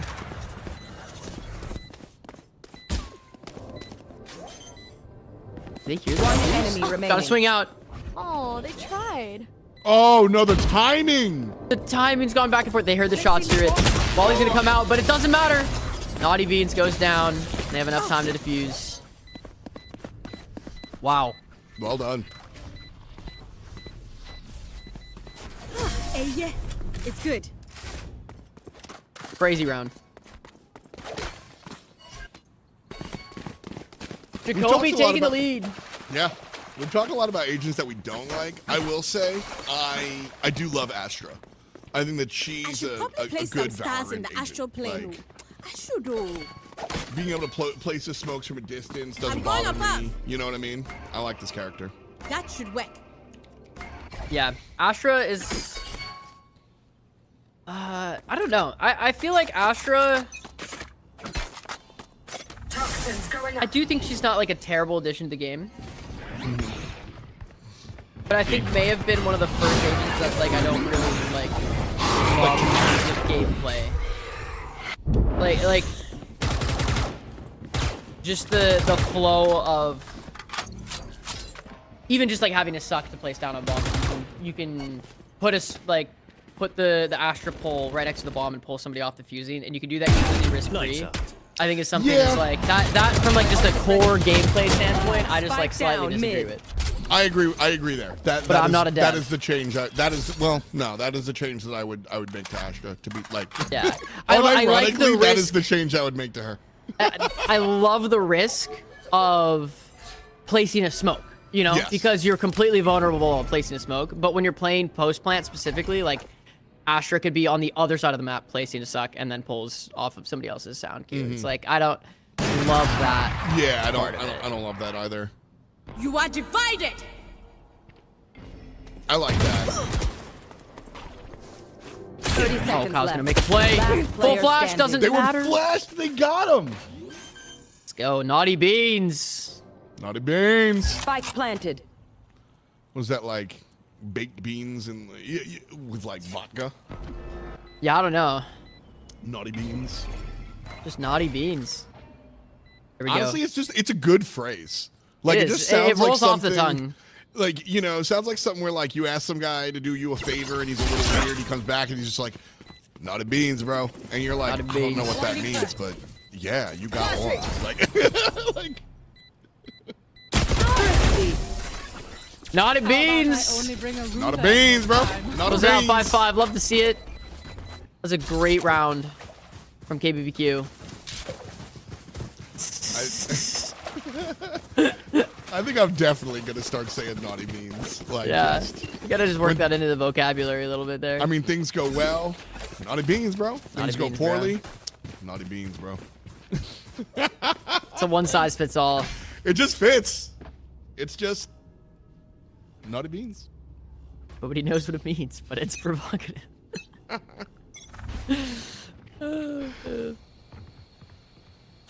Production over there is just grinning. We've got a good squad here. Shout out to the Quantum Esports folks. Yellow Flash gets that early pick on the ISO here. Kind of realized that he was getting that space for free, so we're gonna just go ahead and take it back. I'm afraid. I'm very afraid. I got the Spike down B. Last player standing. Unfortunately made the jump of installing Spike planted. OSRS. Oh no. Do exclamation point OSRS in chat if you're not using RuneLight, you're messed up. Rank of the teams. Pretty much everyone in this tournament right now is like a Moral Radiant level players. How practiced they are is up for debate. There are definitely some players playing today that haven't played since the patch. You know what I mean? Like, you can see a little rust. The majority of these guys, and we had Yeah, a one lot of player people that was playing. top Oh, 200. One enemy remaining. beautiful lurk up here. Throws the eye down, thinks he's heaven, but goes ahead and gets picked off again by Naughty Beans. Not a beans, bruh. Last round before the switch. Last round to use our creds and abilities. Don't waste your firepower. Giga. The savior from map 1. Just barely negative at the moment. Jacoby and Friends comp attack sided, they're doing more than enough here already. I would actually disagree with. I mean, I guess they do have the jet to entry, and on defense, they're not going to be running into a vice, so that definitely could be the case. I would say though, like, so is KBBQ's team is kind of defender sided as well. The only thing is like they definitely don't have the vice, but they have a Viper to also hold off those like attacks. It's gonna be hard to swarm. There's gonna be a lot of util running into it. I don't know. I can see it. I think not having the vice will be the. Yeah, it definitely could be the like difference here, honestly. I mean, Naughty Beans is playing phenomenally though, to be honest. One enemy remaining. Naughty Beans! Naughty Beans, there's another. Kyle found himself in a 1v5, gets one. Oh, that was a cute drop, but he looks really cool doing it at least. he did, like he did. Switching I just sides. wanted to see it for like the John Wick of it all, you know, just like fall from the top rope, get the kill. Either way, 7-5 at the half.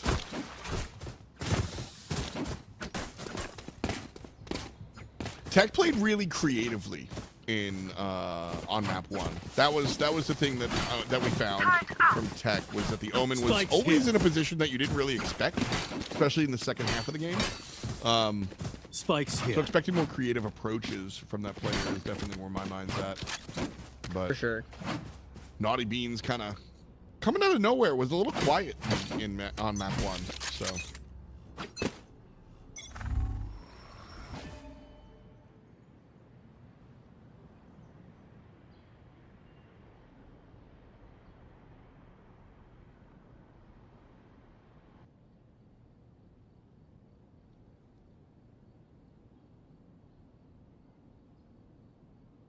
Viper wall set up.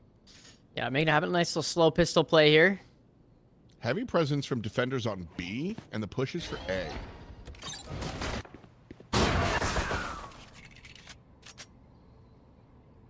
Or at least it was. Now the push is Right there. back home.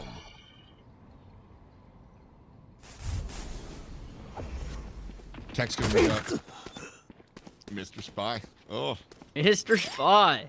Yeah, Soji was making their way to B, and the push out was unsuccessful. Not a full rotation. Okay, now there's a full rotation of B side. It was a little slow. They weren't sure Great it was pick from going to be hard ISO. committed here. Traded out insta though. Bane saw one come out. Gonna catch him with the C's. 4v3, but a lot of damage done. Spike planted. Last player standing. Oh, needs to hit the shot. Unfortunately, doesn't get it. And 6 to 7. Jacoby taking the pistol.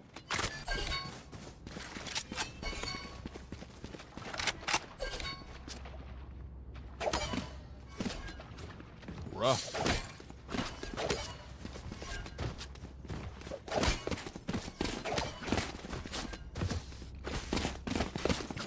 I didn't expect that one to go the way of the attackers, in all honesty. Like, they played it slow, but they played it slow for a reason, right? They had to like come back. They waited out some util timing over there in mid. And they're gonna do the same, or they're gonna at least attempt to do the same thing. This time 5 stack over at A site. Yeah, just silent stacking on site, praying they go towards A. Yep. Or at least end here. I actually love that play. I love this play. I wish teams did it more often. Every once in a while, just 5 stack and hope and play for a retake if they go elsewhere. I love this play. Especially on your eco here. Like, this is what you do. Yep. If you want to just total gamble and hope you win. Worst case scenario, you know, you go for the retake 5-on-5. Like, oh well. Yeah, exactly. That's It's not that bad. That's a good gamble to take. You probably will lose that one. Yeah. On the retake, but like, there's a much higher chance of you winning the round. I think if you just silent stack like this. Yeah, and like you said, especially taking into account that you're on the eco, you're just not going to win this one. So 5 stack, and it will be a push on the defender. So defenders get exactly Let's what see if they're they can make it looking work. for. Gets one. Picks up 2 more with the gun they stole. And this might actually pay off for them. 5-on-2, On baby. the side of KBBQ, the silent 0 util 5 stack on site.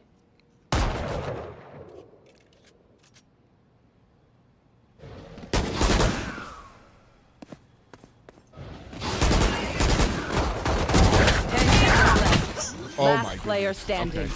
Lot of bodies dropped, but the last one dropped Wow. is the team with the money. So That a thrifty is- win here from KBBQ. That is a very phenomenal cute round. fashion. Phenomenal round for KBBQ. Honestly, can't get too upset about that one. That's like, just, wow. I have no words for that. That's just beautiful. That's big brain Valorant, you know. When we were talking about like games getting stagnant and maps being solved or whatnot, like that's what keeps us interested. That's what keeps things exciting, is teams being able to just, you know, Time to jump. do stuff. You could just do things. Just press the button, man. Yeah. Or don't in this case, right? Yeah, The silent silent stack, stack. no util. No util anywhere on the map, and they just fell into it. I mean, Just like yes, dude. Where are you? that sounds crazy. I love that play. And this is that util that they're going to be running into on the defense here. Spike down mid.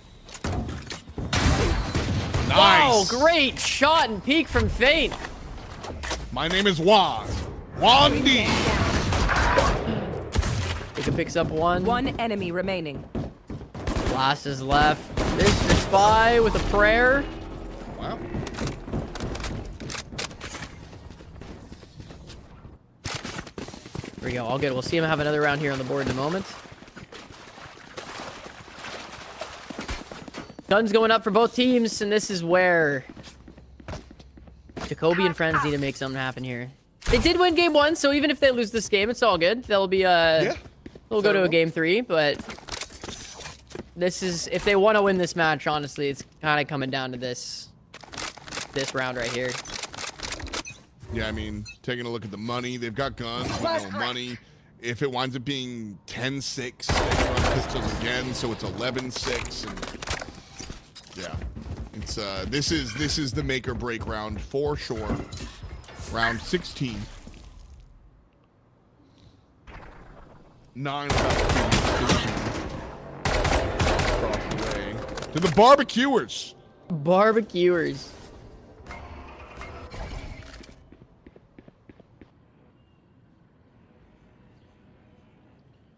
We'll be headed to Icebox if BBQ pulls this off.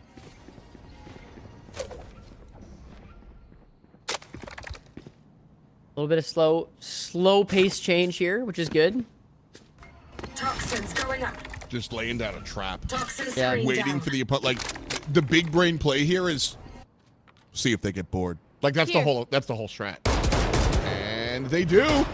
One player spotted. Almost Flash certainly comes goes out. down. Traded instantly. Tech gets 2 though, and it's even on the board here. Naughty Beans picks up Giga on the other side of the 30 map. seconds left. Or lurking through Naughty art there. Beans. Oh, man. And the spike returns home one more time. 23 seconds on the clock. Where you going, bro? They're going cross country to B site. How many seconds do you need to plant? 4. 10 seconds left. Don't think they're gonna make it. Just have to go ahead and well. save for now. Yep. Nice.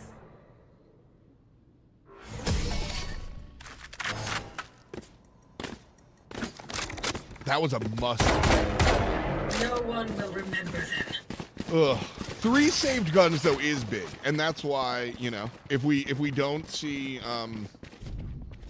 I think if the economy, well, if everything was different, is what I'm saying.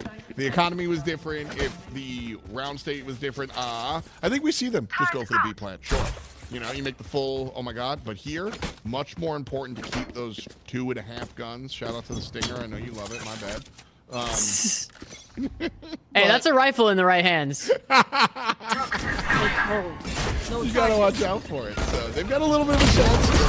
Gonna try to make a fast play through art, or through doors here. Gets one with the Stinger. Not a Spike down mid. Make it a second. Toxin screen 3v3 situation. I mean, gotta convert something here. Like, really, if you're on the side of Jacoby, you're looking for anything. And you know you're gonna have numbers advantage because you know defenders are still gonna split 2-1, right? Like you if you just bust in 3v whatever's on the other side, you know you have an advantage. No, they're not gonna be sticking, especially without Killjoy. Like, exactly.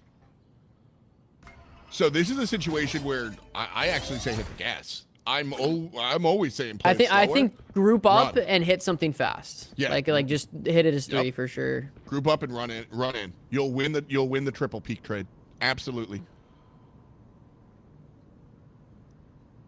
Stuck in the mud here. 40 seconds of the clock. I'm getting antsy. Triple peak trade. Peak. Go. Into an outlaw. 30 Pressing seconds buttons. left. Too slow. Got one though. Player standing. Who's against the other? 2v1 Might get situation here. Both pretty hurt though in terms of HP. You have your ult to work with. It's gonna come out just to try to get some info. Clears out Con. Looking for him in CT. Sees the smoke go down. Sees him out heavens. We got info now. K One comes enemy in. remaining. Kyle goes down and Kuzo finishes it off. Jacoby Wow. gets it on the board. A round they desperately needed. A much harder round to win than the last one that they just lost, but somehow they pulled it off. Angels in the outfield looking round like that. Everything had to align correctly in order for that to really work out. And it did.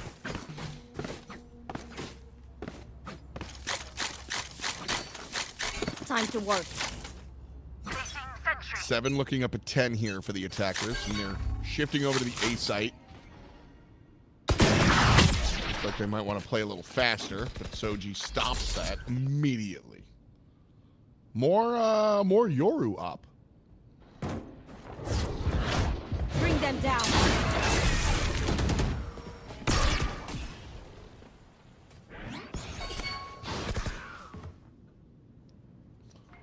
Full 5-man map spread from our defenders. Yeah, Jacoby already down one, but doesn't mean that they're out yet.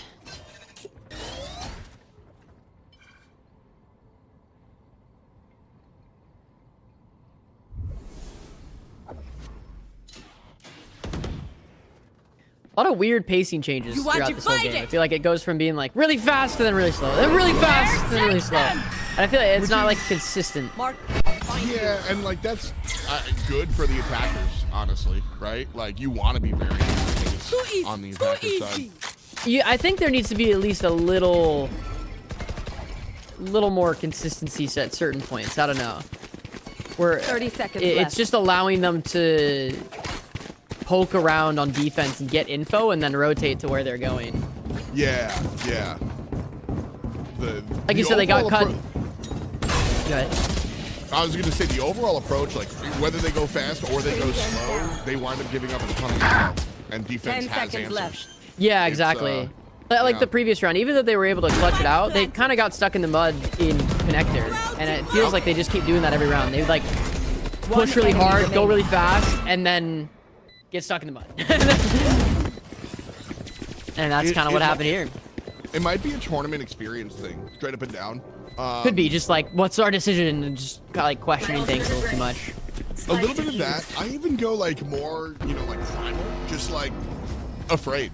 Yeah. Like, I've seen multiple times where 2 and 3 players, 1 by 1 peak, right? Just like, commit. You're gonna die. Let somebody else take it. Yeah. Or commit. You're gonna win the gun battle.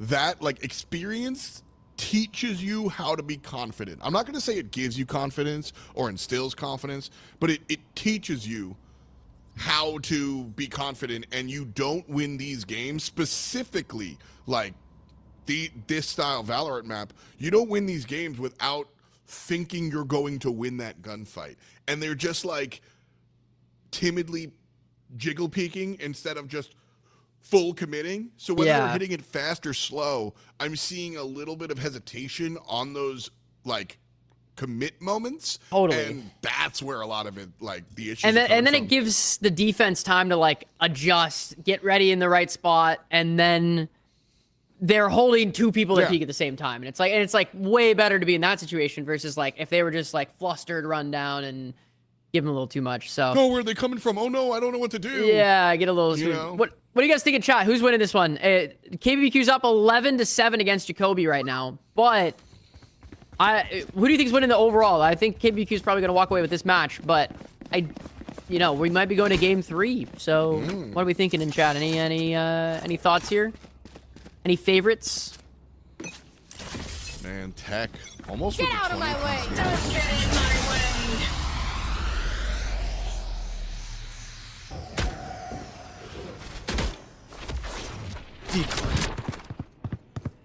We'll catch them.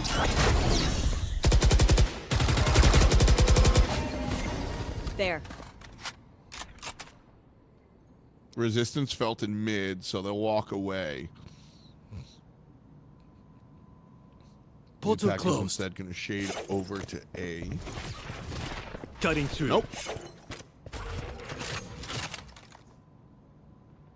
All the way home, and another slow push. But once they get over here to long, that's what we're talking about. Like, I want to see that full commit. Trying to get one. It does. Makes it happen.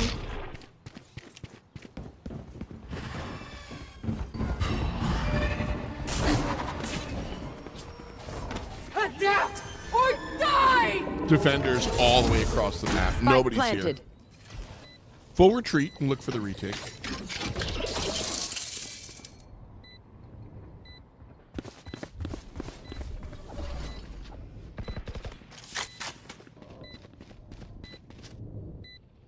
Bring them down. All right, No here it comes. charges. Prowler's out. Where are 2 players up top, 3 on the bottom. Left side not cleared. Gotten after the fact. Still 5 players strong. last player Defuse standing? popped. Should be a 4-on-1. Okay. Oxo grabs an extra one. But the defuse is good. Oh, no, you don't. That's round 12 for Korean barbecue. Honestly, Match not a point. clean or a dirty one. Just a 1 round. That'll do it. Getting them up to 12 on the board. Match point here. Dominance from KBBQ. Coming out of a 13-11 loss last game. That's kind of crazy. Placing swarm grenade. I mean, sometimes it's just a map thing, right? Like, that's the end of the day. You might just be better at this map than that one. That is a large part of this game. Like, and next map, if we go to it, is going to be Ice Box. It's going to be interesting to see Looks like in that map pick, KBBQ is definitely a bit more comfortable with the Killjoy pick, so maybe they'll have a little more of an upper hand there, but not sure. Spam's coming out. Fate gets one. Giga trades it out. On my mark. Here comes Yoru. Here. Some info out. Giga gets another 3v3 again. Naughty beans. Hold it down. KJ ult comes out to try to secure the round. The match point.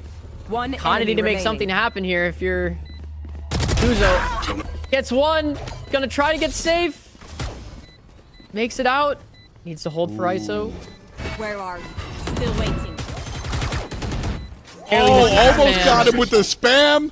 The one tap is good. Great bait off the bomb.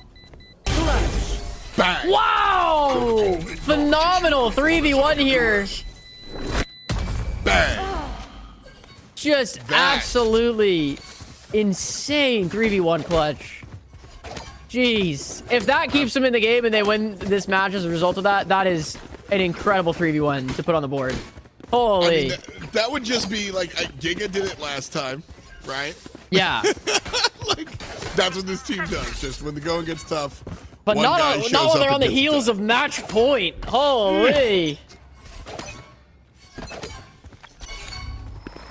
Wow. Everybody's sweating. Yeah. Like if you're the team, if you're KBBQ, if you're the team that was on match point. Yeah, that's a little scary. You're because you were in a 3v1 situation. You're kind of like not giving up, but you're like, okay, we're almost done. Like we just did it. We're 3v1. Yeah, we're 3v1. It should be over. Most like they're not 100% on, and I'm not like that's not a criticism. And look what's happening. They got aggressive on their next round, and they're dropping. The dominoes are falling. The puzzle pieces are falling into place. Soul shots. Okay. All right. Here comes Tech. 1v5. Show us something better. You said a 1v3? What's up, J-Dog? Spike We're planted. doing Sprout and with aces.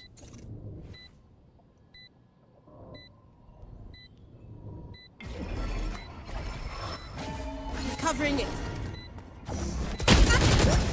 Yeah. I mean, not the best approach, but also kind of an unwinnable scenario. So how mad can you get, you know? Yeah, honestly. That round does give Tech their 20th kill of the contest, so that's pretty dope. However, 17-17. Kyle and Oxo both putting up a ton of kills. And still on match point, 3 rounds to win. If you want to tie. You have a Visal to work with, an Astral Wall to work with. Generally, Astral Wall's used towards B, but yeah. Decoy.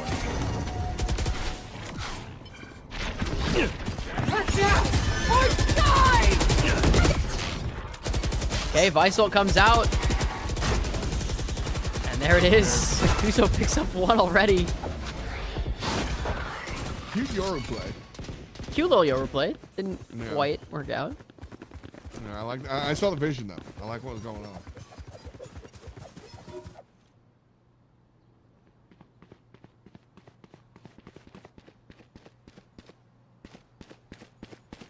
Bomb situated around B now. D.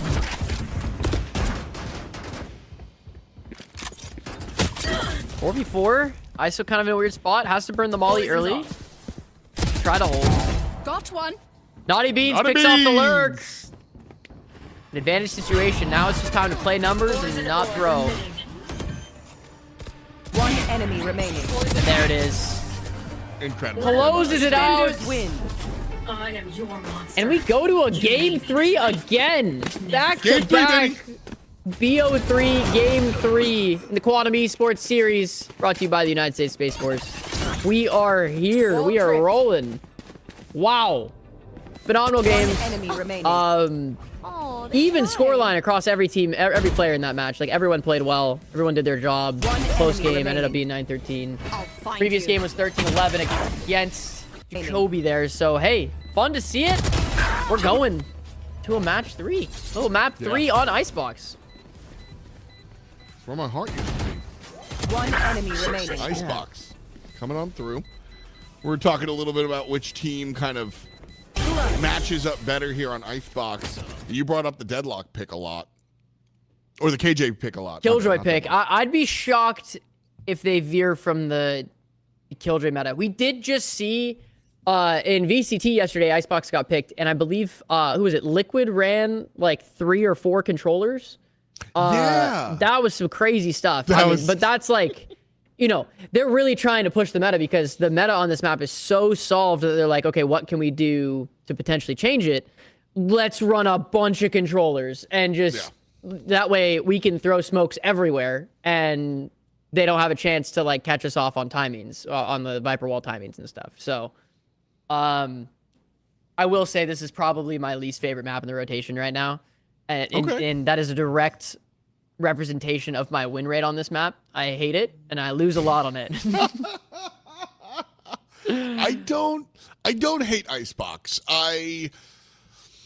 You're right. The majority of Valorant players are a little bored with it. You know, that's definitely. I dropped 30 and lost on it last night or 2 nights ago, so I'm ready for this to get rotated out. Let's just put it that way. I feel that. I do. Okay, that one I do feel. That one I do feel. I kind of like Icebox. I feel the same issues with just like, you know, Viper fatigue, just getting over the same like comps over and over again. But at the same, like, Icebox is, I have fun watching it a lot of times. I think watching it. Both sites are dynamic, but playing it can be a chore. Yeah. So. Yeah. Up to you, I thought. Yeah, I think Icebox for me is just like not. I feel like it's too punishing. I play a lot of Killjoy. I'll fill Viper if I need to, and I'll play Duelist if I need to. But like, sure. If I'm playing Viper or Killjoy, I feel like I get punished for trying to make a play because then my team is lacking the information or utility that they need to hold a site. So I just feel forced to like basically let my team do all the work, and like 9 out of 10 times I don't have enough impact because I feel like I can't make a play. You're playing the outfield essentially, and you're just like you watch 3 innings go by, and your shortstop and your second baseman are just dropping the ball, and you're like, well, I caught the 3 fly balls that came to me, dog. I don't know. I did my job. Like, they went mid, and I killed 4. That one round they did it out of the 13. I did what I'm supposed to. You guys got to do so, and that's that's the modern matchmaking conundrum. Games that matter with people that don't. Yeah, if they swapped Icebox or Pearl for like Bind and even Abyss. I know a lot of people don't like Abyss. I like Abyss more than Icebox, at least in ranked. Yeah. I also like Bind. Abyss, I'm kind of okay with Abyss not being around anymore. Yeah, that's fair. I think it's not like solved. Like, you know, the concept of having a solved map, I think, is just the silliest thing to me. So like, that's fair. I just don't like it when it's just so like you feel the punishment if somebody on your team just goes chamber, and it's like, all right, we our chances of losing this game just went down in agent select. Like yeah, like GG. Yeah, exactly. And like those are, you know, and that's, oh man, dude, this is like one of my biggest conundrums with being like a guy that likes games, is that the game, like working in esports, the game you watch on VCT, the game you watch in LTA, the game you watch in ESL, IEM Extreme Masters just isn't the game I'm getting in matchmaking. Like, I'm just not playing the same game, and it infuriates me because, like, it even, like, playing on the solved map can be fun if we're all Giga Sweats doing the solved thing. It's less fun, but we can still see it because then we push it with 4 control. We do weird stuff. But if I'm in matchmaking and some guy's like, yeah, I'm playing chamber because I want to have fun. Yeah, I like it. And you're like, dude, and you're playing against the meta comp at the same time. Like, and you're just like, dude, like, can you? It's just you know, and then the response is, it's just a game. Yeah, and I get that. It is just a game for a lot of people. But, like, if you're trying to win or trying to get better and rank up, and then you just have people that are not playing the fundamentals well, it's frustrating, man. We lost our boy over there. He's nice and frozen, and I'm excited because I think we're about to hop back into the game pretty soon here. He's looking great over there in this freeze frame, though. But we're about to hop into Agent Select. I'm sure he'll be back here pretty soon. I remember last time we lost him for a little bit too. I think his internet is not the greatest. In more recent happy internet news, I'm getting fiber soon, so that'll be fun. But I think FDOT probably needs that fiber here more than I do at this point. Wow, that is awesome. Well, we are here. We are back. And we're loading in match 3. Again, guys, this is where all the marbles are put on the line here, because winner of this map is winning anywhere between $1,500 and $4,000. If they make it to the top 2 in this bracket today, they qualify for the grand finals, and they are guaranteed prize money. It's not just, oh, they made it to grand finals. They guarantee only 4 teams make it to grand finals out of this tournament, and all 4 of those teams are splitting a prize pool of $10,000. So if they win this match, because it's a 1-1 currently in the series of this best of 3, the winner of this team gets their split of $10,000 from the grand finals. Obviously, it depends on how they place there, but if they get 4th, they get $1,500. If they get 1st, they get $4,000. So there's a lot of money on the line for these teams right now. And they've put a lot of hours in. They've put a lot of weeks in to get to this point. So the fact that we're in game 3, we're about to see, hopefully, some pretty good Valorant. And wow, we got some team comps cooking up here. We got a Sage. We got a Harbor. I love it. I love this. Okay.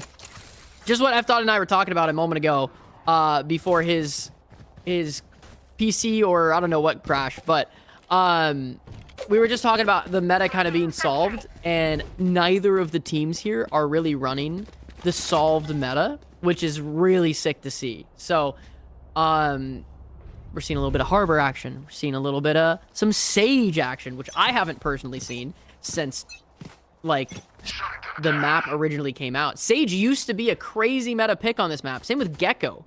But after a while, it just kind of stopped working for a lot of people, because of just the, power creep of Teo, and then people kind of just figuring out how to play Viper Killjoy. Dude, Sage might just be the move on this map. Maybe I'm gonna start playing Sage on this map, because, like, being able to wall off B and actually plant the bomb might work out pretty well. Also, production, I think we don't have sound. At least I don't on my end. But we're rolling. But here we go. Pistol rounds coming in. KBBQ. Down 1 pick. We're good. Awesome. Thank you. Can't use that. There we go. Harbor Viper. Interested to see. Yeah, chat, what are we thinking? Who's going to win here more? The Harbor pick or the Sage pick more? Both of them are kind of off-meta picks, but not to say they can't work. I do think this is probably Sage's best map across the board. Because the verticality of the walls, the amount of angles you can create with the walls. Dang, shock darts come out, get a free pick. Dude, maybe I start locking Sage on this map. Maybe that could be the difference. I'm trying to think right now of any way that I could potentially win this game on this map, because it's so hard. And Sage might be the move. As we say that, Sage, ISO, who's playing Sage, picks up a nice little 3-piece to start it off, man. That's pretty fire. Really like the double controller. I think so too. I don't know. Okay. I like the idea of double controller. I think it's hard to play well. I think if I'm running these comps right now, I might rather have the Sage comp. The KBBQ comp right now. They're running 0 duelists. That's kind of epic, dude. They're running Sage as a duelist in this comp. Awesome. Welcome back, FDOT, I believe. We had a little technical error. He's hopping back in still. But glad to have him. quick little reset. Just wanted to stretch the legs real quick. Yeah, a little bit. Just decided in the middle of things to get up and go. Definitely wasn't a crash of my entire life. Yeah, you know, nothing too crazy. Just blue screen. Dude, all of my monitors shut off, and I got an EXE you've never heard of is no longer working. So. Oh, exciting. Yeah. I loaded it and heard no duelists but a Sage, and they're... We got, yeah. And a Harbor? What? No, this is awesome. We were talking, it was funny because you and I have been talking about, like, this map is kind of solved, in my opinion. Like, there's a right comp to run. Neither of the teams are running that right comp, and they're trying some stuff right now. Tech with 2 big picks as they were down huge in this round. We got KVQ rocking the Sage and no duelist. And then we have Jacoby rocking Harbor double controller. All right. I'm liking it though. I think I would rather have KBBQ's comp right now. No, it's just something that will literally never ever happen in my ranked games. Unfortunately, because I think this comp is way more fun to run than running Jet Reyna every single game. Yeah. Weapon here. But dude, this comp that they're running is sick. I actually like it a lot. I mean, you've got a lot of... Like, that's the thing with duelists in Valorant, is that, like... I mean, everybody gets the same guns, so everybody can theoretically just kill. You know what I mean? Like, everybody can be a duelist if you want to play it as a pointy guy. You know, so, like, you can kind of... Yeah, so Sage is coming through as the duelist. KO's just looking for brawls as well, and then Viper, Sova, and KJ are, you know, your facilitators. I love this. We're watching like beta Valorant with this freaking Sage wall to get the plant down. I'm kind of rocking with it. Like maybe, dude, I think I might try to play some Sage next time I load into Icebox. This is, let me tell you, this conversation happens all the time. Like, I talk to a lot of, like, you know, I'll cast Valorant every now and then I'll hit up my, like, pro player friends or pro commentator friends, and this always happens with Icebox. You know, they're just like, yeah, okay, we go through the agents, and they're like, yeah, nobody plays Sage. One enemy yeah, like, Sage is bad. Sage isn't worth it anymore. And then it's like, okay, maybe it's good. And then you get to Icebox, and they're like, you know what, there is this crit, like, Sage, she does her thing on Icebox. I can't really... I have nothing bad to say about her on Icebox. She could do it. Don't expect it, but, like, it's there. And then every time I cast it, there winds up being a Sage, Icebox, wall plant, like, baby's first Valorant game. It's very, very funny how this comes out. More than you would think, dude. I'm digging it. I'm a fan right now. I just need my teammates to fill the Killjoy Viper. Because that, unfortunately, I don't think will ever change on this map. And the amount of space that they control, just given the angles on everything, like. Yep. I'm done doing that on my part. I've put in my time, put in the hours. Yeah. I mean, Viper, like, when I was playing the beta, you know, way back when. Oh, I loved Viper early on. I looked at Viper and I was like, this character's broken. You just cover the entire site every time. And in reality, that's not how she works. But that's how she works on Icebox. And that's, you know, that's why it's so insane.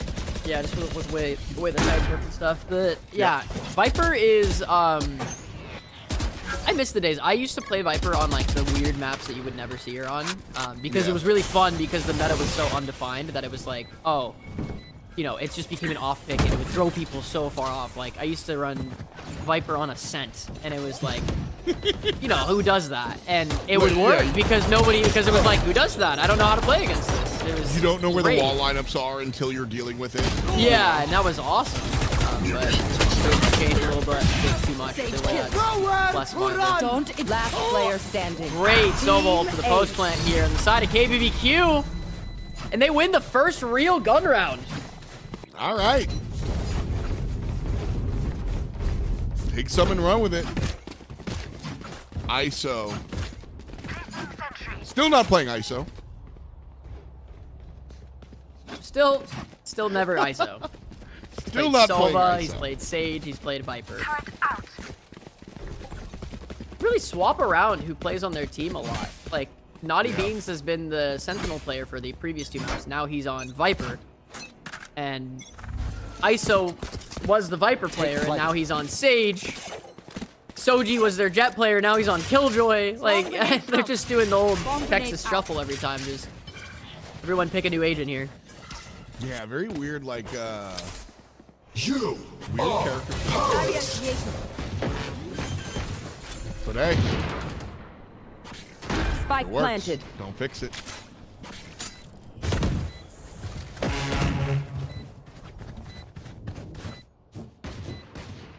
Good angle up here for ISO. Top frag on the team. Placing swarm grenade.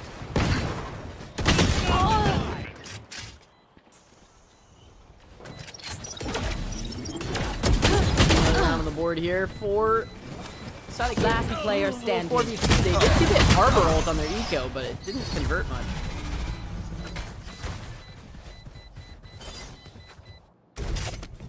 Who's calling me with Keo? He sounds familiar. F dot. Hey, what's up, friends? F swag on Twitch. Dude, I have tried to change it. Swag, Like, bro. I made it before I was doing, like before I was working in games. I made it as a joke. Here. Because I was showing my friends some gameplay, and my character's name in the game I was playing was Fancy Swag as a joke. Placing alarm bot. Called myself Naturally. F Swag, and then Take flight. well, 12 years later, it's my career. You know what I mean? Like, I'm just here now. And if I was like Giga famous, it would be funny. Like Penguin Zero, when Charlie, like Moist Critical posts on YouTube, it's Penguin Zero because it's funny. But I'm just not Giga famous, so I'm just F Swag, and I'm like, please change it to F dot, and they're like, I don't know, he's got 2 followers. I'm like, dude, I hate you guys. Oh, that's so funny. I'm like, the guy F dot has 2 followers, so can you get rid of it? And they're like, well, he doesn't have 0, so he might be trying. I can't do it. Just like, oh! Don't you get one as a partner? Player standing. I got partnered so long ago, like, Oh, I don't know who to call. You can just Like, go I through used the to- support, the partner support. They might be able to do Word? it. Yeah. I'll give it a shot, because I used to, like, I got partnered in 2014, so, like, we used to have an agent, like a guy. Yeah, your Agent actual called partner, Tino. like manager. Yeah, exactly. I was like, yo, Tino, something's messed up. And he'd be like, thanks, bro. Yeah. And like, now. You get one name change where you can, like, yoink a name from an inactive Twitch account if you're a partner. Bad. I don't know when they didn't really make like an announcement about that, but they did implement that back in like. I always just like, I ask my agent when I'm at TwitchCon, I'm like, hey, you know anybody? Like, I've never really done it officially. Yeah. Never let the F Swag die. Like I said, listen, I just if I'm Moist Critical level famous, I'll keep the F Swag. All right, I'll give it another year. Yeah. My girlfriend just got partnered like last week, and she's just not kill my ally. reached out to support and then going through the process now to get her name on Twitch is Melon Doodle, and she's just gonna get Melon. Nice. Well, congrats on the partner for Melon Doodle. Dream. Oh, that's pretty dope. Diamond's got a picture with me. That's sick. Oh, that's so fun. Welcome to my Spike world. planted. Small comes world out. of esports, baby. Heck yeah. And a big world of Viper ult. Deploying drone.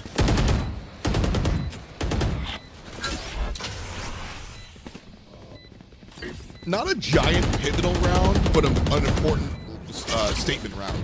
If it's 5-2, it feels real bad. But a 4-3 is an even split. So if I'm blue team, it's very, very important that I get this round. Again, we don't lose if we lose the round, but it starts to feel like the beginning of the Last player standing. Yeah, it really does.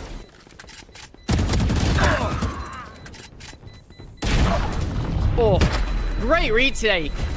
Good stuff from Yellow Flash. Great kills. A little bit of a dicey close round, but they made it work. A lot of ults on the side of Jacoby here, too. They're ready to rock with. You can change your name every 90 days or something, or 14 days. I don't know, partners are not there. There probably will never be.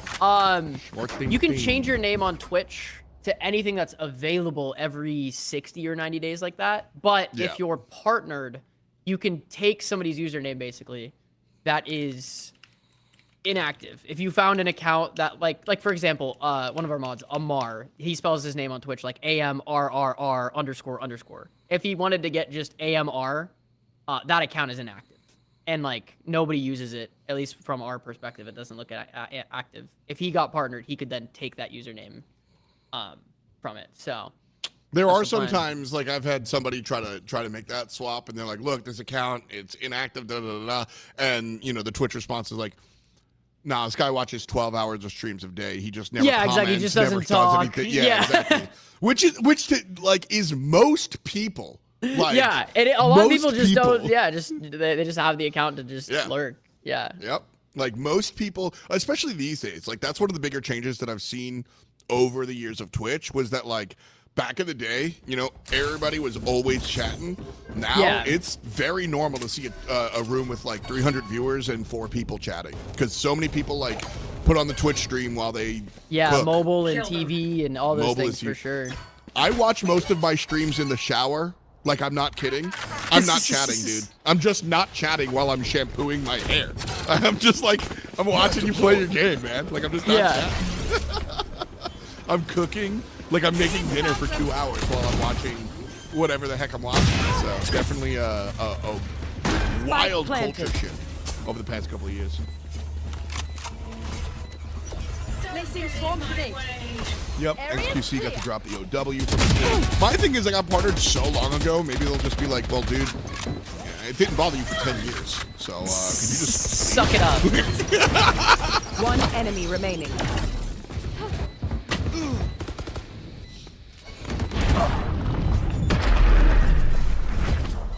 That's flawless.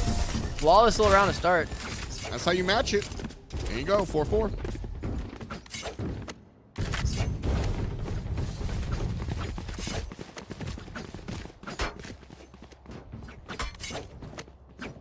Yo.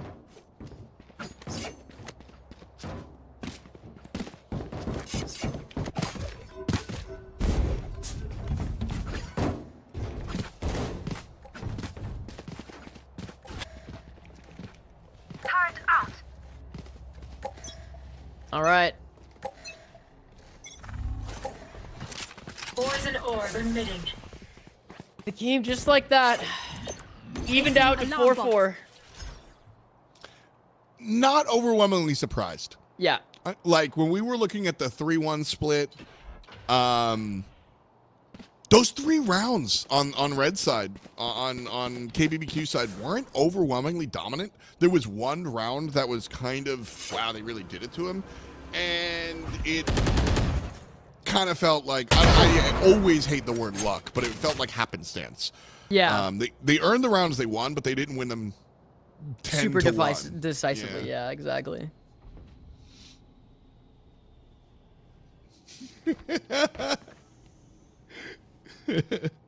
Nick Ramack. I put streams to go to sleep. Good night, by the way.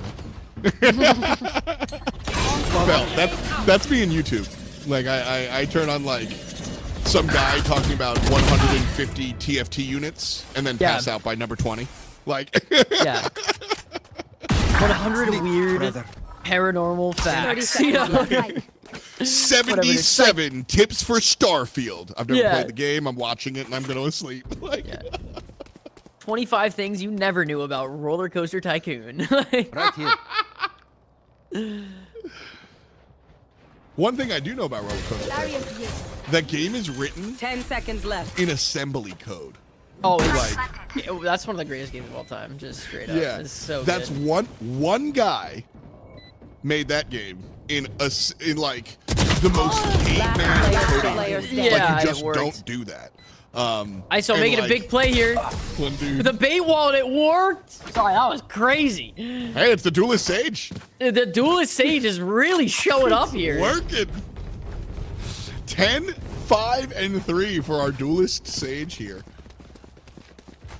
It's working. Yellow Flash also popping off on the actual Duelist on the other team.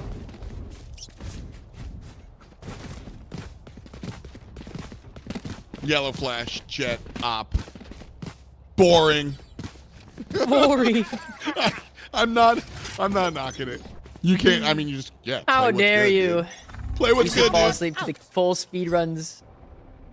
Oh yeah, a lot of people. I have like 4-hour videos on my YouTube, and a Spike lot of people down put them on to A. fall asleep too. Yeah. It's awesome. I'll take the revenue, thank you. Some of those videos prints. Alarm comes out. A couple of players now coalescing back on A, but it's a long time to get back. Beautiful timing. Spike down. Oxo with a nice 4K. Holy. My whole concern was about the team being able to make this long flank in time for the push. Like, the timing wasn't going to be there. Oxo was going to have to take on the world, and he would obviously die because his 2 lurkers are across the map, but... Nope, he just gets the 4K. No. All good. Someone can just handle it. No problems. No issues. Like... All right, Ock. Second or third heroic round ender for Oxo. By the way, anybody in chat, if y'all speak Japanese or read Japanese, what are the characters of his name mean? I have no idea. And it always frustrates me when I see like an alphabet I don't know. I'm like, dude, what does that even mean? I don't know. I don't know if it's just there to look cool or if it's like part of the name, you know? And then I feel disrespectful if you're not calling me by name. Placing swamp grenade. Swamp grenade out. I overthink things from time to time. Just a Wall little plant. Wall's coming in.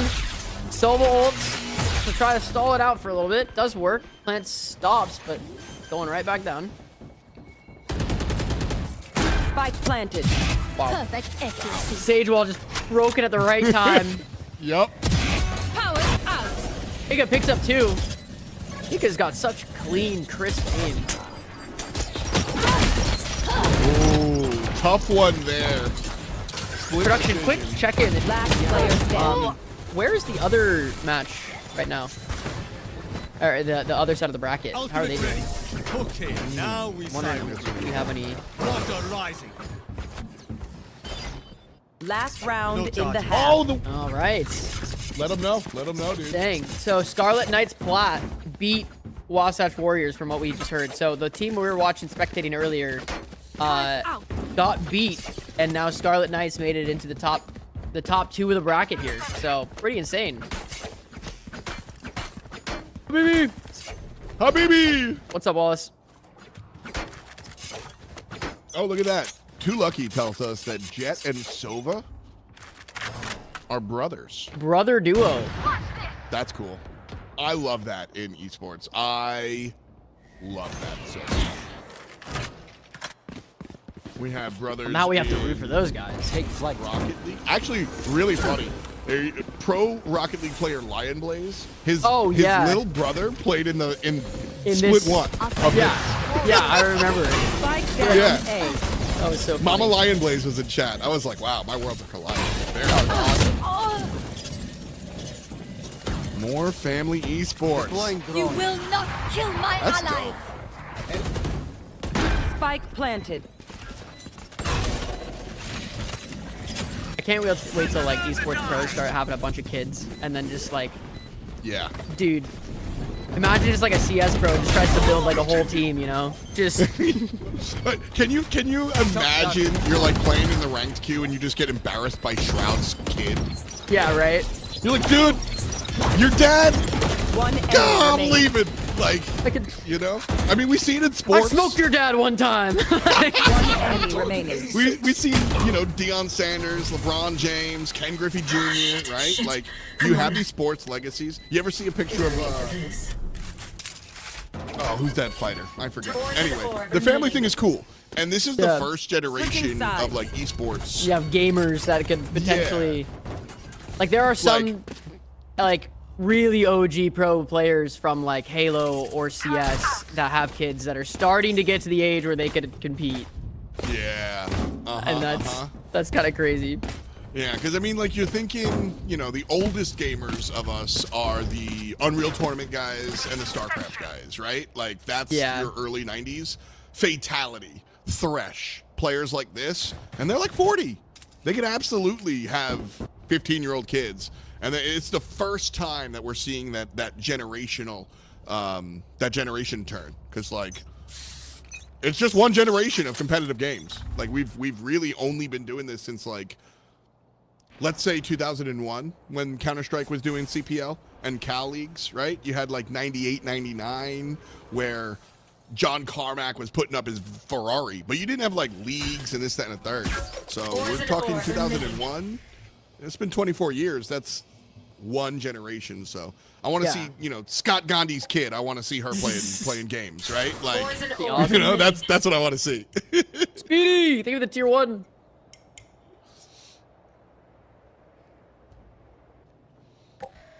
And when I eventually have a kid and he starts playing FPS games, if he goes negative, no dinner. That's it. Cutthroat household. That's how pressure creates diamonds.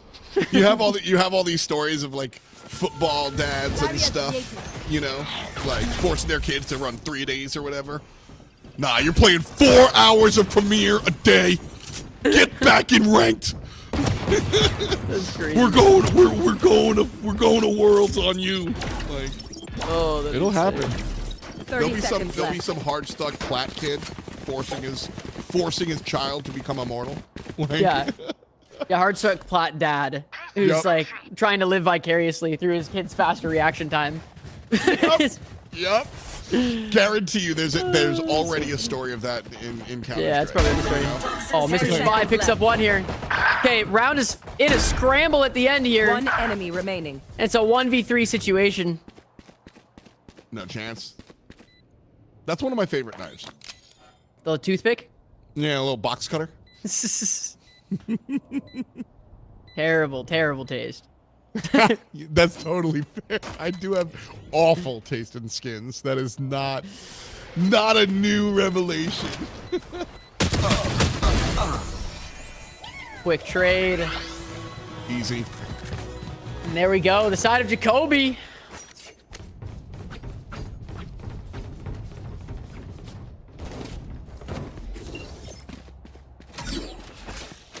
Oxa 16-9. Yellow Flash can't really decide if they want to. Okay, word. Then we'll go with the rifle, not the long gun. Placing alarm bot. Technically, rifles are long guns. Sniper. Yeah, they're pretty long. Yeah. Guardian. That's a long gun. Yeah. Looks pretty Like, long. I generally refer to like the snipers as long guns, so I saw the Guardian, but it's pretty long. Yeah. It's a long gun. An Ares. That's a real long gun. Ugh. What is the use case for an Ares? Never. Is there just for fun, right? Yeah. Sova. Sova's kind of it. Sova on an eco, where you can afford that and then still buy a node in next round. I hate it. Yeah, that's fair. That's a good take. All right, again, winner of this best of 3 here, which it is 1-1 in the series. So winner of this game is getting a solid chunk of money. So pressure is high between both the teams here. And Jacoby's kind of walking away. Minimum 1,500 up for grabs. Again, brought to us by our friends at the U.S. Space Force. We're friends now? They friended you? Yeah, they added me on MySpace. Oh, they didn't add me yet. Top 8, dude. Dang. You got a chance at 1,500 then. 30 seconds left. Spike planted. Plant down. 4 players to answer. Yeah, pretty big eco here on the retake. Gonna be tough. Maybe a Sage Wall could save it, but I mean, it's gonna be a tough situation. Oh, he's gonna go for it. Yeah, The of course. orb goes up, the wall comes out, and we're gonna just try to stick the fuse. Don't worry, Harbor's here. Yeah, it doesn't matter. Last player standing. KJ Molly, Viper Molly, Harbor's out. We're just One sad. enemy remaining. Standing ahead. 1v1 now. Wait, 30 HP, Akuzo. Hop. Oh, they actually get the eco. Oh my god. We need Big play. Huge play winning that trade. I'll be honest, know though, I'm not. what must be done. I don't think I care. like what a cool round. Excellent. Absolute cinema. I don't think it has a large impact on the game. The economy across the way is hurting, but not broken. Broken? Okay. They're broken. That was a pretty big. That was a pretty big Yeah. round actually, because that won them essentially too. No. I thought they would have enough. This is the smart play. This is more of what I expected. I expected like a Guardian, an Outlaw, maybe a random Stinger. I expected a little more of a half buy than a full save, which is why I was going into the I don't think this broke. Well, I think they, the side of Jacoby forced pretty heavily into their eco and then lost. And bet. KBBQ didn't invest anything. They just won it with classics and a Sage Wall. So that was kind of an insane turnaround.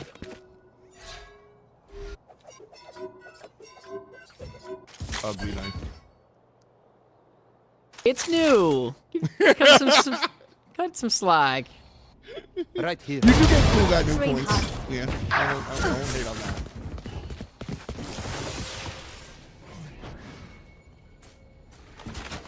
Deagle kill from Oxo. Revealing area. Yeah, big way to start it off. Recovers a Vandal too. That's even more big. Bigger. Some might say it's massive. Planted. The biggest. The largest.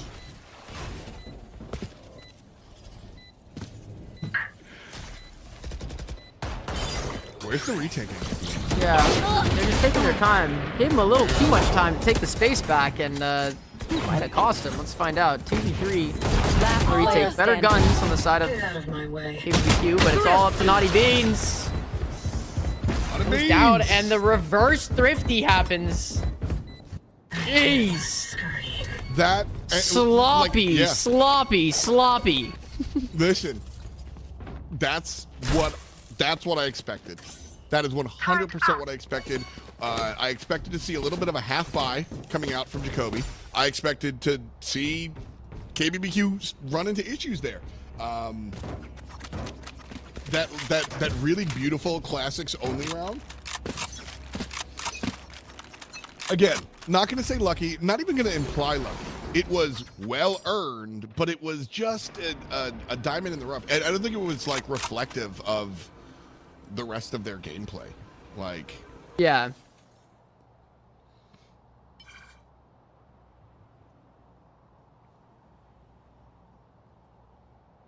I suggest you move. All right. Placing swarm grenade. Harborough committed. It's gonna be a tough round though, regardless. yep. Harborough's done. Okay, they got one pick out of it. Naughty Bean's kind of in a weird position there, playing in the orb. Okay. Spike Gang gets one, down. Tech gets another. Giga trades it out, and it's a 2v3. This is a bar fight. It really is. Spike planted. That's what it continuously feels like. Just a brawl.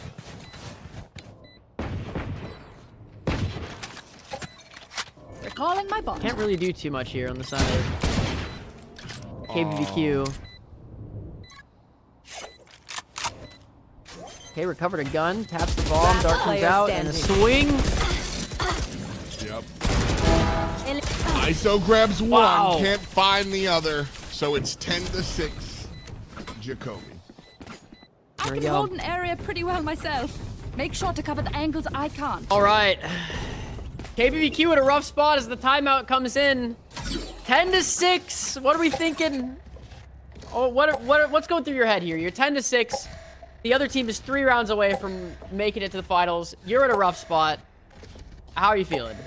If I'm KBBQ, I like. It's so interesting because this is the first time that I've really felt this way all day. Watching our last 3 maps, our previous 2 from this matchup, it feels like just like I felt like that phenomenal classic eco round didn't really break open the game. I look at this 10-6 split, and I don't think it's over. Like, Yeah. I feel like KBBQ.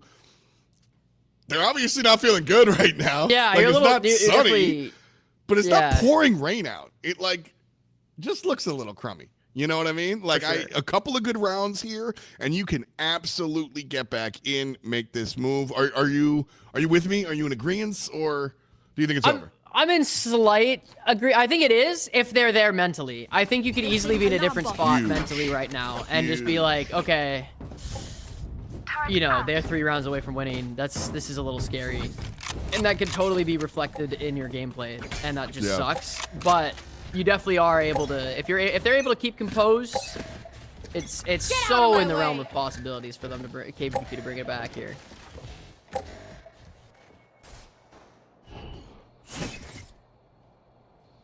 Night fish by. What's up, Trig?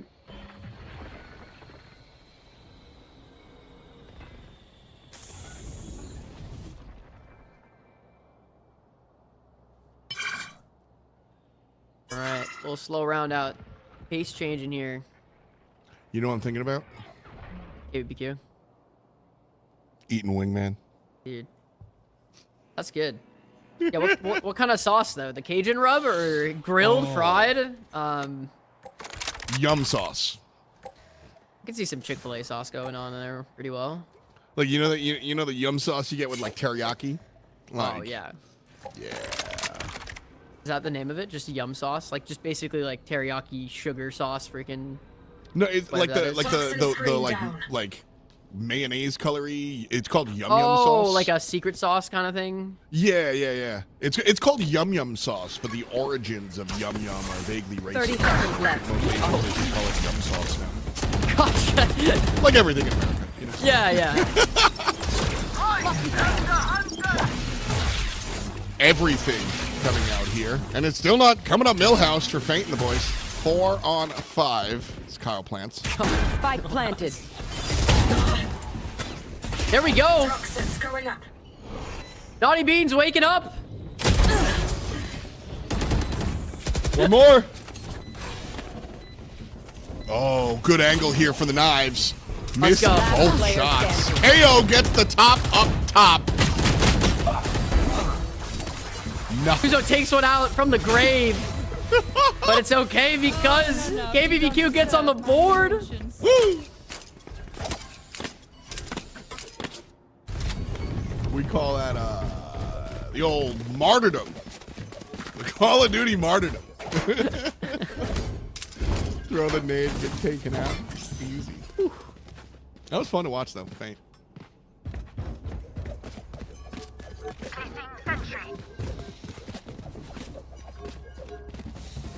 Kyle did some work there. Is a lemon gummy. I could see that. Yeah, is Wingman more of a meat or a candy? Because I could see him being more of both. I think he's more of a meat. I get the candy approach, but like... I think Wingman, when he's in his form of running out to like plant the spike, he's a meat. Yes. That's what I'm thinking. If he's handheld, he's a candy. Like the little form that you see in his hand, that's a gummy. That's a little gummy bear. You know what? I'm here for it. 1,000,000%. When he's running, that was in my mind the entire time I was. Yeah, when he's running, that's like grilled or fried for sure. Yeah, right here. When he's just a little guy in your hand. He's a little guy in your hand. That's just a. That's just like banana Laffy Taffy right there.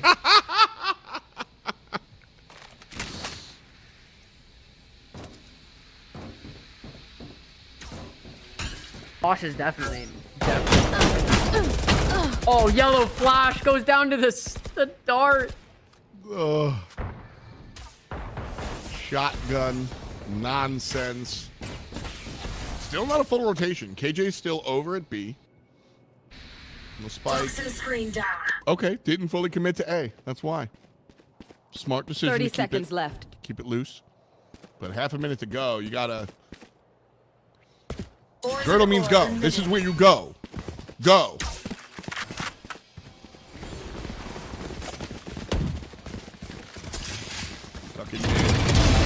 ISO with a great angle, only gets one. 10 seconds left. You got a plan. Remaining. Spike down. And it's B. down? No, GG. Jeez. Crazy round. Killed during the plant. If the plant goes down, we have a whole new game. Very important to push there. Very, very important. I think a lot of other teams kind of like fall back a little bit and like, all right, they got the plant, let's reassess. Sticking to the game plan and just going forward was a good move.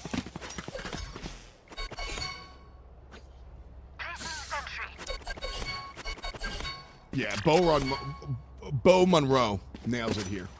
Wingman is meat. Dizzy is a candy. Thrash is seafood. And Mosh is that Fortnite that sauce? Fortnite potion that we were talking about. No. Dizzy's the sauce. Dizzy's got to be the shield pot. He's got to be the drink. Mosh could be a candy. I could see Mosh as a candy. Dizzy has to be the drink because he literally like squirts out a little juice, dude. There's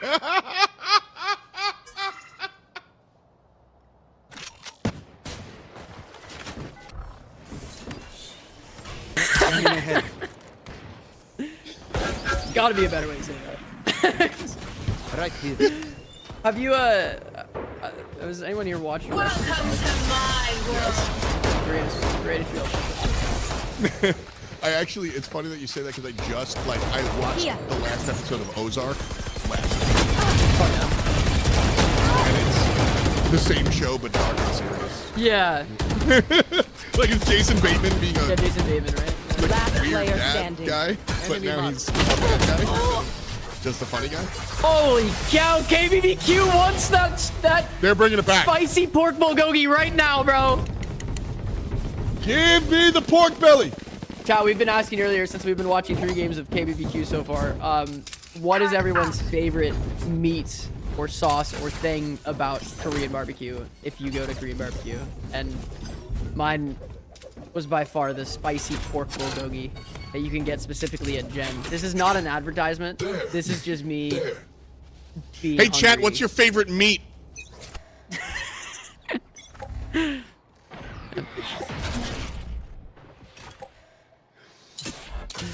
Dude, Gio, this GIF you sent of Gecko eating is so much. It's perfect. Enemy mark. Man, game 3, round 20, split 10 and 9 at the moment. It was like game 18, round of 400. Watching the Titans. We're doing triple elimination, best out of 31, instead of the loser is sad. That's what we're doing here today. Until everyone's done. Done or crying. We're gonna keep going. The other side of the bracket finished an hour ago. Poison's off. They've just been chilling. This is a question, actually. Let this round finish, and then I have a question for you as a competitor. Jacoby and friends are pushing into B site. Spike in hand. 3 on 4. The defenders are making their rotation, though. 2 people on site to answer. Cross is good. Harbor goes down. 10 all. My question to you, Keo. Would you rather be the team that just played this 17-hour barn burner of a match before you go into grand finals? Or would you be the team that's been iced for an hour?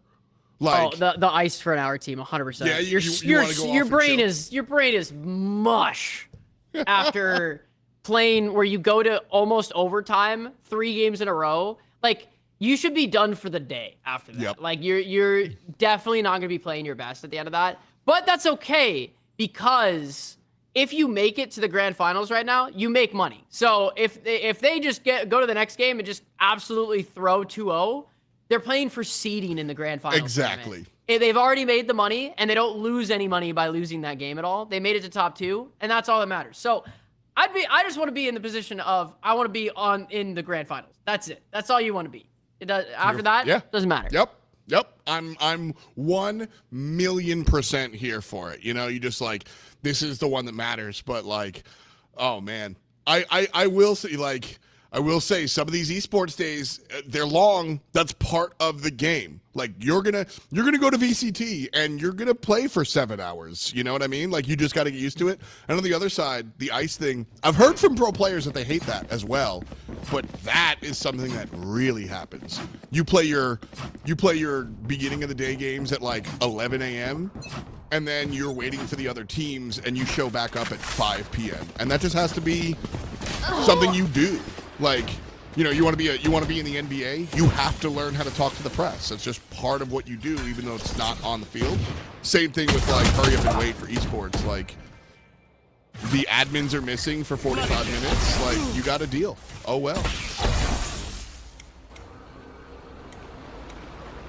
Enemy tag. Still 5 people up on defense. This is almost inevitably KBQs, and just like that, they're turning things around.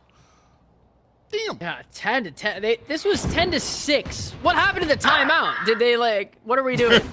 Yeah. Not a great moment. Is that all right? Naughty beans. Remaining. Start cheating. Spike down B. They go up 11 to 10. 5 rounds in a row. Jeez. It's exactly what they needed.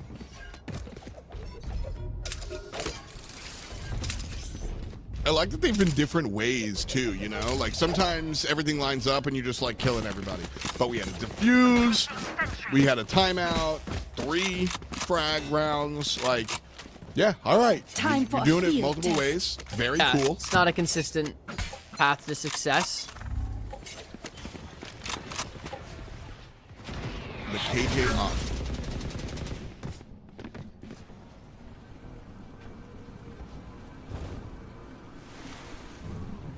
You Push should for the run. first time in a while.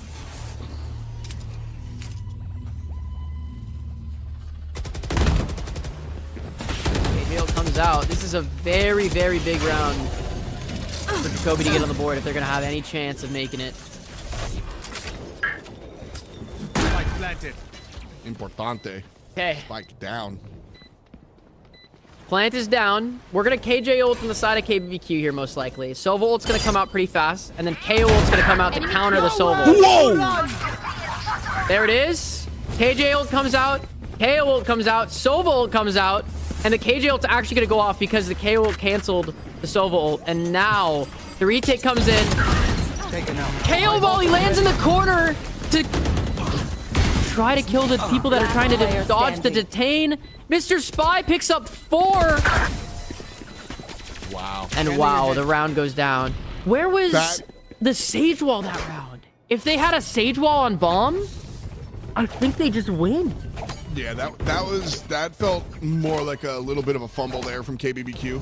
That was a perfect retake. I don't know why they didn't have the Viper Wall up to just fully stick the defuse, or where the Sage Wall was to potentially just win the round. That was like, they had the perfect ults to counter exactly what they were going to do. They knew exactly what was going to happen, and they didn't.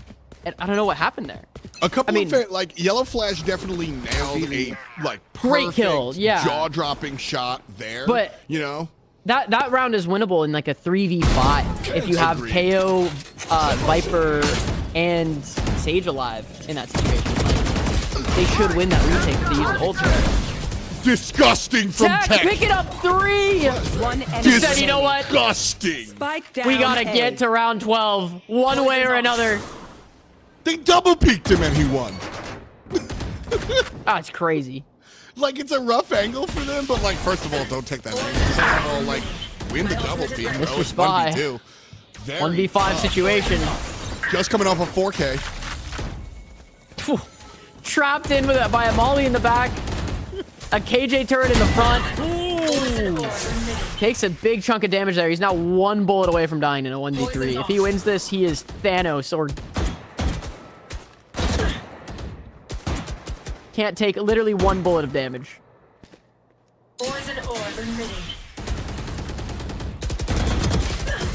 Ooh. There it goes down. Yep. Match point here. Match point. Or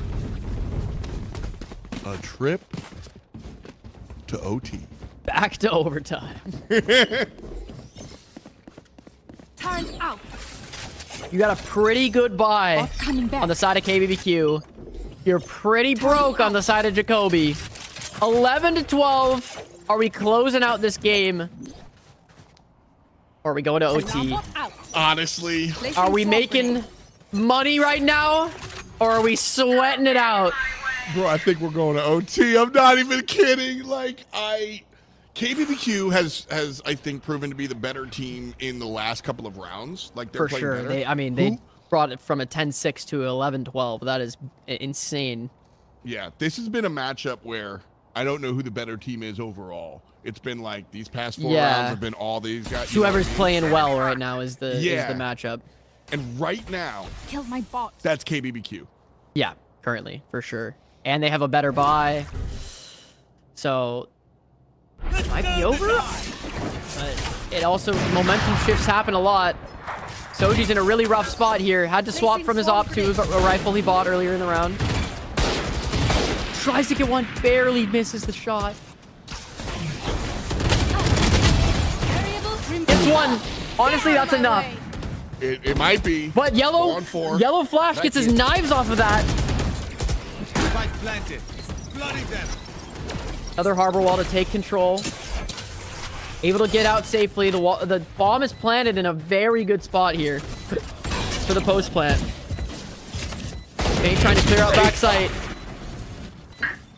They lose numbers. Very important kill from Oxo. Oxo picks up one. We have a save wall for the retake. What? And we're going to overtime, bro. We had every advantage. Overtime. Remember, your weapon is That's only a heartbreaking tool. for You can't just KBBQ. You have to think. They just needed to retake better. They didn't wait for Util. They didn't play together on that retake. Feint just ended up swinging by himself and lost. He basically peaked 4. Oh, what a rough way to go. Also, where is the Sage Wall? 3 rounds in a row we haven't seen it.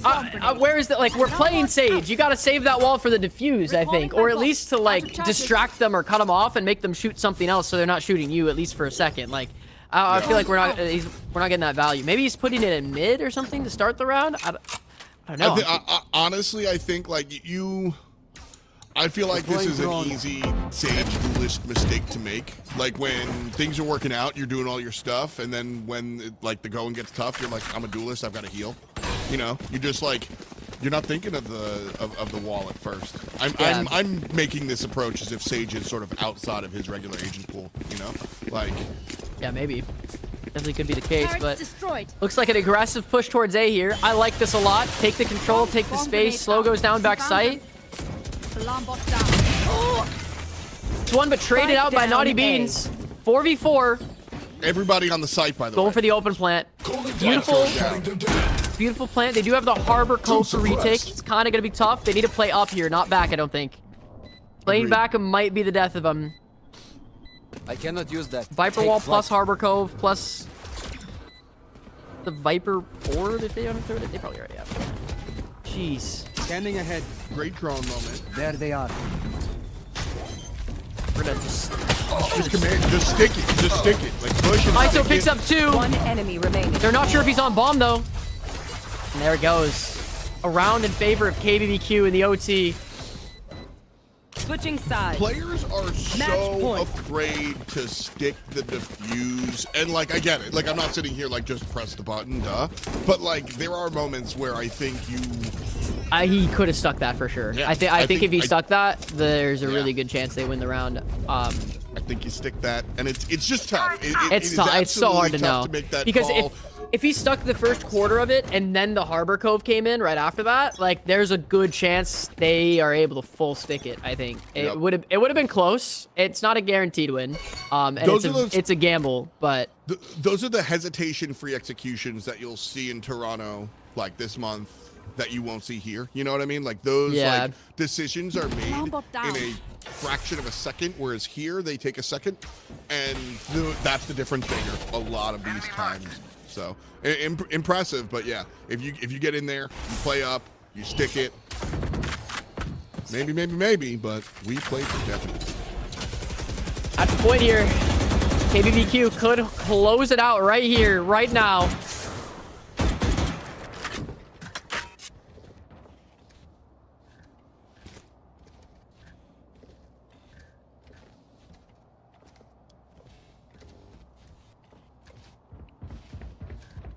Five players looking at B on both sides. Scary moment. Gave up a little bit of control in mid. Defenders rotated to A all the way, but a little bit of util 30 seconds running back. Koji to gets B. a big pick on the Harbor.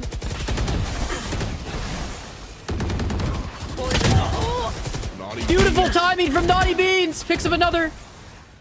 2 alive. 2v4. The side of Jacoby. They need to take a fight on default. Spike Mr. down Spy picks B. up 2. And that's it. Defenders Closed win. it out. KBBQ make it to the grand finals and secure at least $1,500 going straight to KBBQ for the boys, I hope. Holy. Oh man, well played. Congrats. You know, I gotta say, much love over to the Jacoby and Friends team. You know, this is the second split in a row. They just barely missed the finals. Yeah, that's tough. I mean, they were in split 1, #1 seed coming in, and they got knocked out round 1. And now they came in again just to lose by a hair in the semifinals. Giga fun to watch. Like, very fun to watch. Fun team to watch. They play the treat. fundamentals well. Yep. It was a good game across the board, but wow. GG's to them. KBBQ, congratulations. You make it to the grand finals. And we're not done yet, actually. We have the finals of this split to watch, which is Scarlet Knights Plat versus KBBQ. I assume we're going to give the KBBQ players a little bit of a break in between that because that was 30 seconds left. No. quite... This is a Saw movie. We're They have going to right in. play it. Yeah. Good stuff to KBBQ though. GG's to Jacoby. KBBQ now secured one of 4 teams to have secured a spot in the top 4 in the grand finals. And now that they're there, they've essentially made at minimum $1,500 up to $4 grand. They're splitting a $10,000 prize pool between the top 4 teams of split 1 and split 2. So congratulations KBBQ and Scarlet Knights Plat for making it to the finals and securing some of that. Yeah, definitely a very. Oh no, perfect. We got that's perfect. I'm glad we got that there. That's us. I sent that in the That's us. Discord of saying Mosh had to be a candy because there's that. Yeah, that's awesome. No, that's I love great. that. That's really good. Yep. Thanks production. This is awesome. Just chowing. That's us. Fantastic. All right, well, everyone, let us know what you think of Wingman's kit and what part would be food, what part would be candy, what would be a drink, what would be dessert, because Wingman's obviously food. So, anyway, we're going to toss into a break, and then we're going to the grand finals of this tournament, or the finals of this tournament. We're going to be watching the 2 winning teams. They're playing for seeding now, so they've both secured money. So, I don't know... To be honest, after going through the ringer that KBBQ just went through, I don't know if we're going to see the best from these teams because they just went through a lot and they just have the weight lifted off their shoulders. Play weird stuff. It might be some fun. It might be a fun best of 3 that we're going to watch between Scarlet Knights and KBBQ. But we're going to take a little bit of a break. If the players are reset, I'm going to get some water, go to the restroom. You should get some water as well. And then we'll see you guys for the finals. All right? See you in a moment.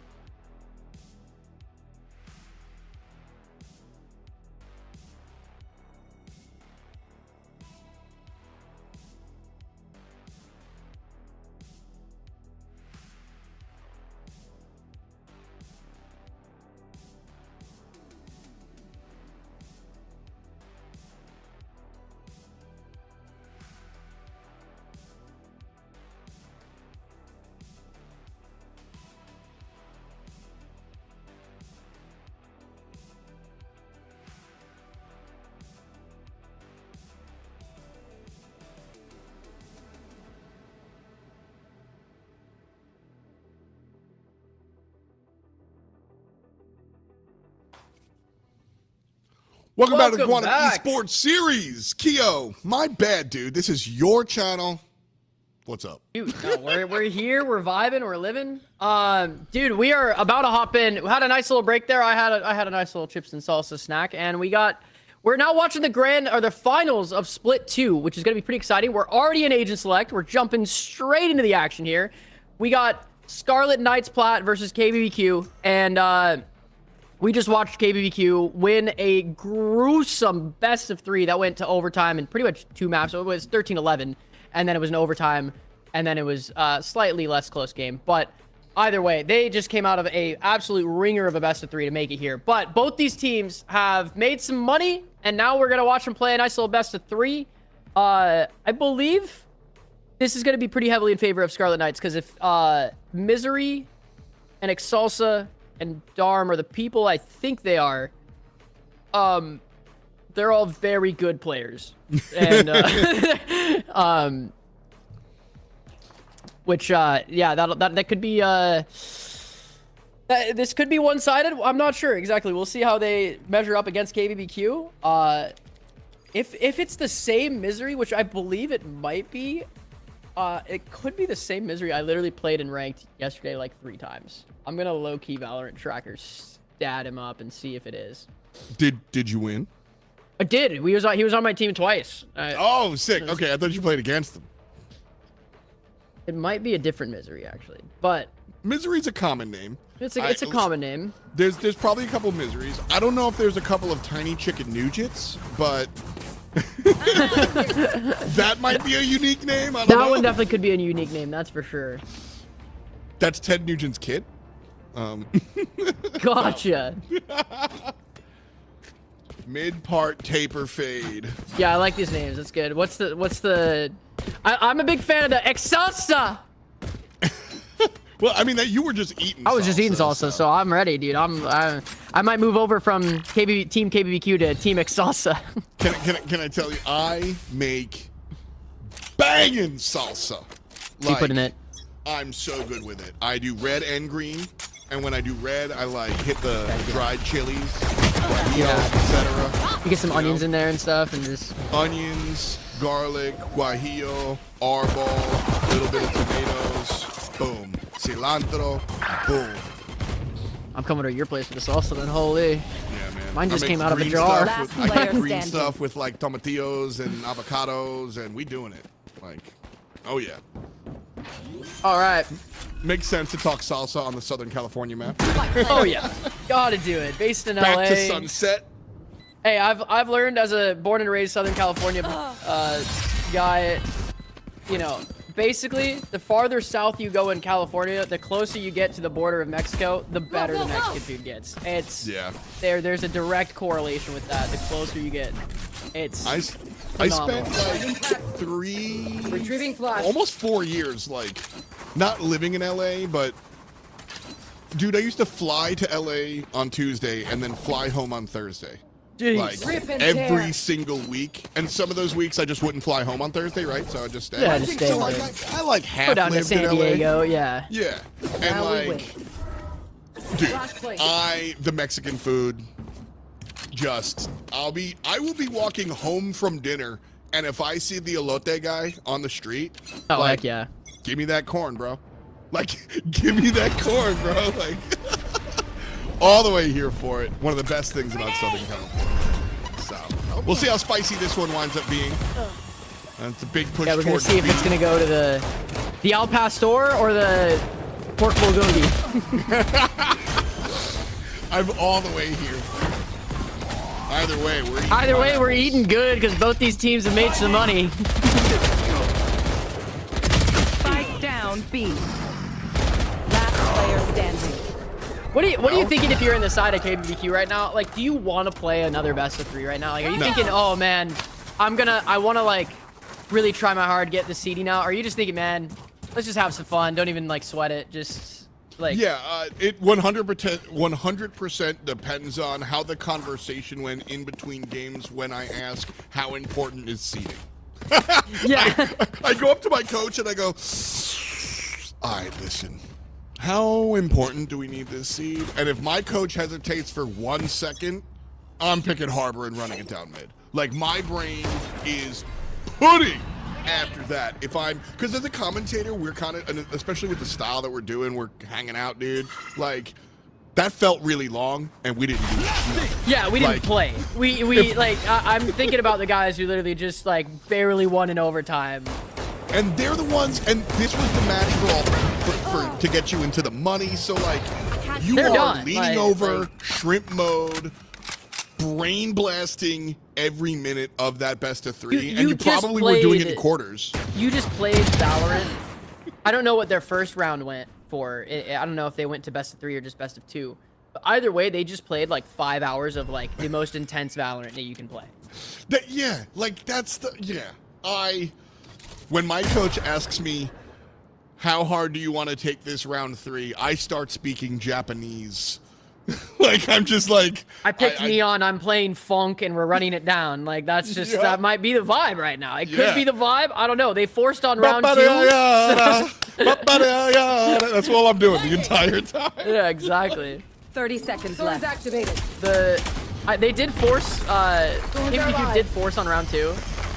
Which we have not seen them do at all in the previous best of 3 we just watched. So, could have been just going for a mix-up play. They might be trying really hard. They also might just be having a great time. We'll find out.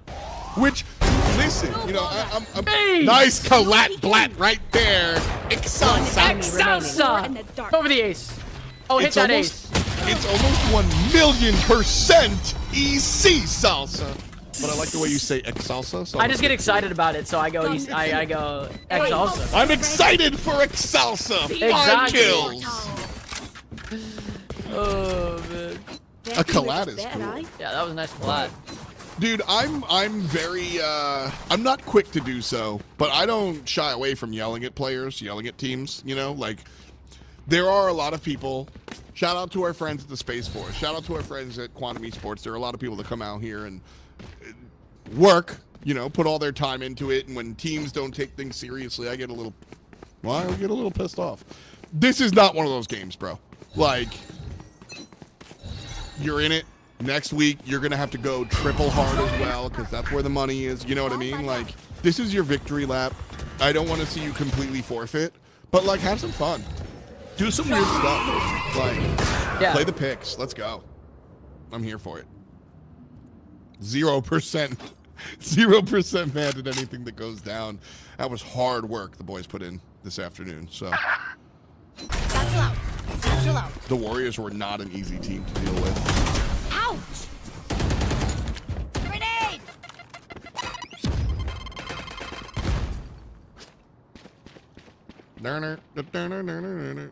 That's all that comes to mind when I see it. We love Haley Williams in this house. I will fight all the time. I'll find you. Mark 1. Okay, more. There. Good vibe. Hush.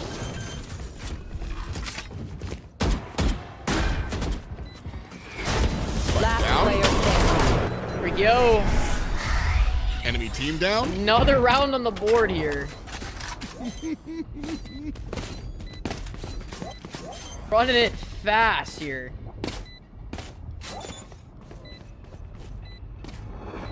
Change of plans. 4-0 here on Sunset.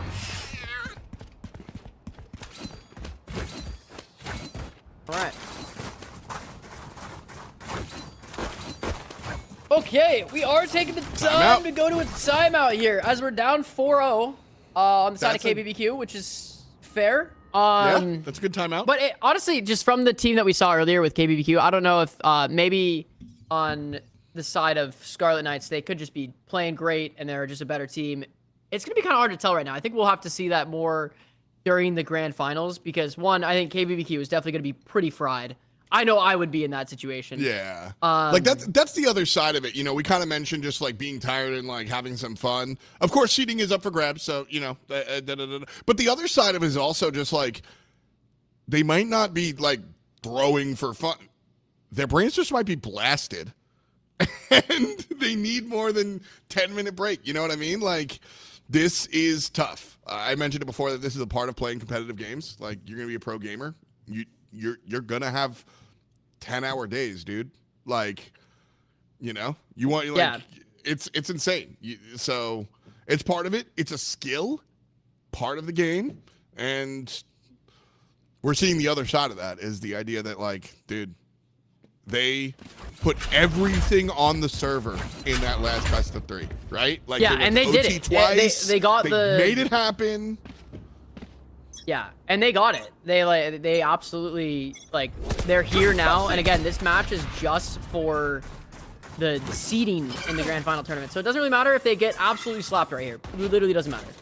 Yeah, like I said, ever so the seating will matter. You know, this, that, and the third. But you know, I believe in the boomer coach approach every now and then. And there's this thought, like, just I don't care if you're playing against like who you're playing against. You just come out and play your own game. Yeah. You know, like I don't care what your seeding is. You gotta expect to win against everybody. Like that's kind of how I feel about it. Like, Yeah, exactly. the seeding matters, but who cares? You gotta win against everybody anyway. So oh, well. Yeah, and at the end of the day, like you made money today. Like you like there's no reason to stress over this game. The reason to stress was last game, and you already got through it. Yes. Celebrate, be happy, and if you lose right now and get slapped, this is not a representation of like how you can. I don't think at all. If anything, you know, and this might be a little spicy. This might be a frozen octopus in the water. It's like, you know, my bad production.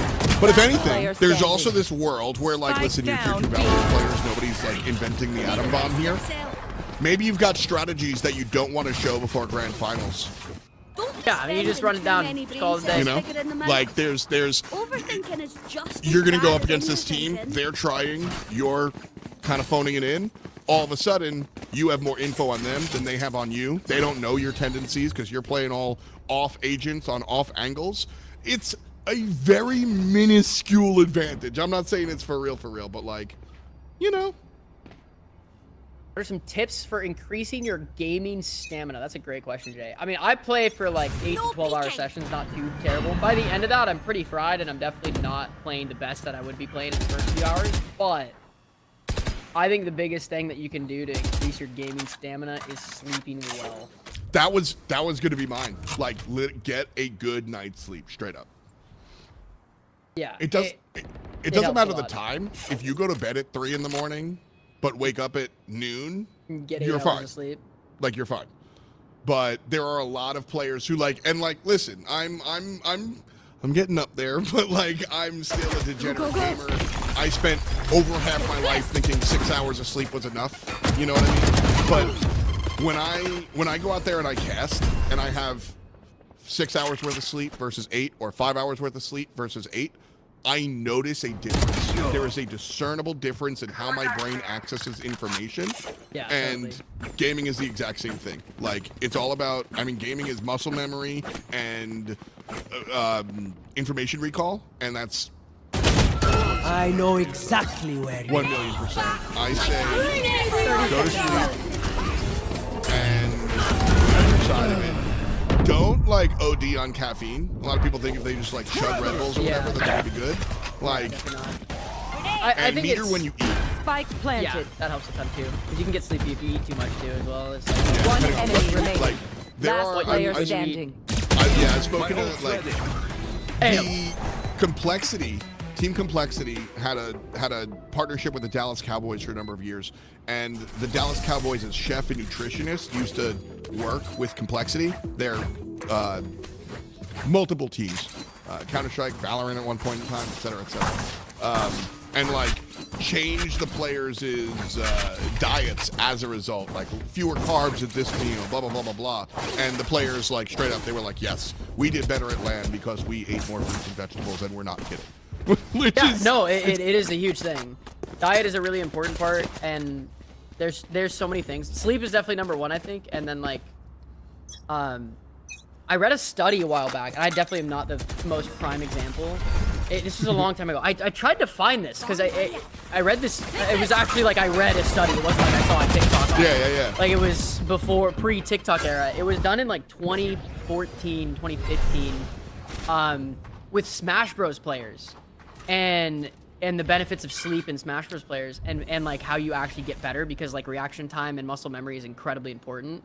in that game specifically, which translates a lot to FPS games. And the study came out and said you should never, if you're trying to play for improvement as a player, you should never game more than you sleep. There was like a direct correlation with that. And I was like, that's kind of sick. I've tried to look for it and I can't find it, but yeah, that's I feel like I remember that. I feel like I remember that coming out.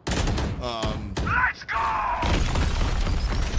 I'm almost positive I remember UT being part of that. Spike down. Yeah, it could have been UT. Yeah, like I'm sure they grabbed a number of players from that era. Yeah. You know what I mean? Because 2014 was really big. Like Melee was popping. You had just had your documentary came out in 09, so 09ers along. That was the period of time where like the gods were really doing it. You know, like they were just unbeatable. And so that was a big. That was such a good era of esports, bro. It really was. It was the beginning, like, so, like, this era of esports, we're kind of in a new one, honestly, but, like, the modern era of esports started, League of Legends came out in 09, and, like, that kind of started a new era of this stuff, and, like, Smash. Forever. I used to throw Smash tournaments, like, I used to post on Smash boards when I was 14, like, organizing tournaments for the LAN centers, and it was dope. There was just so many things going on. You had, I mean, controversial figure, rest in peace. Hacks was doing a whole bunch of stuff with hitboxes and trying to figure out arthritis things. Like Smash was front and center in a lot of gaming studies, which was kind of cool. Flash out. One enemy remaining. 8 mil. I'm out of here. And I'm seeing some, like, you know, Go. some flashes of greatness. I really and truly just think that the attack, like, here's our second timeout, dude. I think their brains are just mush, man. Like trying to I think this is just purely like a stamina diff at this point because you just came. Scarlet just came off of they 2-0'd super quick. They've Not been a problem. hanging out. They've just been hanging out. They probably played a few DMs, maybe took a walk, went outside, got a little mental They played reset. a matchmatching round and then they went and played ranked. ranked. Yeah, exactly. They played some ranked to warm up and then took an hour break, and now they're back and they're like, okay, let's go, guys. Yeah. KBBQ literally just came out of the ringer, playing like 6 of the most intense games of Val you could ever play. So I don't even think they're like throwing or anything. They're not. They're obviously making mistakes and stuff. They're not playing super well together. They're buying probably when they shouldn't. But can you blame them? I don't blame them at all. I would be absolutely fried right now. Throw. They're doing it. Like, I'm not mad. And I'm quick to get mad. I would not expect anything different from this team. Like, I wouldn't expect different from myself because, like, even in professional environments, if you're playing like a VCT level match or something, you max have 3 games, or you max have 5. 5 total in a best of 5 is the maximum amount you play at a VCT level tournament. Stay focused. And yeah, you might be able to play 10 games of ranked in a day, and it's not a problem. But playing 10 games of ranked where your brain is off half the time and you're blasting music and just hanging out and you're like not doing anything, versus I am locked in every single second for this. I'm talking to my team. I'm communicating. We're talking about buys. We're talking about strategies. We're talking about every single possible solution to win this game. That takes it out of you in 4 or 5 games. They played 6. So and the pressure of it all, like, you know, this is added on top of that. There's not a lot of tier 2 Valorant content out there. If I'm running a contenders team, I'm tuning into this to see if I can call anybody up. Like, this is your audition to the real world. Like, there's a lot of nonsense on your shoulders here, you know, and that's one of the good things about this, like, new modern era of esports. Like, you know, up until like 2015, 2016, it was not out of the question to have players like finish up a Swiss bracket and then finish up a Swiss stage, then start their bracket and be expected to play in game for 8 hours a day. Like, that was not unheard of to just start a 64 team bracket at 10 in the morning and get done at midnight. That was not unheard of. That was the expectation, normal. honestly. In 2012, that's what you expected. And so 2016, we still saw some of that. Now we're finally seeing, like, all right, we play 5 games, then you go home. Like, but it's even in that, it's like, I mean, for there's not a lot of tournaments like that go for the distance in that way, at least for FPS games, because I think the muscle memory for FPS games falls off a lot quicker. One enemy remaining. And or any sort of fighting game. Fighting games, I feel like you can take like a solid break or something. But we're on the board. Okay, look at that. Round 1. But yeah, with like fighting games, and you're doing a tournament, you're doing a top 128, 64 bracket, you try to do the whole thing in one day or whatever. It's gonna take all day, but there's so much downtime as a player. And you rounds get to are a lot like shorter. Rounds are shorter. Your first to 7 is gonna take 10 minutes, not yeah, an hour. and you're done in 10 minutes, and then you have an hour break for your next 10-minute stint of like gaming. Yeah. Versus like this is like, all right, you had 6 hours of intense gaming with like 15 minutes of breaks. Yup. Like you're cooked. You're totally cooked. Like, I mean, I remember some of those early days, like at PAX or whatever, where they'd run some tournament and they'd have pro teams, like Team Dignitas would come and it'd be a big deal, and they would just play 8 hours of Counter-Strike or whatever game was happening, and you're just like, dog, aren't you tired? And they would say yes as they're smoking 2 cigarettes. You know what I mean? Just like they're brain blasted. Yeah, just completely gone. They're not playing it. They're playing, just but all pure muscle memory. Hang out. They're not. It's just tough. It's tough. It's a good problem to have because it means you've made it far into the tournament. And the biggest thing, like we said, the Space Force put up $10,000 for our players to compete over, and the guarantee that you're in the money was last round. That's nice. That's a nice place to be. It's okay to be brain blasted and just have a good time.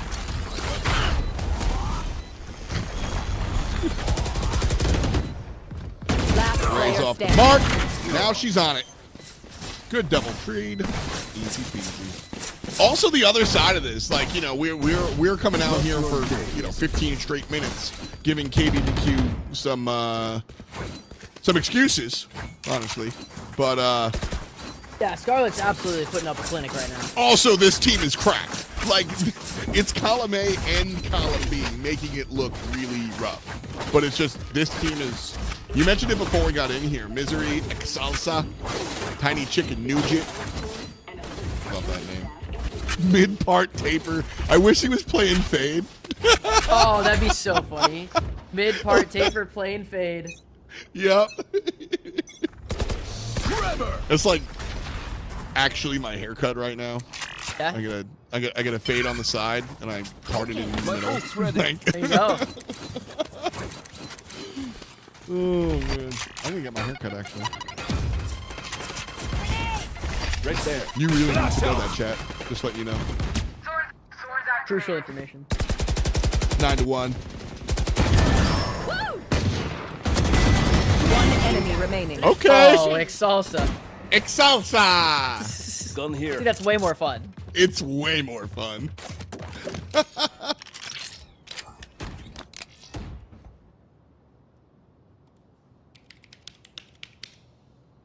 Oh no, that's so embarrassing. Oh my gosh, bro. That's so embarrassing. I just wanted to put Finn in chat. Oh man. High key, mistyping Twitch emotes, one of the most embarrassing things you can do in your entire life. Oh, definitely. We're all making fun of you right now. We're all staring at you, and we get to stare at that until it goes out of chat. Too. Until it like goes away, you're just like, oh, okay, that guy got it. Look at this. Tech with the bulldoggy. All right, you love the stinger. Do you like the bulldog? No. Very quick. I will almost never buy it. That's like, I won an eco round and we're playing maybe like Lotus or something where you're gonna take a long fight. Spike down. Wow. Like I never left. One enemy remaining. Last player standing. Exactly where you are. Might be able to get the second round on the board here. Nope, 11. Tough one. The holy Tough breadstick one. is what we like to call the scoreline. The 1-1-1-1. Switching sides. Holy breadsticks. And if you're on the side of KBBQ, it's the unholy breadstick because you're down 10 rounds and that's tough. Yeah, not great. Not great.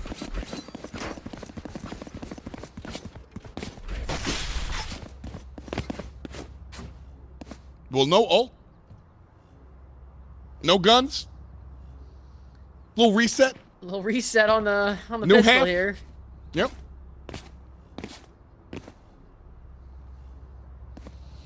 Well, they don't have to win them all in a row. There is a little bit of breathing room here. You're right. They can make not one 12. mistake. Yeah, you can do it. You know. It's not two. Our spikes Wow. down. Quick split in the Spike down, market. B. Neon's in. Made it under the door. Go, go, go. Our Oh, spikes down. backside. Didn't clear the right. But Too Darwin- fast. Player Darwin standing. Too doesn't even furious. get shot though. How did he not get shot by Breach in the back of the head? Just too fast. Neon. Zoom, zoom. Doesn't matter though. Naughty Beans. One enemy remaining. Oh my gosh. Easy. Why did we not look at the trail on the ground? Sorry. My bad. Sorry. Is that the Genji? Yep, Genji. Little Gen G classic. Shout out Dazarin. Shout out Genji Dazarin.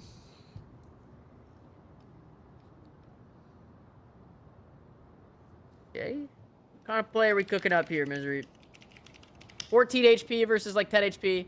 I'm feeling like Misery's just gonna catch a crazy timing here. He's sitting here waiting for this, but oh, he saw the gun. Nice. See ya. Weapon here. Three On for the fate. board. See? One step closer.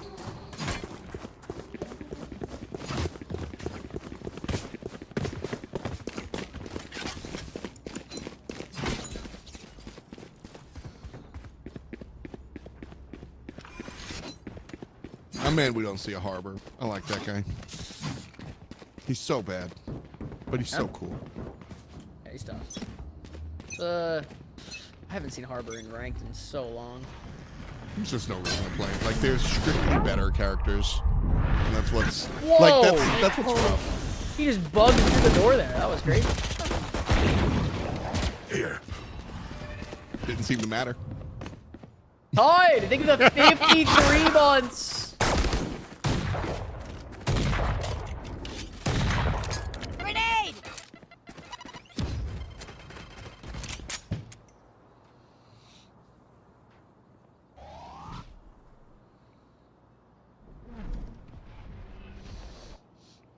Entirety of the defense is over at B.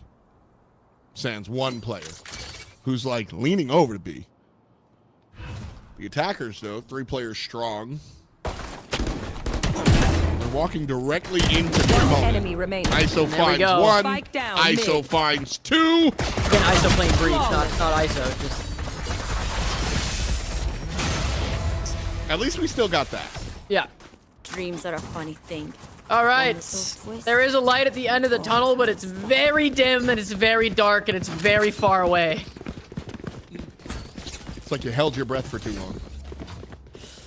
The lights are starting to go out. They hit. Mark in chat mentions ISO. This is the 4th game we've watched this player. We've seen ISO play Sage. Viper? We've seen ISO play Viper. We've seen ISO play Breach. Gotta go. What was the other one? I think it was Breach. I think that was It wasn't ISO. That's all I can say. It was never ISO. It was never ISO. Like, I just named myself Sova and never play Sova. the worst planted. was, I used to commentate a MOBA. I used to commentate a game called Smite, and they had a character named Freya. The support player, Bring them down. the support player, it doesn't matter. There was a guy named a character who never played the character, but the other teammate on his team mained that character. So I made them change their name. One enemy remaining. It was Nice. an awful experience. ISO can't make it happen this time. Whatever character he's on. Excelsa! Match point.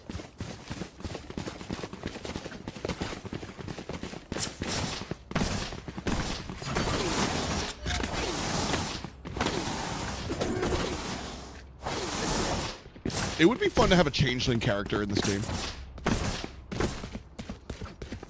It wouldn't be very good, but Which one? we're like a changeling character where you can just like turn into somebody Oh, on like the other a team. like a Loki type or something. Exactly. Yes. Like, you know, the guy named ISO being different characters made me think that. I think the changeling character would be bad because you're picking your comp specifically to do something in this game, right? Like, I've always thought what it would be interesting to see at least like a game mode where you could swap your agent like every round or something, or every other round, or every 6 rounds. yeah. Like, just to see what it would look like, you know. I would be down for an agent that allowed you to switch out your agent. Yeah. If that, you know what I mean? Like if you have the guy on your team, the other 4 can switch out agents per round or per X amount of rounds. Like, yeah, once a game or something. That'd be crazy. Yeah. Or even just for like one singular round. Like, okay, he ulted. Now you can pick whatever agent you want, and we're playing defense, so we're gonna go Spike 4 down sentinels. A. One enemy remaining. That'd be crazy. Definitely a direction they could go in, because it's like not a what we were talking about before with them relooking at Valorant and bringing the power level down. Like Yeah. a shapeshifter, a changeling type character doesn't bring the power level up, right? It stays exactly the same because he doesn't do anything new. He's just like, Yeah. I'm pitching the new guy to play as Phoenix next round. Haha. I'm out of here. Spy from TF2, yeah, exactly. Yep. Spy from TF2. Not Morphling, but Rubik from Dota, Ditto from Pokemon, the Morgan from Smite, like, you know, Changeling from Magic. The go-to. Oh, too slow. Almost hit it. I feel like Darm doesn't play this character much because Darm's just having a good time. I don't think he Yeah. can hear his team. He's got his music too loud. off your feet.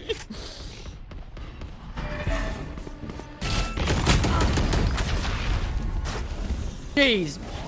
Is you're hit by every TC util in the game?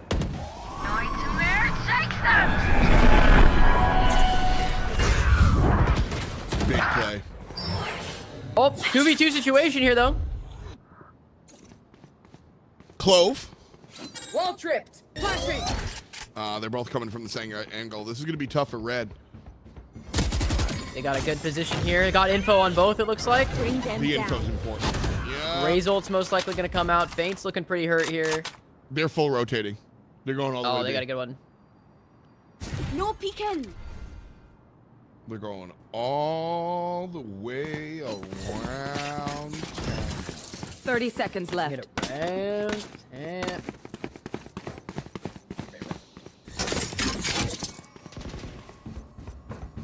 Pop plant. Spike planted. Salsa's probably going to try to swing for one here. If he gets one, he gets his ult. He has his ult. My ult is He ready. can take another fight here if he wants. And he's going to win the game. There it is. Attackers win. That'll do it. And we'll do it again and do it, again babe. and a bunch of other Scarlet times Knights after that. going up 13-4. Our most One decisive enemy match of remaining. the day, which Last is player standing. honestly, I'm thankful Yeah. for a nice decisive match. One enemy We're only playing remaining. both these teams. Spike They did their down. job. They made it into the money. Okay, we're playing for seeding for the grand finals, and we're playing for seeding in a 4-team tournament. It doesn't matter. It's just the seeding. Spike So if down, one mid. team loses too much, it doesn't really matter because both these teams pocketed a bunch of money today, and they can be proud of that, absolutely. So it really isn't that big a deal if My it ult is happens. ready. So yeah. Anyway, we're gonna give them a little bit of a break here. It's nothing too crazy. Just a quick little potty break for the team. Chat, any believers in KBBQ? Do we go to a game 3? What do we think? But again, thank you guys for being here for the Quantum Esports Series Split 2 Finals brought to you by the United States Space Force. Again, we are in the finals of the day here. This is a best of 3. We're watching KBBQ versus Scarlet Knights. 1-0 to Scarlet Knights. Yeah. Both these teams made it to the grand finals, which they now have a chance at, or then not have a chance. They now have made part of a $10,000 prize pool. So good for these guys. And they have most likely one more game, but we'll see. Heck yeah. One real quick, you know, shout out to our friends over at the Space Force. Just so you guys know, they don't like shoot aliens. It's not like they're not out on Mars like trying to, you know, inhabit it. Or not?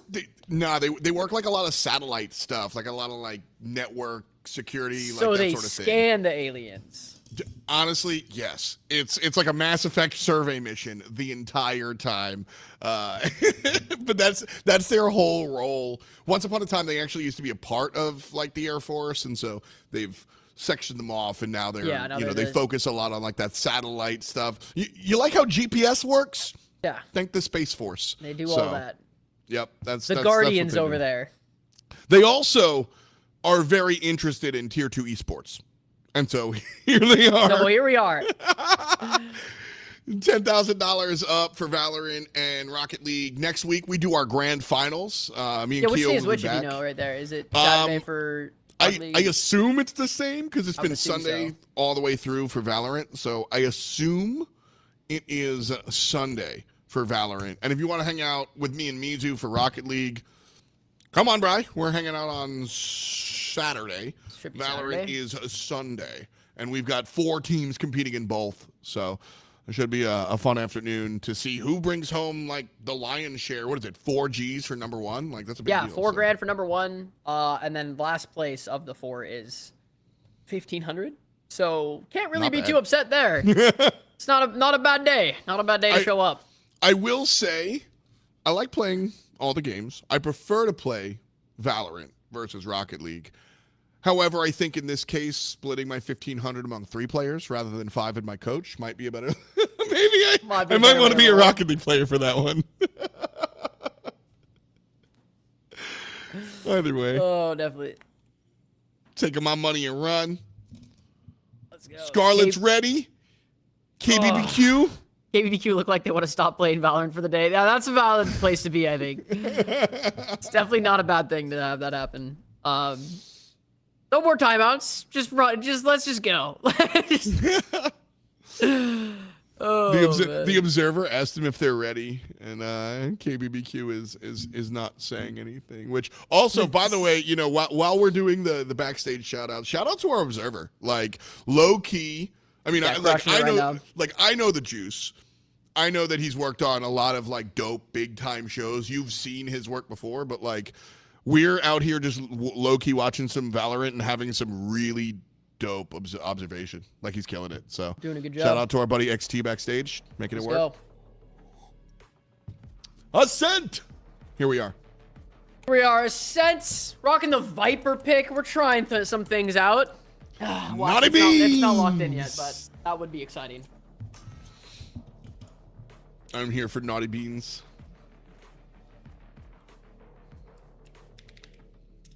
All right, potentially the last match of the day, chat. Actually, I'm getting this just in. This is going to be a best of 7. I'm just kidding. Quick You best should- of like 7. you can't see Keo's face, but I can, and boy, did it drop.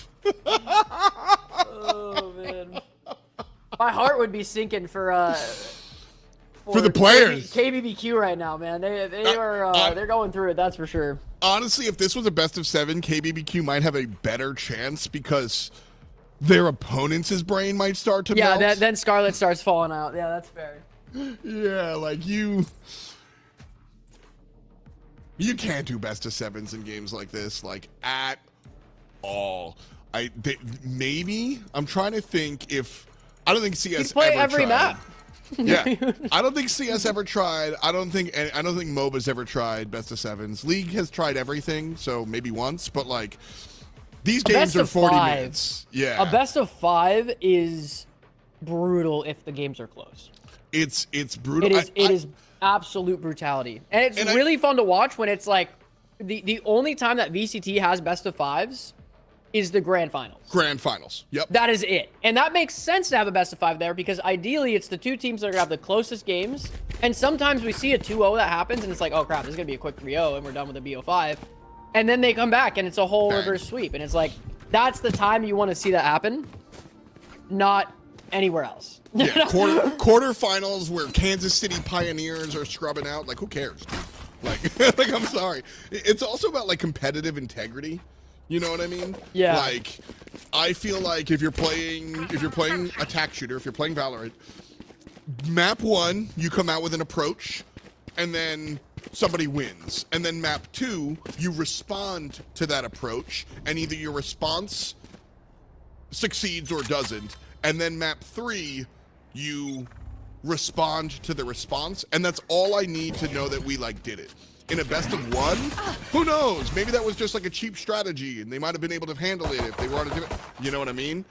3, you've proven it to me. 5, we get real good competition. There's just no reason for anything bigger than a best of 5. Yeah. Like, there's just We also no get like reason. almost absolute certainty at that point, like who's the better team. Even if it's just Yes. who's the better team for the day, which might be the Yep. case for even in this tournament, but like, you know for sure that that team played better that day in a best of 5. Because, yeah, you see multiple different maps that have multiple Spike different planted. approaches.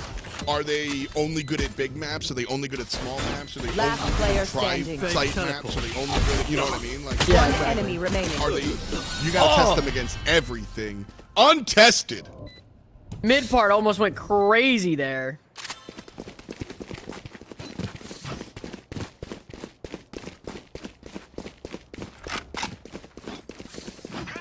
Almost. Almost made it up. Your chat's dogging each other for For their Marvel, not yeah. being good enough at Marvel. Yeah, it happens. Biggie, Sova. Well, I'm an Iron Man and a Storm main, so everybody hates me. So you're getting banned every game. I gotcha. Those are my 2 lords, and I'm just sitting here like, guess I'll tank. Tank. What rank are you, by the way? Diamonds 2, 1. Nice. It's about where I'm at. I might be a GM player if I like didn't, you know, like I play what my chat wants me to play. Like, Yeah. I might be a GM player if I put both of my headphones on, didn't look at anything, you know. But I'm not that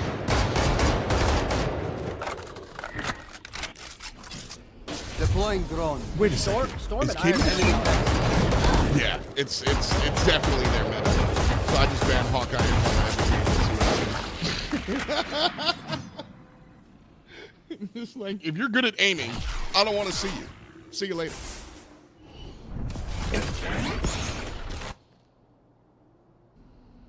The B push is molassously slow. Yeah, it really is. I'm workshopping that word. How do you like that? I like that. That's a Molassously. good one. Yeah. Molasses. I like 30 using that. seconds left. Yeah. I like to make with words. I think it's fun. By the way, It's understandable. Here it all comes. Everybody into B. 1 player on defense, make it none. 3 players make it the rotation. They will have 2 different angles. One from up top, one from the south. But it's going to be a hard ask. 1 from each Last angle. player Cypher standing. pushing out, gets the kill down south. And the Omen up. It's 2. Grabs 2 before he goes. I feel the strain. Block it out, Omen.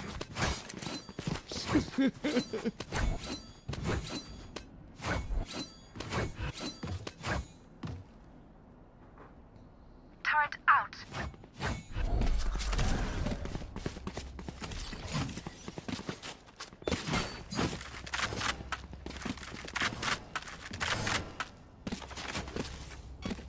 This is always the most awkward round where Yeah. the winning team is now at the disadvantage. Yeah, and they pretty much 95% of the time this round goes to the side of the losing team on their bonus here. Yeah. Interesting. Blocking sight. I wonder what the split is.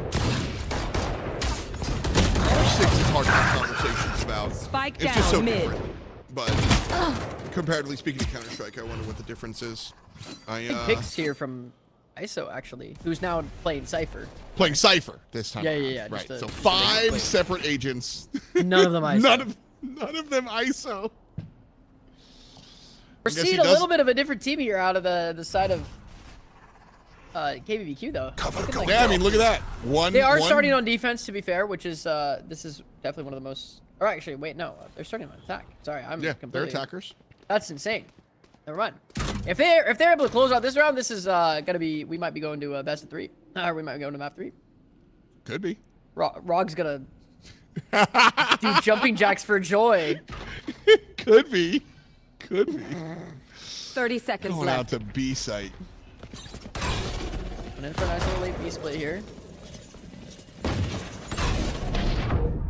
Omen flash Big comes push. in. Your TP. He's on. Gets the kill while full flash. Salsa! Round 3 on the attack of Send 10 against seconds the left. gun. Might be Spike going planted. to the team of KBBQ. 2v1. ISO with a 4K to close it. I mean, high key, right? We were talking about how game number 1, map 1, was just brain blasted pudding patrol. They just, nothing was going on. They just picked fun stuff, ran it down mid. They wound up getting, they being KBBQ, they wound up getting like 1 or 2 rounds towards the end, right? Maybe they just needed 1 game's worth of just shaking it off, and now they're back to play. Now they're back at it. Now they're doing it again. They're locked in. But game 1, they They said this seeding matters, baby. Let's go. We want that seed.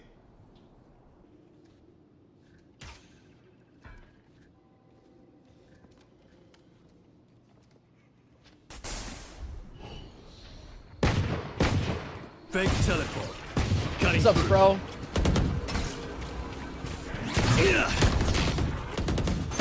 Placing swarm grenade out.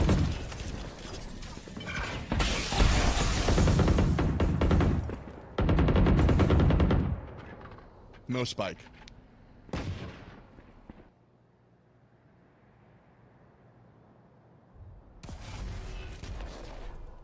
All right. Slow pushes coming in here. I mean, it's been working for them so far. ISO might walk right into a shorty, though. The double cage that both miss. Might walk that into a was shorty comical. though. That was super comical. He just missed both his cages on the cross to then instant die to a shorty. That was beautiful. 30 seconds left. Damn. Spike planted. My ult is ready. ADVQ. I feel like they're going to put another round on the board here. On attack, on ascent, too. We are just Placing throwing the entire playbook out the window here on as to what's supposed to happen here on defense versus attack.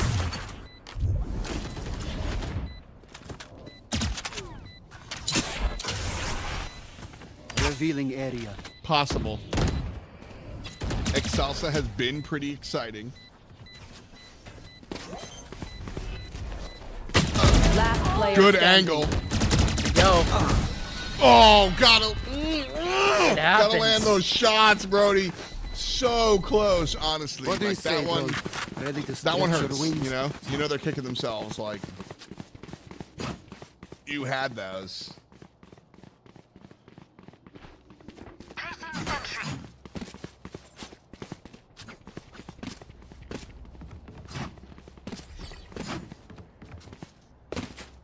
turret out. All right. Op is coming out on the side of Scarlet, so hopefully we'll see them get on the board here.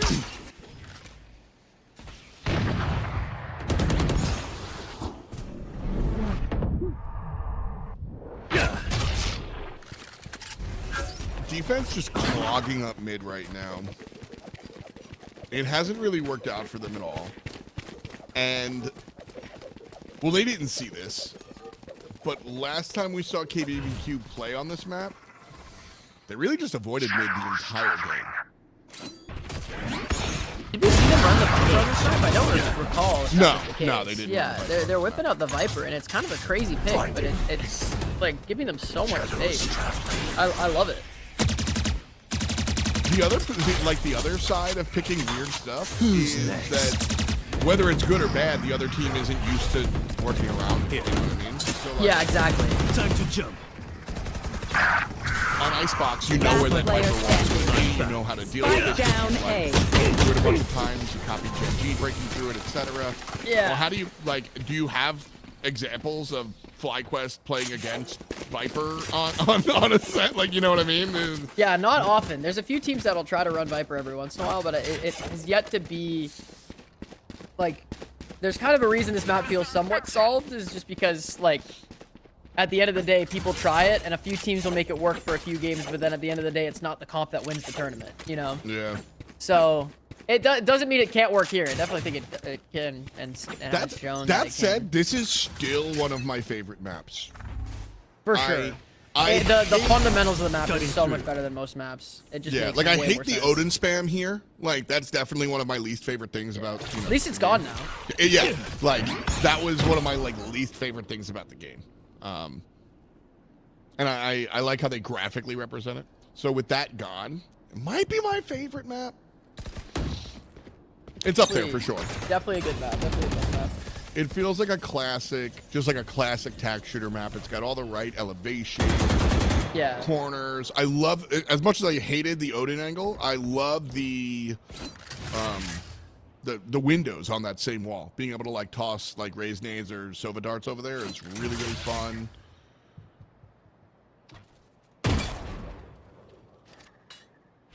Nowhere to run! This is a very pro-level looking play, where they were just waiting for the timer. The tempo has really like changed from the last game, honestly. Yeah, they're playing a little more intentionally. I think you know what? I think this is how like competitors vibe. Yeah. They probably went out there and had some fun, forget about it, and then lost, and were like, "Oh my god, I'm so mad about losing because they're competitors." Yeah, it's got to start winning now. Let's try more. Like I've seen pro players do that, where they're just like, "Forget it, I don't care," 10 seconds and then left. you know halfway through Spike they're like planted. so mad because all they know how to do is be competitive players. Like that's a real thing. One enemy remaining. Very, very real. Like watch it. You go out like to the bar with pro gamers, and like everything is a competition. Like, you know, oh yeah, I know. I'm one of them. Yep. You guys want to play pool? All right, let's set up a bracket. You're like, hey, shut darts? up, dude. Like,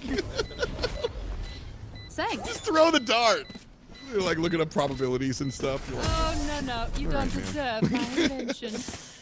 Oh, the dream. The dream. 4-2. 4-2. 2 rounds on the board here. This side of Scarlet. Again, already up a map for them. So we'll see if they can get back the lead. Take it out. But yeah, we're hearing a little bit of a timeout here called by the side of KBBQ. And holy cow, what a series we've been through today. I'm wondering how the players are feeling right now across the board. Like I'm feeling it for them right now. I can't imagine having played through the series and still like actively trying to be in the mental state of like playing the best you possibly can right now. It's definitely a lot of matches in one day. KBBQ is on their 3rd best of 3. Yeah, so both of them are, but Scarlet has had a bit more blowouts for sure. Yeah. So they've had a little bit of downtime, a little bit of breaks, and yeah, KBBQ definitely is bit of a ringer. Yeah, they've been through the grind set. 3 maps last one, and 2 of them were OT, or was this one? 2. Well, one of them was OT. One of them was 13-11. So it's Was basically almost, OT. yeah. It's a 1x2. Yep. Yeah. Sentry. Swamp grenade. Did you play Get to Work, by the way? The grind set? What'd you say? Did you play the game Get to Work? Yes. The grind set. Well, they've got it here. They've got it.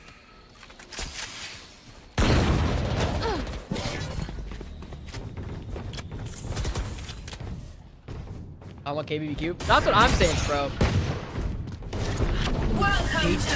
Still get some KBBQ, bro. I'm down, I know. It might be too late for me to get KBBQ, but I'm like thinking about it. Yeah.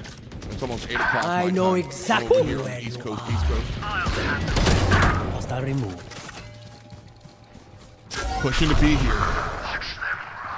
And not enough players on defense. There's 1 off-site and 2 looking to pinch onto the B site, but it's just 1 from each angle. We've seen this go awry last time around as well, so. Yeah, a little 3v2 retake. A little bit. 3v4, sorry. It is. I mean, at this point, it's a Oh, the 2v4. lurk through Viper ult.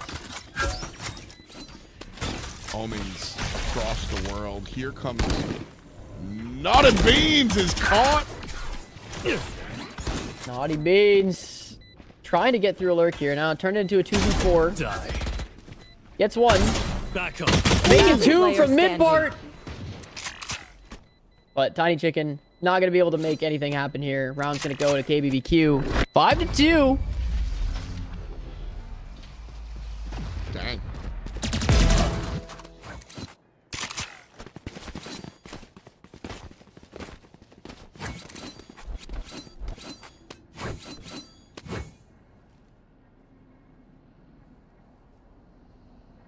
All right, what happened to the team that we just saw absolutely slap KBBQ last game? Like, is it just, are they a sunset team, or are they just an aggressive team? Did the aggression just throw off KBBQ so much, or did KBBQ just take a nap last game and that's what happened, so now they're reset? I got a lot of questions and not a lot of answers right now for this best of 3. I think they were napping. Like, I'm not even kidding about what I was saying before. I really truly think that the 5 of them were like, dude, who cares? Forget it. Just get out there and, like, let's end this. And then after losing game 1, they were like, dude, I'm so mad. How did we lose? We weren't trying. Well, I don't care. Like, now we got to try. Dude, I'm so embarrassed. I have seen this happen, dude. I really think that was it. They went out there and just, like, forget it. And then after 1, they're like, I hate losing. Can't lose. We don't lose here. Yeah. Like, actually, Yeah, that's I'm not even kidding. I've seen it happen. I've seen it happen, and I think that's what's happening here. I think they were like, oh my god. Like, that's one of the cool things about competitors.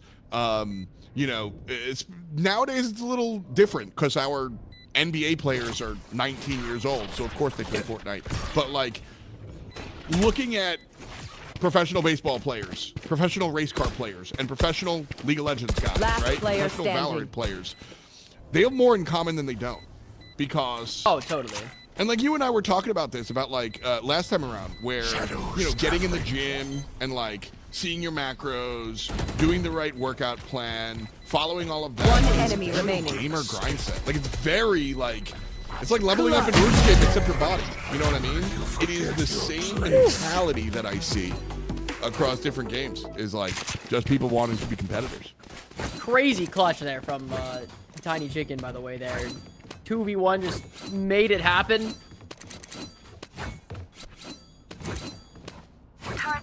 Some on the board there. But yeah, no, the similarities between professional athletes and gamers and stuff are very, at least in the mindset and like training regimen, Yeah. for both of them are pretty similar.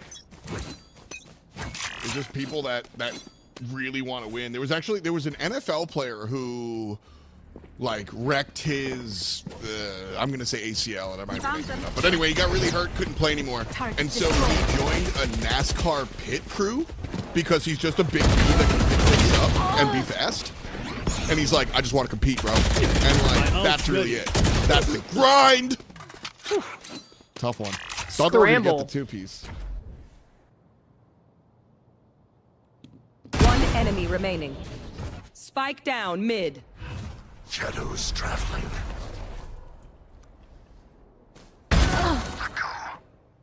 Rough. Tech was just waiting. But now it's 1v2. 1v2. Very, very, very, very doable for what it's worth. Yeah, similar situation as the last round, just on the other side of it. Yeah, just under a minute worth of time. Gotta go now, though. Pick one. You basically pick A or B. And it looks like the info is tilting on the player over the B site. 30 seconds left. Not ready yet.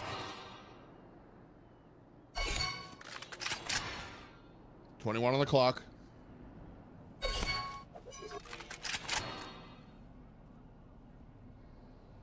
You got 8 seconds to plant.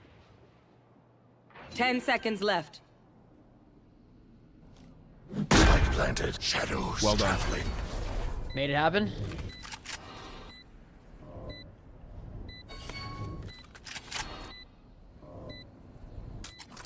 Take flight. Pop, pop. There we go. That stinks. Coming back here.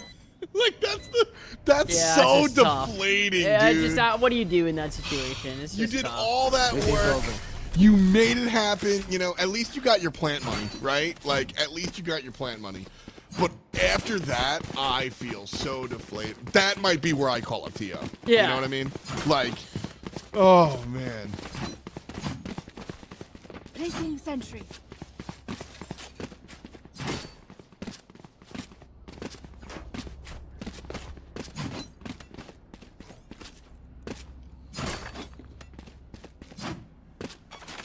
Five to 4, getting closer.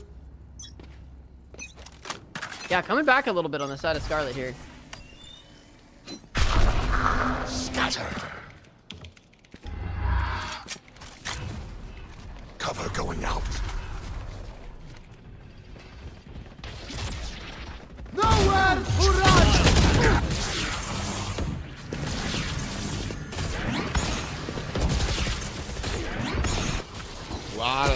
So many flashes coming out. Standing. Yeah, I was just about to say, a lot of utility coming out here. Crazy there. Gets 2 with the judge, picks up a gun, and now he's ready to go for third. And 5-5, a game that was looking so dominant. KBBQ 5-2 earlier. Now evened out. Don't worry. This is defender sided too, so it is. Maybe they've figured it out. That's true. You know, some time to just like download what your opponent's doing, figure it all out. Yeah, a little bit of a pacing change from last game.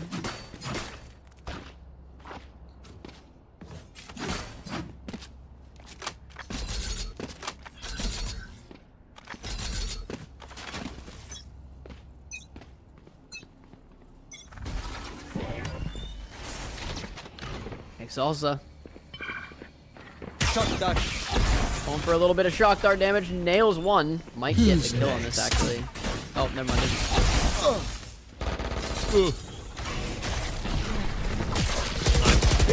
here comes your. Oh. What are you? Soji tries his best, but Darn catches the timing on the smoke. Rough. Spike down B. Oh, mid-part Tabor just running around the map as Yoa right now. Just said, you know what, I'm going to stop respecting them and just go for kills. And so far, it's started to work. Till then.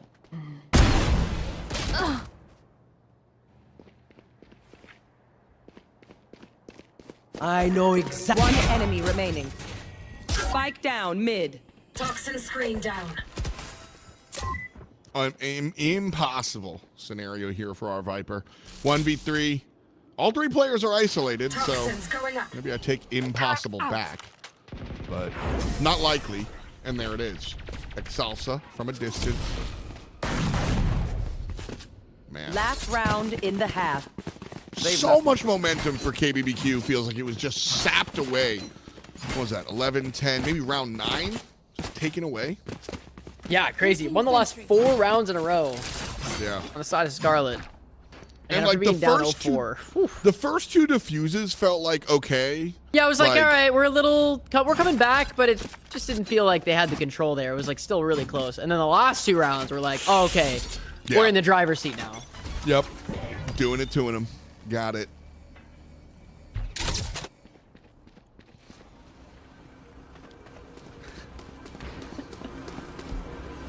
I'm always so distracted by the birds when he looks up for the Sova arrow angle. You know, birds flying. I never take note when I'm playing because you're looking at more important stuff.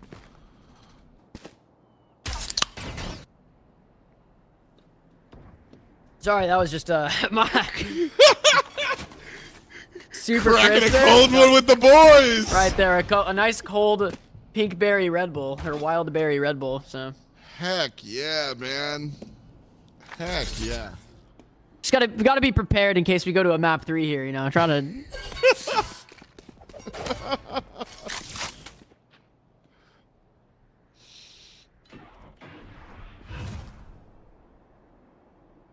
40 seconds.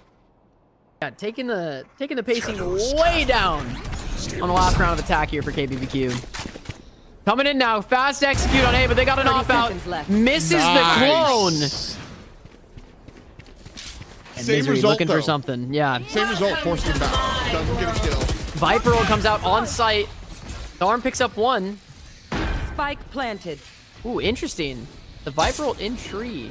Time out. Killjoy kind of just poking around with this info here. It's definitely not the move to push the Viper ult. Bomb's not even planted in the Viper ult anymore. No. Unless it was. It looked like it was planted backside at the initial time of it, but Last player standing. they might have canceled and gone back and planted in the ult. No, I don't think it's in the ult. I don't think it matters. You brought It this doesn't up matter. earlier. Just Yeah. Threat neutralized. Oh, hey, Salsa. nice. All right. You brought this up earlier though. How this map is like Switching it used to be sides. so mid-centric, and now it feels like it's very tree-centric. And so like, Yeah, like mid control Alright. is not nearly as important as it used to be unless you're running like a B split or something. So most yeah, people like, we just run. don't see these teams going mid. Yeah, you might go mid to break a tripwire so that they think you're going mid and can lurk, but the actual like execute is rarely actually mid. And so like, it doesn't really matter if the spike is in the Viper ult or not. The Viper ult is on tree to deny those. Yeah, One, that two, retake three, flood, and then like, yeah. guess what? That now they can't come out heaven because we have three Yep. people holding heaven while we have a Viper roll out in tree. It's not gonna happen anymore. Yeah, that is, honestly, that's cool. Like, area denial is is such a big deal, and KJ kind of just does it better a lot of the time, but in a very different way. So seeing the Viper on here is very funny to me. Funny's not the word. I just like locked in and said something. Very cool to me.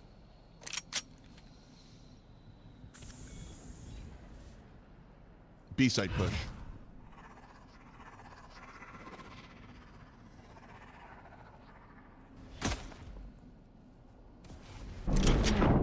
Here they come. One smoke is strong, but it's Tag picks up two. B.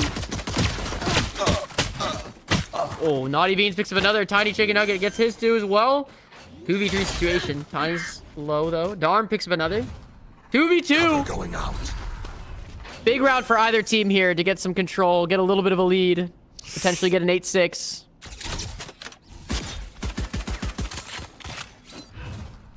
$30 seconds left. Shadows traveling. Last player standing. One enemy unfortunate. Wow, Spike Darm. down, Okay, B. 1v1. Sentinel versus Sentinel. Battle of the Titans. Killjoy versus Cypher. And Killjoy always wins.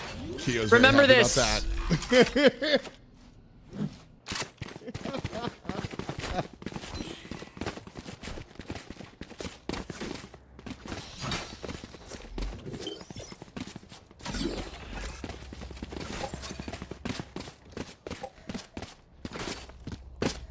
Good way to start off the half. Yeah, definite. Solid. That honestly, I think you kind of need that if you're on the side of Scarlet here. Yeah, because you started off the game really hot. You started off like map 1 was insane. Map 2 started off in your didn't start off in your face. It like the momentum was ripped apart by this KBBQ team, which you just trounced. Yeah. So a tight game. All right, at the new half, let's do it better, right? Like.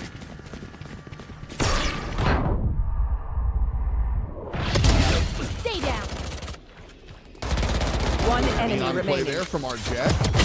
Misery finds the back of the site. Everybody finds somebody. 3K for mid-part taper. We're up 8-6. Not bad. That goes there.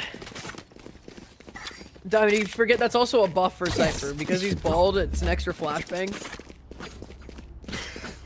Oh, this is a nice spot. It's a buff and a nerf. This goes Yeah. here. That goes there. I got a lot of bald This friends. should do. Okay. Rip them. Tag. You make fun of Camera him. is destroyed. I do. Yeah. But they I would- own it. Like, you know. Yeah, you like, can't really make fun of him when they own it, you know. One It's tough. of my friends, one of my buddies went bald at like 20. Jeez. Like just, no, he doesn't have any just- weird health things. He was Yeah, just bald. poor genes, just like. Yeah.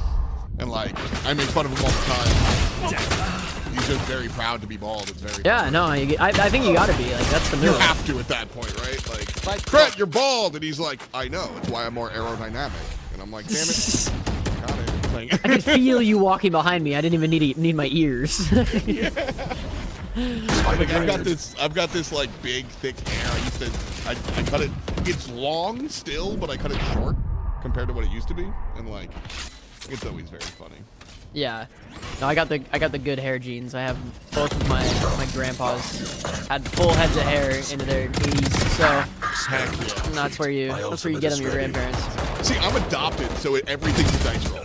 Oh, you just gotta gamble. So if you got thick hair right now, it's like maybe it'll last. Well, that's like the one thing about getting older for me that I'm down with. Like when I was like 16, I was like, don't know if I'll be bald. Who knows? But all right, I'm in my 30s. It's more still there, confident now, and it's feeling good. So I think I'm good till forever. Like I'm chilling. But I was definitely like 16. Like I got no clue. You know, I remember being like 11 and not knowing how tall you'll be. Like I got no clue. Like. Oh, that's funny. Well, first round of the board for the attack here, or defense here for KBBQ and making some moves.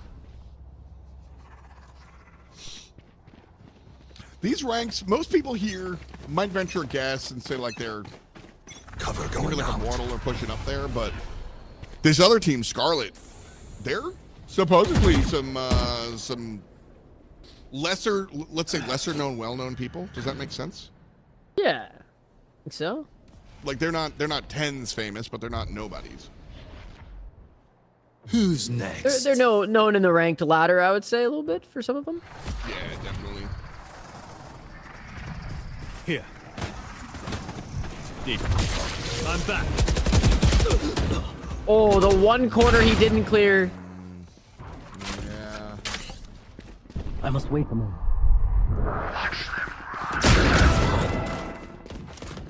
Easy shots. Gee, I wonder if the retake happens. Spike planted. 5 players filtering in Last from player market. standing. No care in the world. Just Wow, press just W full and flood. let it Here we play. go. We're in. And it's 8-8, just like that. You failed. Now flee. That's the best one. That's the best knife. The Lakers axe. I love the Lakers axe. Oh, do you like the RGX Vandal that has the Lakers variant? Whatever the... Yes. Yeah. It's just like that was. Oh yeah, that one's very cool. Big fan of that. But that axe was like one of the first knives out. Yeah, that was the first Was it bundle. the first? Was it the first? It was the first bundle out of beta, so the Prime was the very first one. Scatter. Yeah, it's definitely a Lakers axe. Wow, just spammed in the corner. Last Viper player goes down. standing. A little too obvious of a thing. Spike down A. And another round on the side. KBBQ locking down this defense.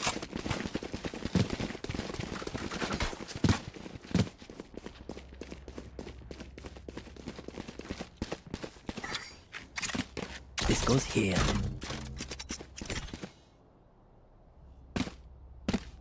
Oh, this is a nice KBBQ spot. currently cooking up here. Into another bye though. Very, very big round for both teams here. If KBBQ wins it, they are in a very good position to win the game. And if Scarlet wins This is it, a nice spot. I mean, they need to win. Let's just put it that way. Yeah, they need this one.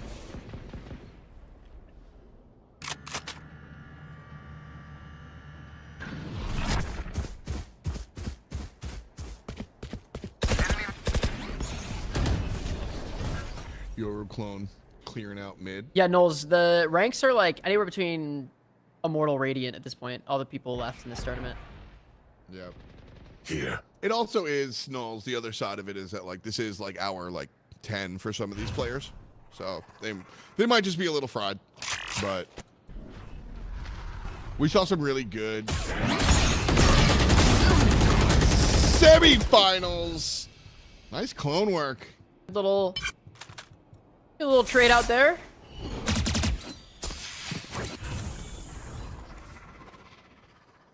Shadows traveling. For all. Placing swamp grenade. And all 4 of those players on red team are pushing B. Only one of them is here local, but guess what? I must From the backside. Gonna be 2 shots. 30 seconds as left. well. It comes out. One enemy remaining. So we're jumping in. 2v1 for Bruh. Excelsa now. One enemy Kinked him. remaining. Oh, gets one. No reload, Needs no. to live. Pulls out of drones, pressing buttons. And that's a round for KBBQ.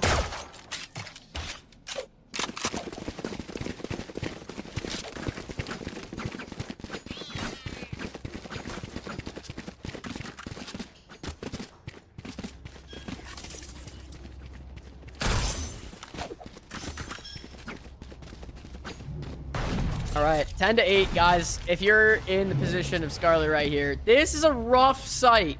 Honestly, honestly, a rough sight.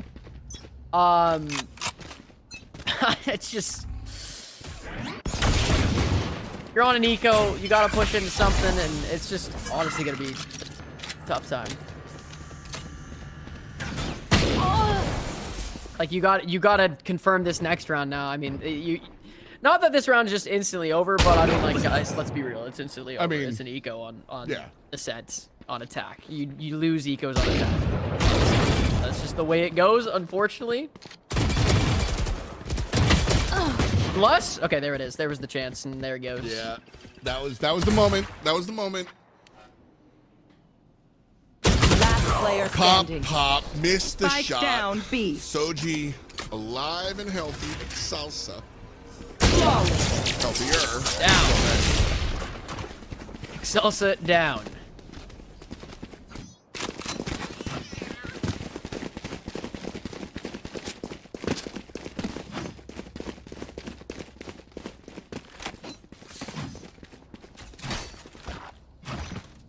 Full buys across the board. Yeah, Misery. full buys. This is a round that Scarlet definitely needs to close out here. What's Misery doing? Let's see. Leave Find a them no judge. escape. I was about to be really rude and say honestly not much. 6 and 18. Like, Hey, if you're not 6 and 18, you gotta buy a judge. I think that's valid. You gotta make something like, happen. Buy the judge, dude. Sit here and left click. Just do that. Still playing full defensive spread, and I like that choice. Nowhere to run. The attackers deliver B.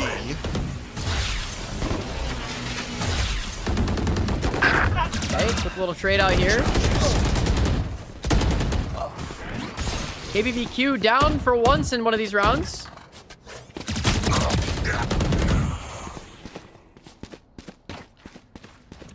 Placing alarm bot. 2v2 situation. Spike planted. Let's see how the cookie crumbles. You should run.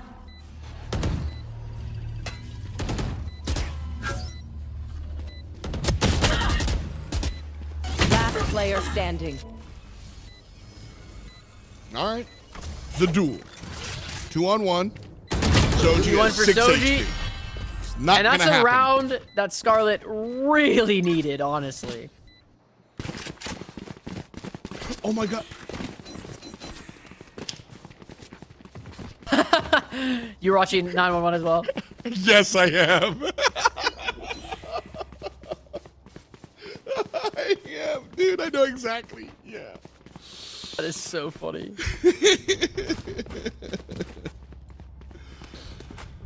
I'm like a television. I love TV. Like good TV, bad TV. You know how people out are of like my really way. serious about movies. Yeah. I'm like that with television. You know, so I like.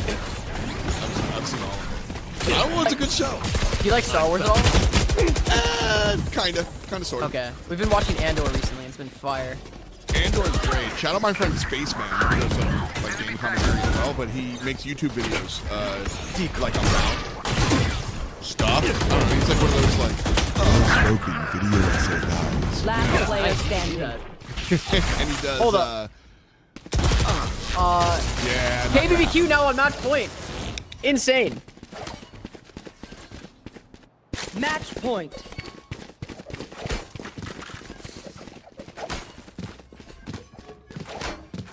And there's no economy across the way. This is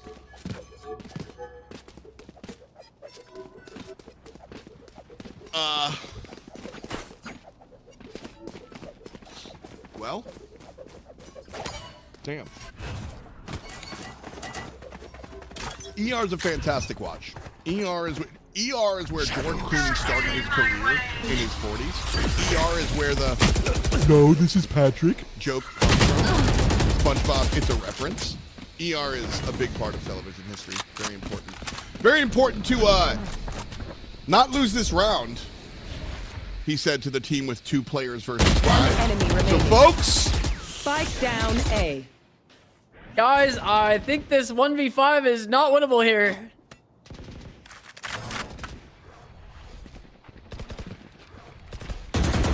one versus all. Excelsa! Excelsa! Excelsa! Anything can happen. Anything 6 can bullets. go here. Reload, dude. Reload, dude. Reload. Oh, my goodness. Thank you. Making him scared, bro. F-Dot's gonna pee his pants over here, but hey, we're going to map 3. Woo! All 3 best of 3s going the distance, baby. We're going for speed! All right. Oh, hell yeah. We got one final match, guys, between the same teams here. We're probably gonna hop back in it pretty quickly, I'd assume. I don't know how much of a break we give the players or not, but it's been a long day for the players. It's been a long day for the team.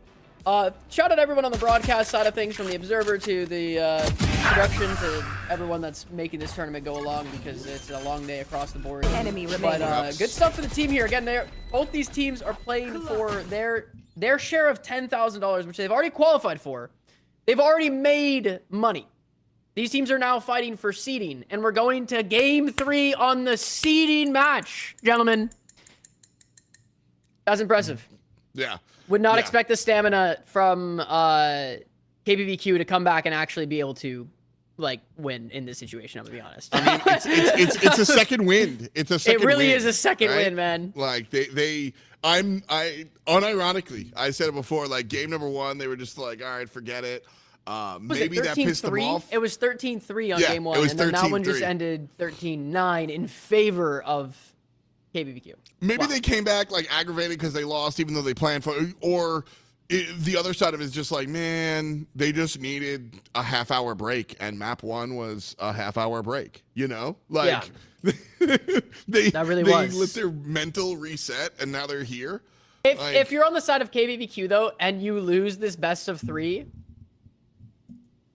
that's going to be rough. Like, they got to win now. I'm rooting full KBBQ. You guys have to win now, okay? After you get smacked on Sunset, you claw your way back on Ascent to go to game 3. We need to see you guys win now, okay? So much pressure. So I want more pressure now. Let's go. I want to see, you know what? We're here now. I want a full lock-in VCT draft. Let's go. I want the right timer. Like, I'm here. We've made it to this point. We have done every single game possible. Some of them went to overtime. Yeah, it's been a solid rip for It's today. been a slog, and now we're here. So now let's do it right. Like, you know what I mean? We've been watching if you're just tuning in at all, we've been watching a top 8 bracket today, and each match of the top 8 bracket, we've only watched one of each one, so they've all been going on simultaneously. Each one we've watched, though, has gone the maximum maps in overtime multiple times. So we are now on game 9 out of 9 possible games that we could watch today. Imagine if we decided to not let the semis go, and we casted both of them. We almost were about to watch both semis today and giving us a potential of 12 games, which would have been We might have been here till midnight. Or my time. Like, that adds another, like, 2 hours, 3 hours. Yeah. But we're here. We've made it. We're in the final game. There is no more games after this one. There's no more games but unlimited games. That is it. Yeah. You gave a shout out to our cast and crew before as well. Happy birthday to our producer. Let's go. Happy birthday to Rog. Let's go. He's been in chat here and there. But it's his birthday. So let's give him a birthday present and give him a nice little 13-0 here. What do we say? 30 rounds of overtime. Yeah, that's what we should get. Birthday present for him. Perfect. Yep. Oh, man. Now, the players have, like I said, like both of us have said, just being here for this long is an arduous task for these guys. And how do I say it? I'm usually not nice. Like, I'm very quick to bark at players when they're taking too long to set and third. This is tier 2. Like, this is, and not saying anybody's taking too long. What I'm saying is that, like, I expect you to be in form if you're playing for Gen G. You know what I mean? Yeah, but, like, yeah, for sure. This is your first entry. Your practice, this is your you're first time well-trained. running the marathon, you know? Like, welcome, dude. Welcome. Hope you enjoy your stay, buddy. Yeah. Insane. 25-27. That's what we're going to today right now for the seeding match. Yep. I think we should set a new VCT record for overtime. That's what we should do. Longest OT of all history. They set their record, like, obviously not this major, but I think it was just last major where we had the longest OT. Oh yeah, no, it did. It was pretty recent. Well, it happened. NA like tied the EU one, or was one short of it, and I was at the arena for it just recently. And then EU just recently had another one go on to like the most recent. Yeah. Like I don't remember if anyone in chat remembers what it was, but it was something like 27-25. I think was like the. It was on final score. Icebox, I remember. Yeah, it was some crazy stuff that just happened. Man, can't imagine playing a game that length. That would just like. What do you just do after that game? Like that's just oh my gosh, that is a crazy scoreline. Like you just played the equivalent of like 4 games in one. Like that's just ridiculous. That's I mean, the only thing close is when was this? Cloud9 and Scary Face Z played a 3-hour and something minute Dota match once. Jeez. Like, can you one game? By the way, they have to play a best of 5 there. So one game took 3 hours, dude. Like, I think that might just be the longest next to that Valorant match where it hit the maximum overtime. Those might be the longest like pro games ever. Yeah, just ever. That's insane. Yeah. Yeah, I can't imagine, like, dude. Oh my gosh. You're just playing against each other's stamina at that point. You're not even playing the game anymore. You're just playing about, all right, who's going to make the least amount of mistakes over the course of this 2-hour match we just played. And then, like, imagine the entire match is just, like, blown because you got caught reloading or, you know what I mean? Like, you just forgot made the to clear smallest, like, the smallest mistake because you're fried after an hour and a half of playing perfect. Like... Oh, that's You're like, I haven't made this mistake in 2 years of playing this game, and I made it here. Yeah, it's gotta be brutal. It's gotta be a little tough there for sure. I might just quit for a week. Like, all right, I'm good, dude. Like, draft coming out here. Agent select looks like we're gonna see pretty similar comps to what we saw before. Scarlet running the double duelist comp instead of the double initiator comp, which is what we saw from KBBQ earlier against Jacoby as well. So KBBQ actually might have a better comp. Honestly, specifically against the comp they're playing, I think KBBQ has a better comp. Interesting. If they were running a Cypher over Killjoy on the side of KBBQ, then I think the Scarlet's team would be better, just because like the Yoru doesn't get nearly as much info out of KJ util in comparison to Cypher util. Yes, you can bait stuff with the clone, but not in the same way that it allows you to entry a site after throwing like a Yoru clone to hit a trip or something, you know? Because you can use a Yoru clone to like pseudo like shock dart a tripwire and allow your team to go in and just tank the tripwire. With it. Yeah, exactly. And can do that with Killjoy util, but not to the same level that you can against Cypher util. So it becomes a lot less effective. Kind of as predicted, map 3, you know, no nonsense. Nobody's playing like a weird Viper. This is kind of, you know, back to it. I like that Scarlet are going double duelist as well, because I think they've probably ascertained, despite the loss in game 2, that they're the better raw skill team. And so you come in here with your double duelist ready to go.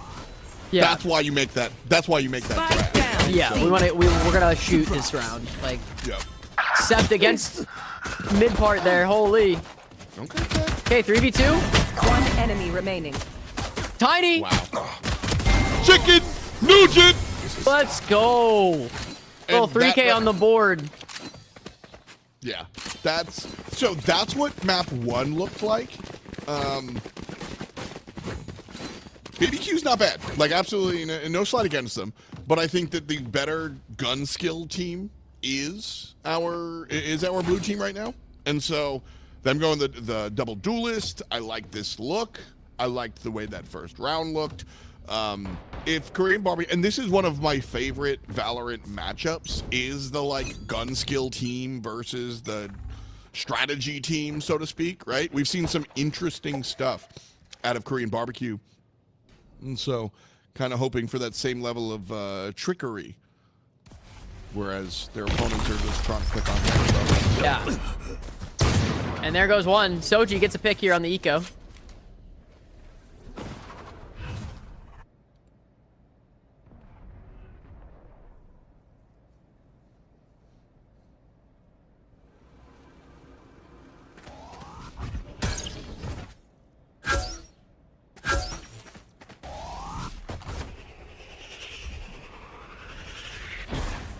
Backing away from this angle. Yeah, trying to make something happen. They have a pick, so they still definitely don't have the advantage in terms of my eyes are down. Numbers. I mean, they have numbers, but they don't have guns, so they need to get one more here, I think, to actually make something happen. Destroyed. Looks like Plant's gonna go down. Arm's gonna get one, but he's 1 HP.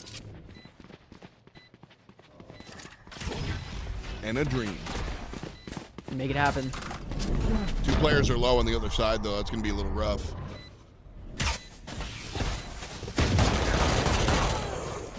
Salsa picks up 2.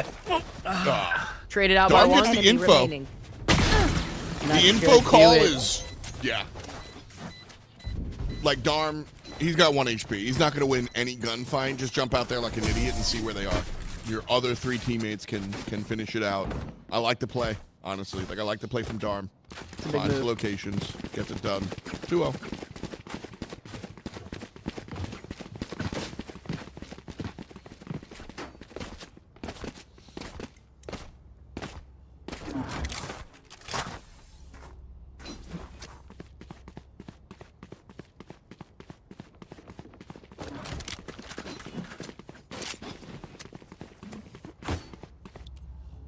Positioning over by A, maybe a little foreshadowing.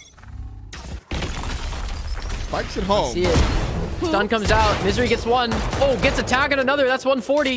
Salsa trades it. Leave the spike at home. Peek long. If you win the trade, grab the spike and go. If you lose the trade, do something else. Like, that's their play, right? Yeah, pretty much. Cover going out. Be locked down.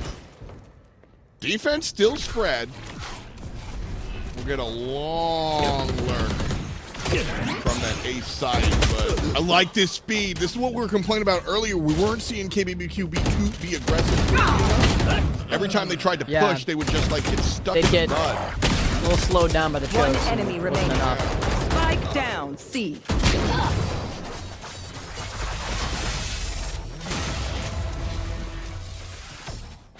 Damn right we're crushing it.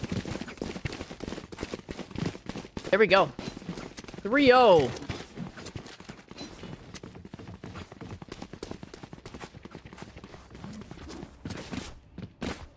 Crazy, there isn't no. Yeah, 48 rounds between BBL and Foot. Wow. That's the current record.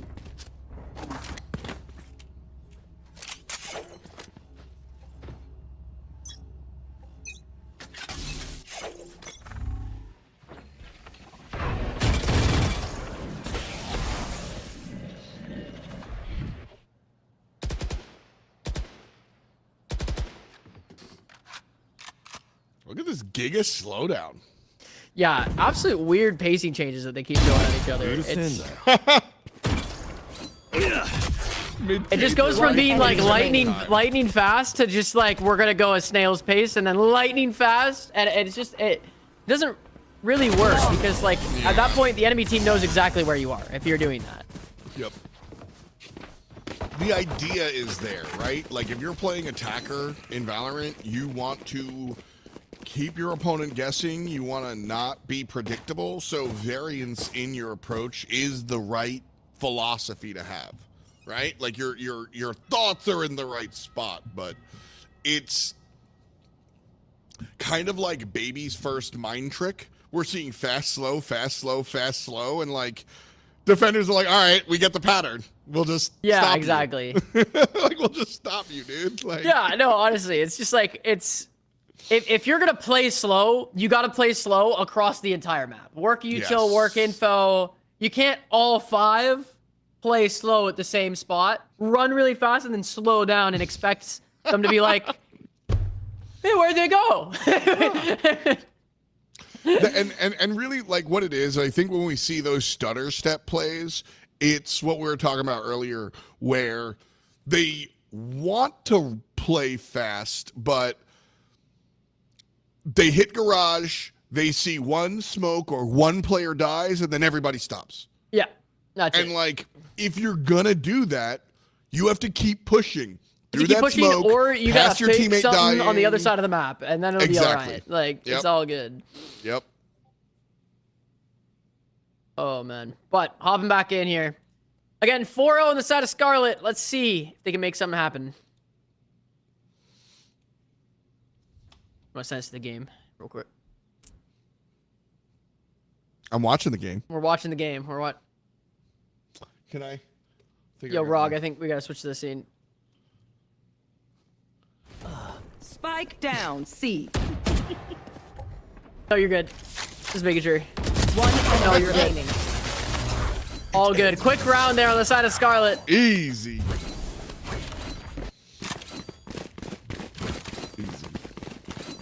I think we gotta buy Rog some KBBQ after this for his birthday here. Just send him over.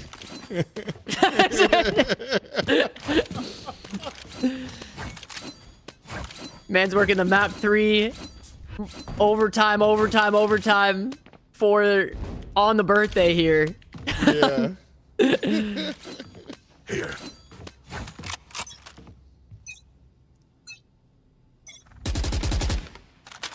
Man. Chef emotes are so good. Cover going out.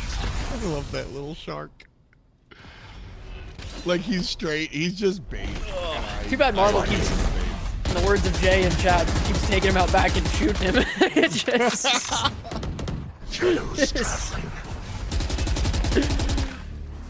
Oh, man. Our Portal closed. our attackers look very deflated. Yeah, we're seeing map 1 KBBQ come out right now. Yeah. I think yeah, man. They just had to prove something last map about that just purely for ego of just, hey, we can win against these guys if we want to. Yep. Actually, seeding doesn't matter. I don't care. Yeah. Like listen. We did it. We proved y'all we could do it. Yeah, we can win. We know how to win, but now also we're done. I'm done. Oh, I'm not mad at it, honestly. You could have just told us. We would have believed you. We would have believed you guys. It's okay. No, you know what it is? They're taking turns with their little siblings. And so map 1. Oh, gotcha. They're letting the B team get some experience in. Little brother grabbed the controller map 1. Map 2, they're back on the sticks. And then map 3, well, their little sister's playing. Grounded. Okay. Means Oh, the late repeak was so nice, though. I'm gonna be honest. That was perfect.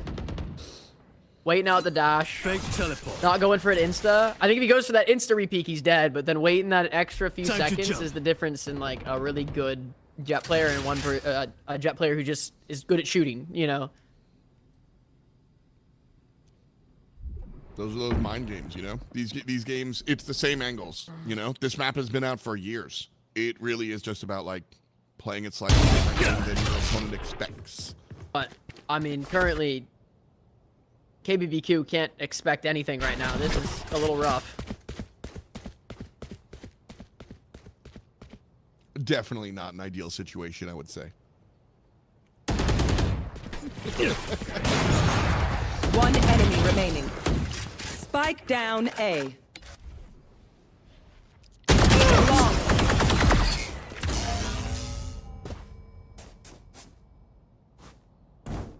Will they try the same old tricks?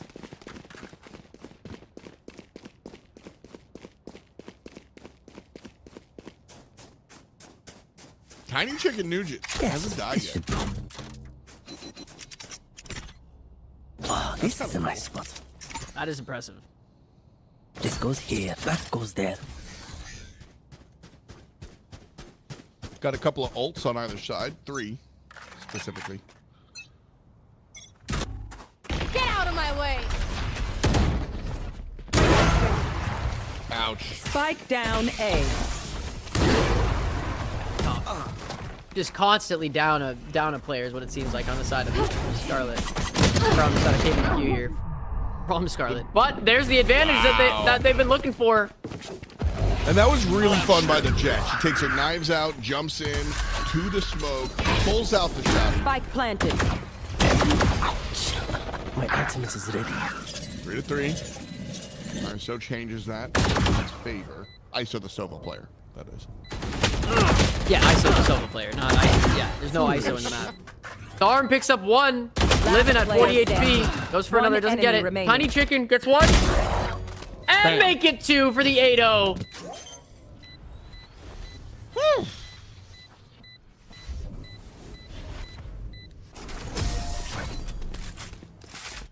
Still deathless for Tiny Chicken Nugent.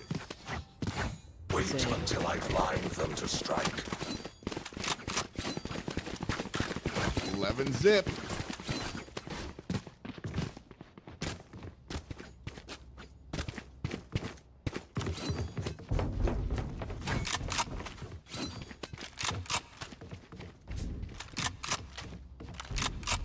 Here.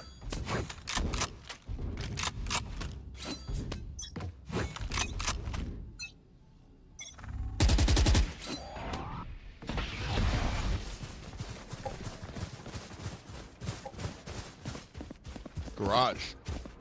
Fast play. They're stuck here. Let's see how long they stay stuck. You should run. Pushing on through. This is good. This is good. But look, they get pushed back in here, which gives the defenders enough time to set up ranks. And now you got to push into the entire team, and you're down 2 players without And you're fight. 1 HP on 2 enemy people. Like, remaining. and last guy's 1 HP. All right, I know. Flawless.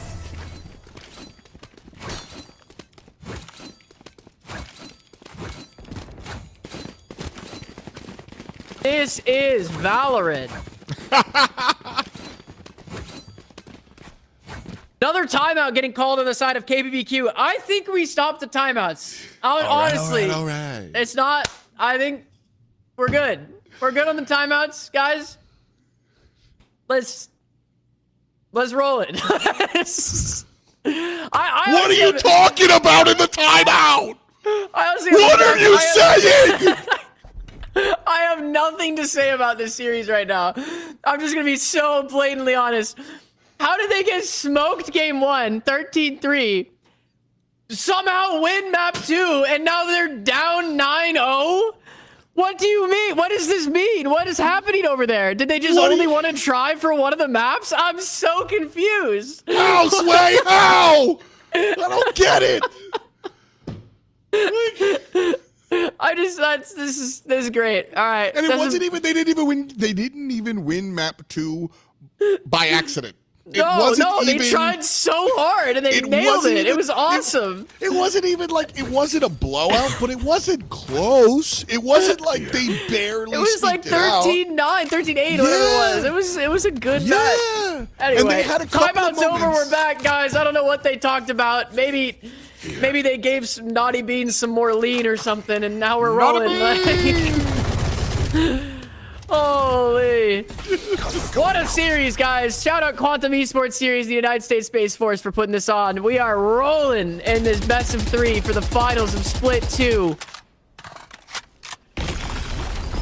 Honestly, Keo, I will say, this has been a great afternoon, dude. This has been fun as hell. It's been a fun time, for sure.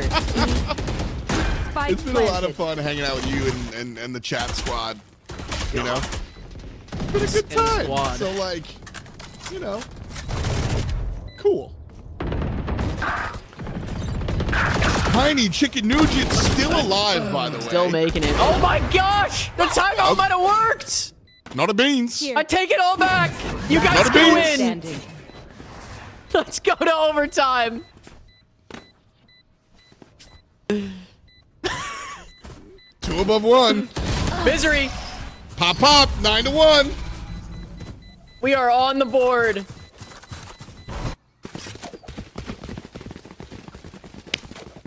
Is 9-3 half, winnable. 9-3 curse. Cool. Rog's about to have a panic attack in the corner.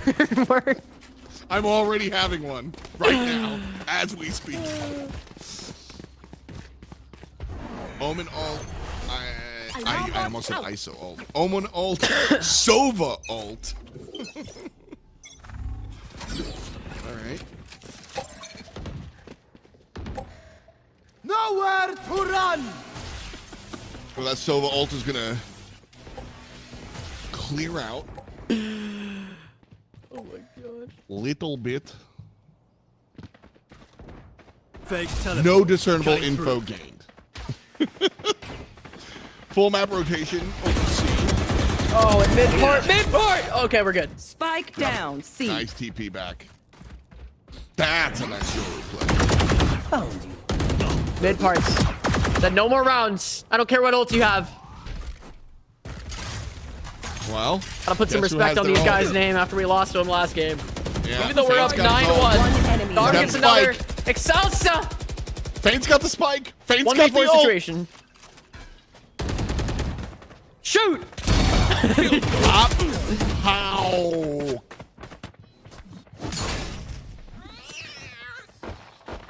Last round before the switch. You know what? That play right there kind of proves to me that it's not a throw. Because if I'm just like messing around having fun, I'm ulting the 1v4 situation, absolutely. Yeah, I feel like you actually should in that. I mean, but I don't. It's hard to know. You're down 9-1. You don't normally make those plays. You're just playing the game like, you know, like there's you no should correct in that round. play Like there there's no, yeah. All right, mid part goes up 1 pick already to start off the round. Where was this team last game?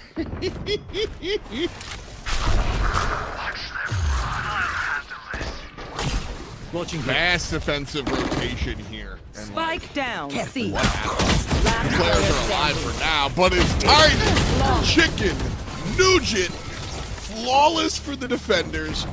And flawless for TCN as well. Still, 12 rounds of combat. And homie has not died once.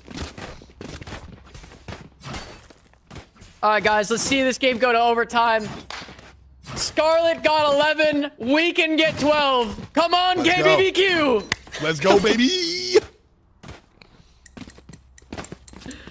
Hometown favorites. Spicy pork bulgogi on me. Team KBBQ if you guys win this. On you, you said? Right here. On me. I'll bring them out. I don't know. I don't know where they're all at. Well, freaking illy. I'm on their team now, and I'm actively calling the Space Force to DDoS the enemy team. Scanning ahead.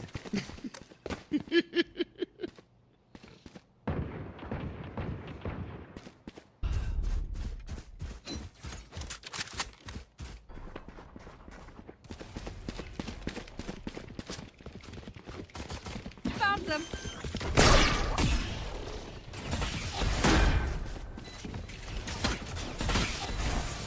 I don't like this for defense. They've got a numbers advantage, but they don't really have a way into the point. Nobody coming from the other side. It's going to be all 5 players. And there's one trade, 3-on-3. Faint grabs one as well. Player in dark is gone too. And there it is. It doesn't matter. Excelsa wins the game. Match point. Well, you can jump the gun a little bit there. I did, dude. I thought it was all over. It's okay. We might see a force here from KBBQ. Might save for next game. We'll see.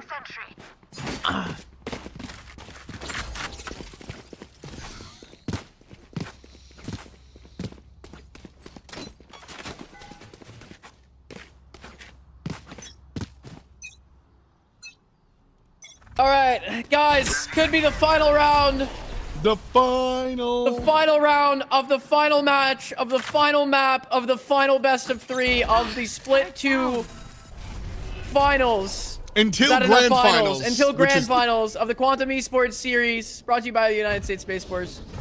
And we're playing Valorant, Finals. not the finals. No, we're not the finals. This is the finals, but not the grand finals. Just the finals for split 2. Finally. Again, both these teams have qualified for the grand finals, and they have won their share of $10,000. And this is just a game for seeding, so game doesn't matter too much for any of these players playing. So I think one team, I'm not gonna say any names, might be a little burnt out after playing 9 games of Valorant in a row. KBBQ, but again, not to say names, the game might be over. It might be.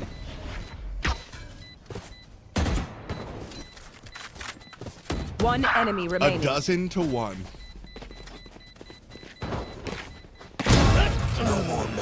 And Tech gets his one on the way out, and Excelsa wins the game. There we go. The finals of split 2. There we go. The match is over, chat. The game is over. Every best of 3 we've ever seen is over. So, we got 4 teams that made it to the grand finals of the Quantum Esports Series. 2 teams from Split 1, 2 teams from Split 2, and we're going to see them battle it out next week for $10,000. All 4 teams are walking away with money. Congratulations to Scarlet. Congratulations to KBBQ for the Split 2. And we'll see you guys in a week for that final push, for the final tournament. Everything has been leading up to this over the last few months of Split 1, Split 2. So many good teams. Thank you to all the teams that participated. Thank you to Quantum for sponsoring the stream, putting on this event. Shout out to the United States Space Force for putting up the money for the prize pool. And yeah, it's been a great series today. We absolutely went the distance today. So I'm going to wrap up very quickly. F-Dot, thank you so much for co-hosting today. Shout out to the production. Happy birthday to Rog on the Observer crew. And I think it's time to close it out. And we will see you guys next week for the grand finals.